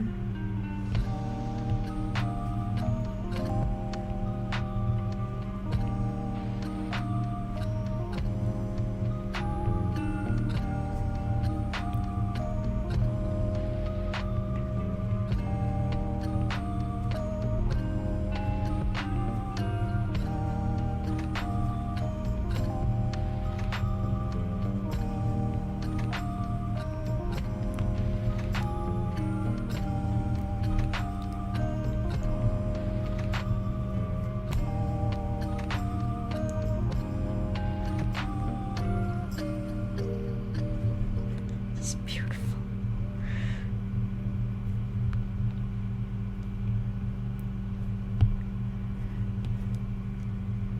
Yeah. I spent like a good 2 or 3 hours just combing through YouTube's music library. Cause I obviously can't do anything that's like copyrighted. But it's like, yeah. Try to make good choices. It does kind of remind, like, I haven't seen a whole lot of Avatar, but yeah, I could see it. He's so precious, oh my god. I could imagine, like, encountering him in, like, the like ruins in Rome, and then just like I threw up.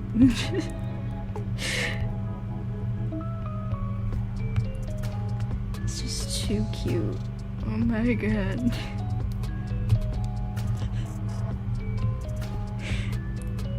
I love how he is like. I might watch it one day. But I love how it goes from this tiny little guy with the stance like, I'm gonna hurt you, to, oh, I'm shy. Mom, I threw up. It's the face he's doing. It's like playing innocent until you turn your back.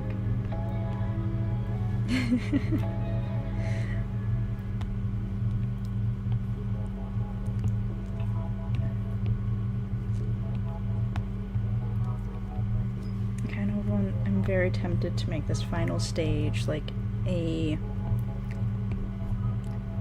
goblin hound sort of situation.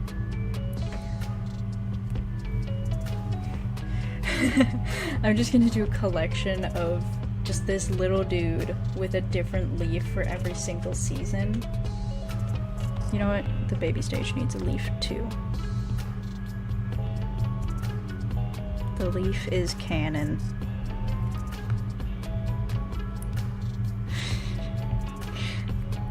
The leaf is here to stay.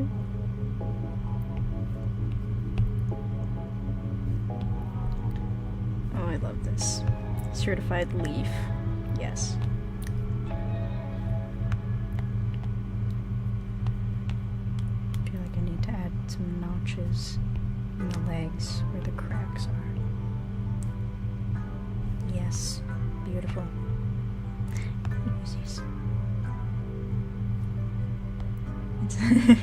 Oh yeah, you thought this giant gemstone in his face was the source of his power? No, it's just a singular leaf that's on his head by accident.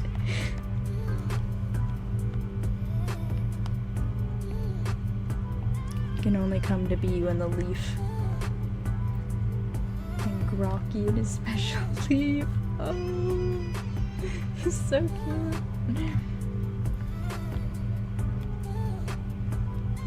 I love this. Okay, time for the final stage.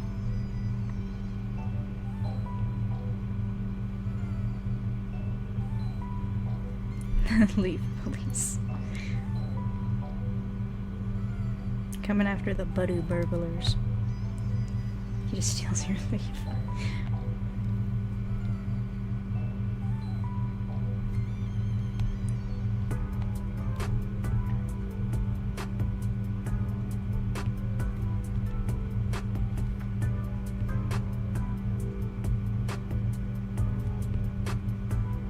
He gets buff in the final stage. Yes. I'm going for like a prowling animal kind of situation, but I don't have a reference, so this is gonna be winged.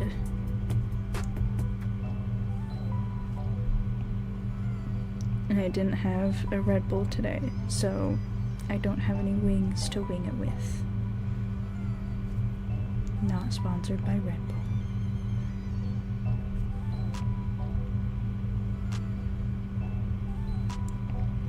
Have fully downturned ears and a bigger leaf.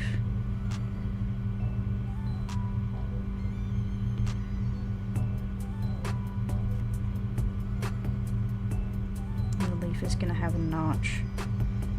The leaf is evolving with him.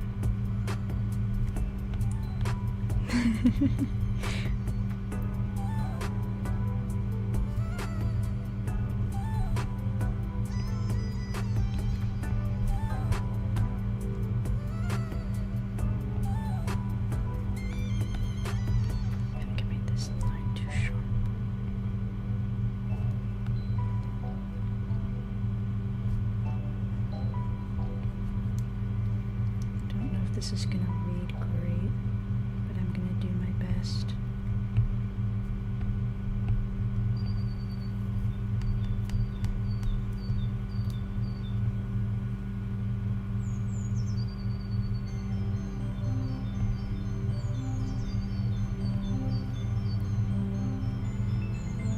Probably have a reference or something up for this.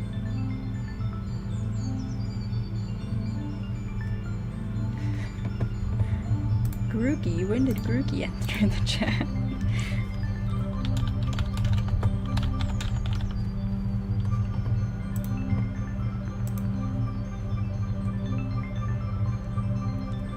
Trying to find a good reference for this.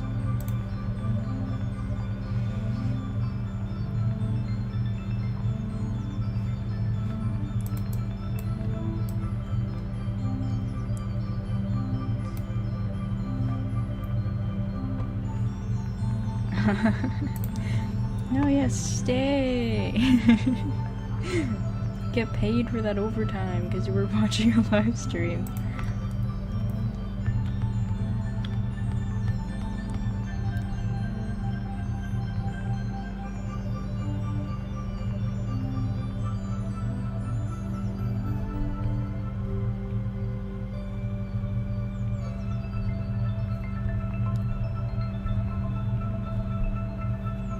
Now he's getting way too cat-like.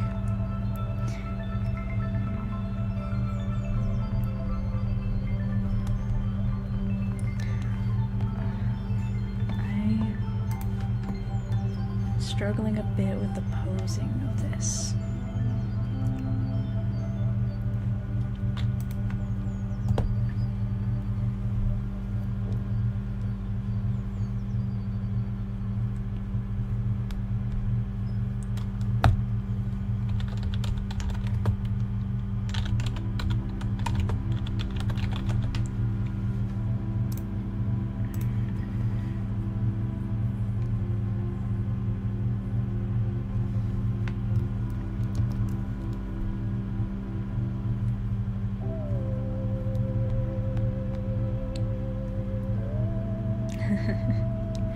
Drive very carefully.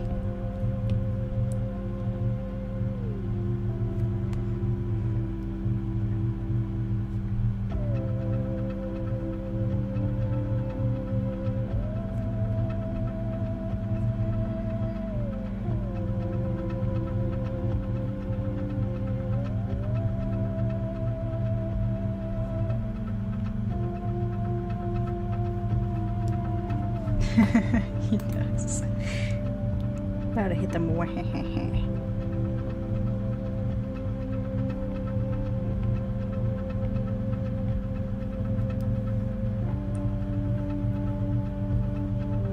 Probably. Still be careful though.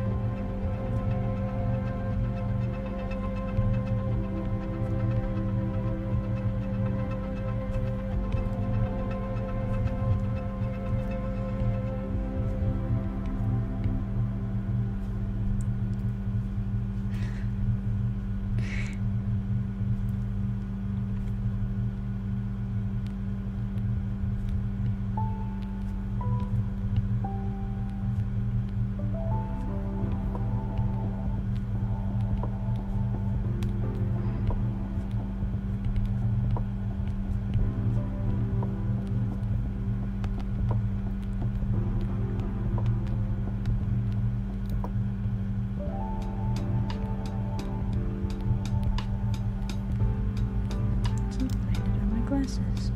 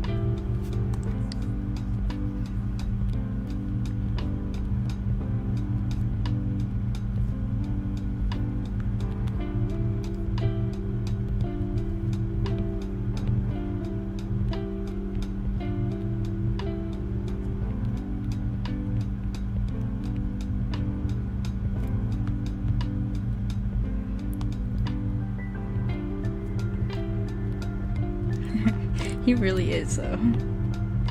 He's made of rock as well. So he's extra.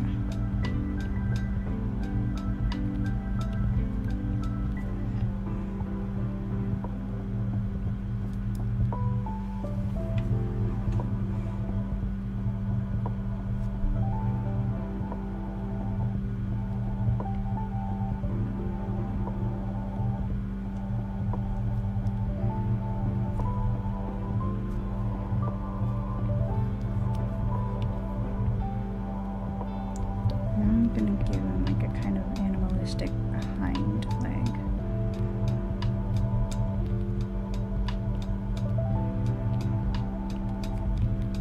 Because I feel like it fits.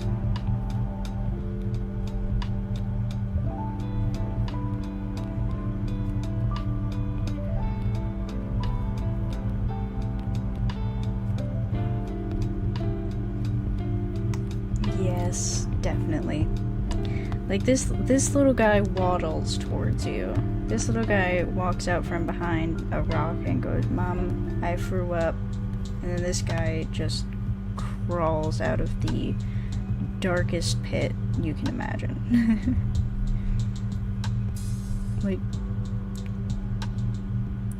like going caving, this is what you see in the darkness. Just a single glowing eye until it just jump scare.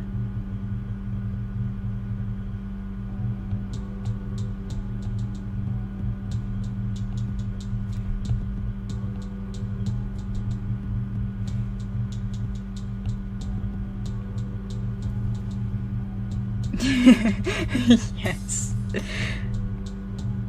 It kills them and then consumes their fear. Although I don't know how much fear, like, cavers actually have to be doing that regularly.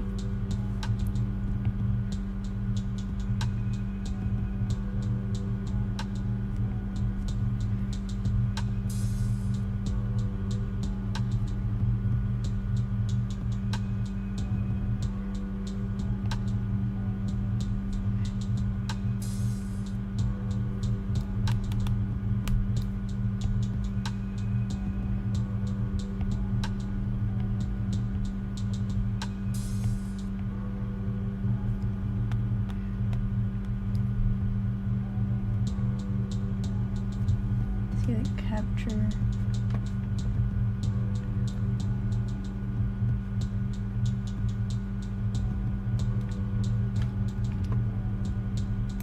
You know, I think that probably would actually be the thing. I feel like this is gonna sound weird, but I feel like it would, like, baby bird the fear into its pups, essentially.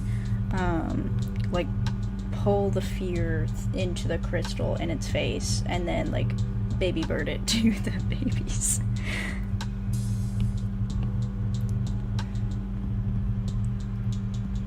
Yeah, I feel like final stage is kind of more cat than goblin, which, for mobility reasons, kind of makes sense. It's a goblin cat.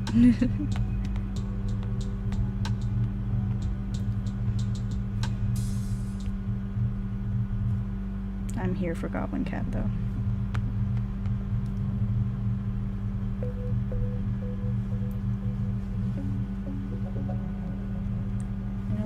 Pushes the middle face out from behind the tree. Yeah. And then it steps out and goes, "Mom, I threw up." I don't know why I'm obsessed with it doing that.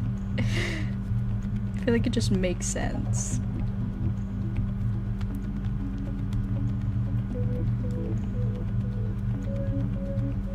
Yeah, I feel like middle stage lures its victims into a false sense of security. And final stage is like, it just do not give any. It do not give anything. It just is.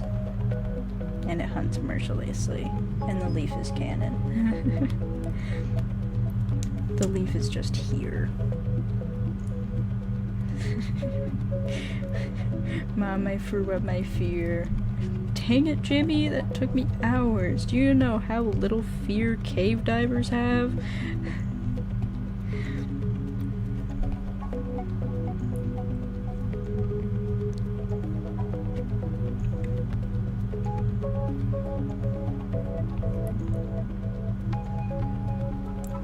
slightly cream colored for like kind of like sandstone or dirty howlite. More cave divers. Just finds a friggin' pile up of cave divers. Just like, oh, perfect.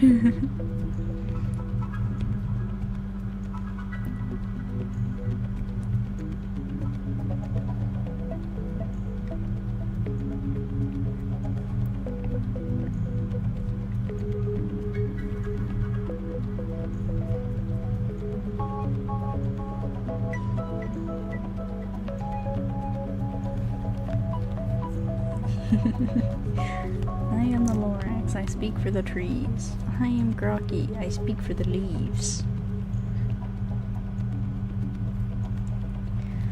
And craves. The children do not crave the mines, they crave the caves. That would be awesome. And like a very viable way for it to survive.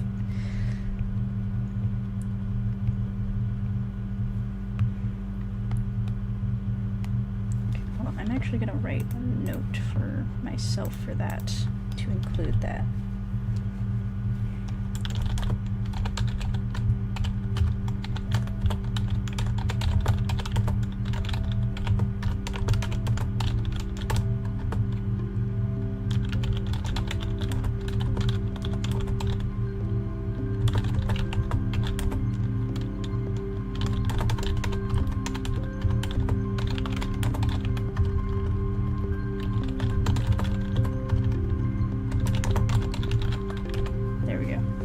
I did a note for myself saying like some cultures worship this entity and offer sacrifices to feed it so that it does not prey on the villagers. So I feel like that'd be really cool. We're going full spooks today. That, yes. There are 3 different cults depending on which one you worship. In the first one, they're all cutesy, in the middle you're all mysterious, and the last one you're just kind of crazy and evil. Definitely.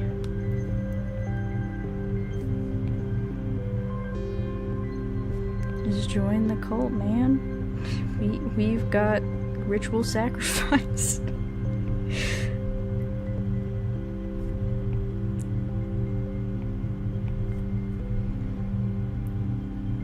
Man, this is gonna be so difficult to ink later, but I'm gonna do it.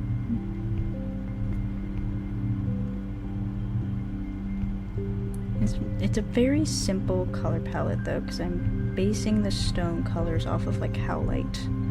I do feel like there could be other variants though of different stones. Like howlite or marble, I think.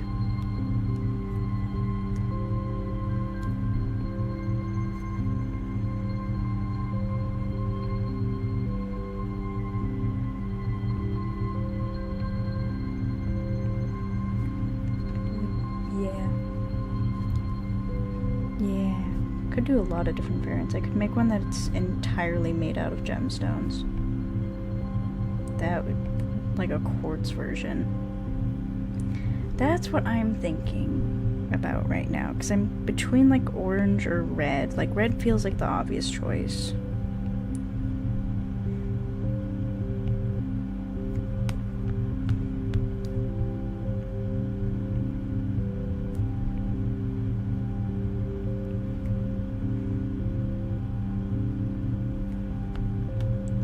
Purple is also an option. I feel like purple might lean a little bit too close to the other one that I did that may or may not be related to this one. I'll decide when I'm actually like writing the story for this. Yes. Ooh, I could also do different variants based on like what color of eye stone they have. Like maybe red is super aggressive, purple is more mild, green is just like, no, we chillin'.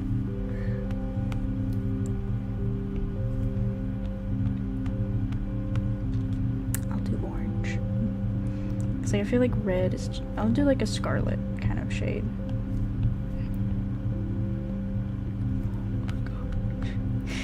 He goes straight from being a little goblin to, oh my god. Are you to get into the story about these things? I am more than happy to do a little in my room. Yeah. No, yeah, that's always really fun. And you can always leave, like, suggestions for new monsters and stuff in, like, comments and stuff. I have, like, a list of comment suggestions. I want to make a comment suggestion wheel.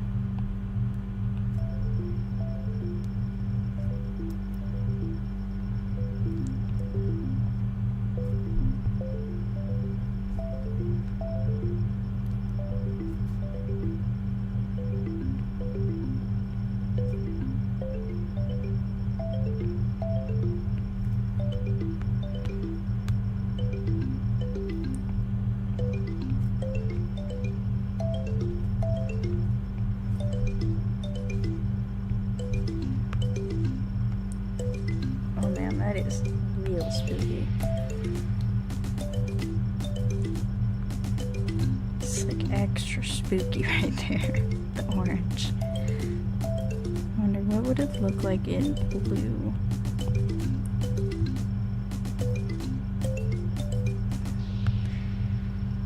In blue, it's much less spooky. Oh. But yeah, red is very spooky. Well, reddy orange.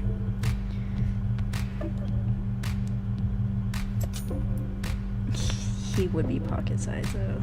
Like he'd either like be tall enough to like reach a standard calf, like maybe 2 feet tall, or he's gonna be a little pet rock size.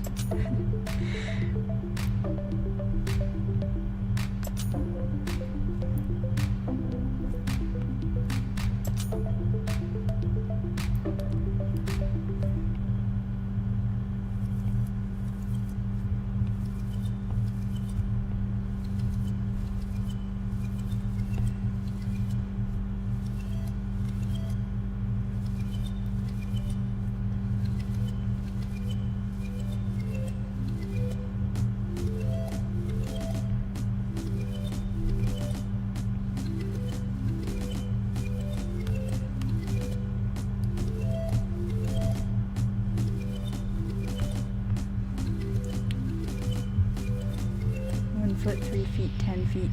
That would probably be a good ascension, essentially. I might change the eye color to blue because this is very incredibly spooky.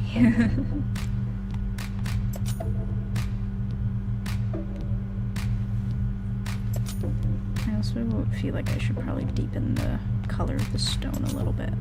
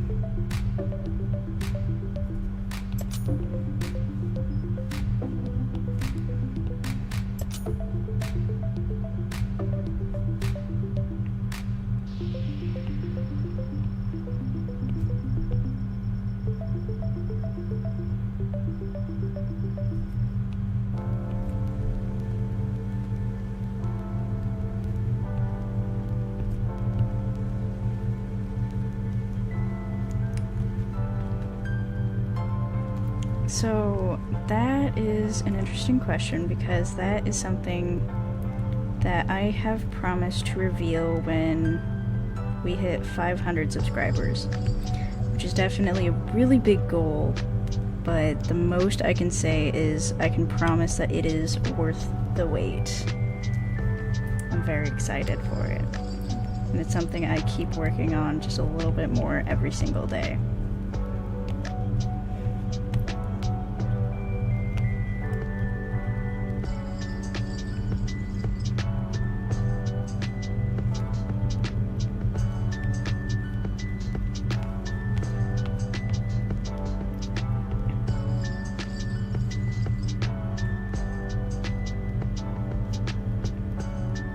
I think I've done like 2 Q&As about it. Oh, stop it. we hit 500 soon. Yeah. I need 10 iron. Yeah, I really do. We have hit halfway mark though. Halfway. Halfway is really, really felt really nice to hit halfway.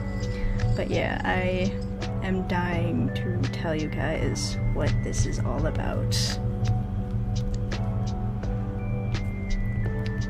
I am gonna finish shading these leaves because these leaves deserve attention.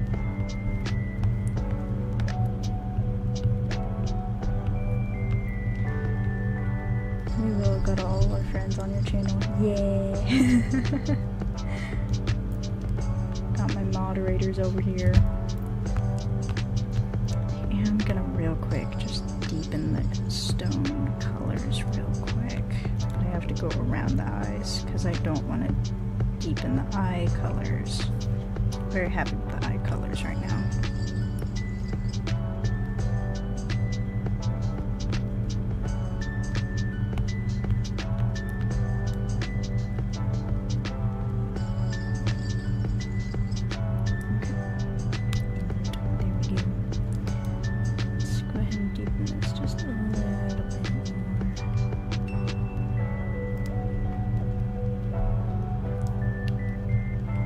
Saturation a bit.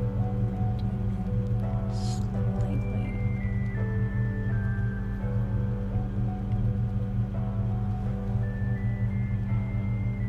There we go. Happy with that. Alrighty. Their eyes kind of look like tangerines with the leaf. You know what? I'm keeping it. I might change the eye color later. But oh my gosh. That is 5 monsters done in one day. That is a lot. There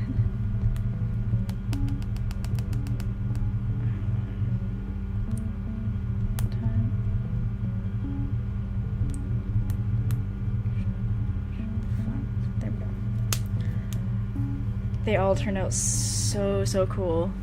These are awesome. And thank you guys so very much for being part of the chat today. This was so very fun. I'm very excited to do this again. Because yeah, this went very well in my opinion. I have been streaming for like 4 hours. Almost 5, I think. But this was very fun. I kind of do. I have been posting updates like almost every day of what I have coming up and what I have going on. I am hoping to do at least one of these like once a month, but we'll see how the schedule kind of breaks down. I have 2 more live streams coming this week, one tomorrow, one on Wednesday, and then the following week on Monday I am playing Animal Hospital on Roblox with a few friends. So yeah, a lot of really fun stuff coming. I definitely want to do more of these. Especially this guy. This guy I'm gonna finish. He's glorious. I love how he turned out. Yes, it's such a cool game. I played it once, just like get a feel for it, and then I was like, you know what, I want to live stream this, and then I stopped playing it, so that, yeah. No, I feel that. I do that all the time. It's like my hands stop working. Yay. Alright, thank you guys so much for the support. Thank you for being here. Thank you for helping me create these monsters. I have so many plans, so much coming soon. And this also really helps me, like, help set up future Monster Roulette episodes, so I don't have to worry so much at actually creating the monsters. Yeah, thank you for being part of the content, honestly. But yeah, live streams coming very soon, even more stuff. I'm definitely going to keep scheduling stuff out, because that definitely makes things easier. But yeah, so that is it for today. Thank you guys so much for watching. Thanks for sitting through this, and I am going to see you guys next time.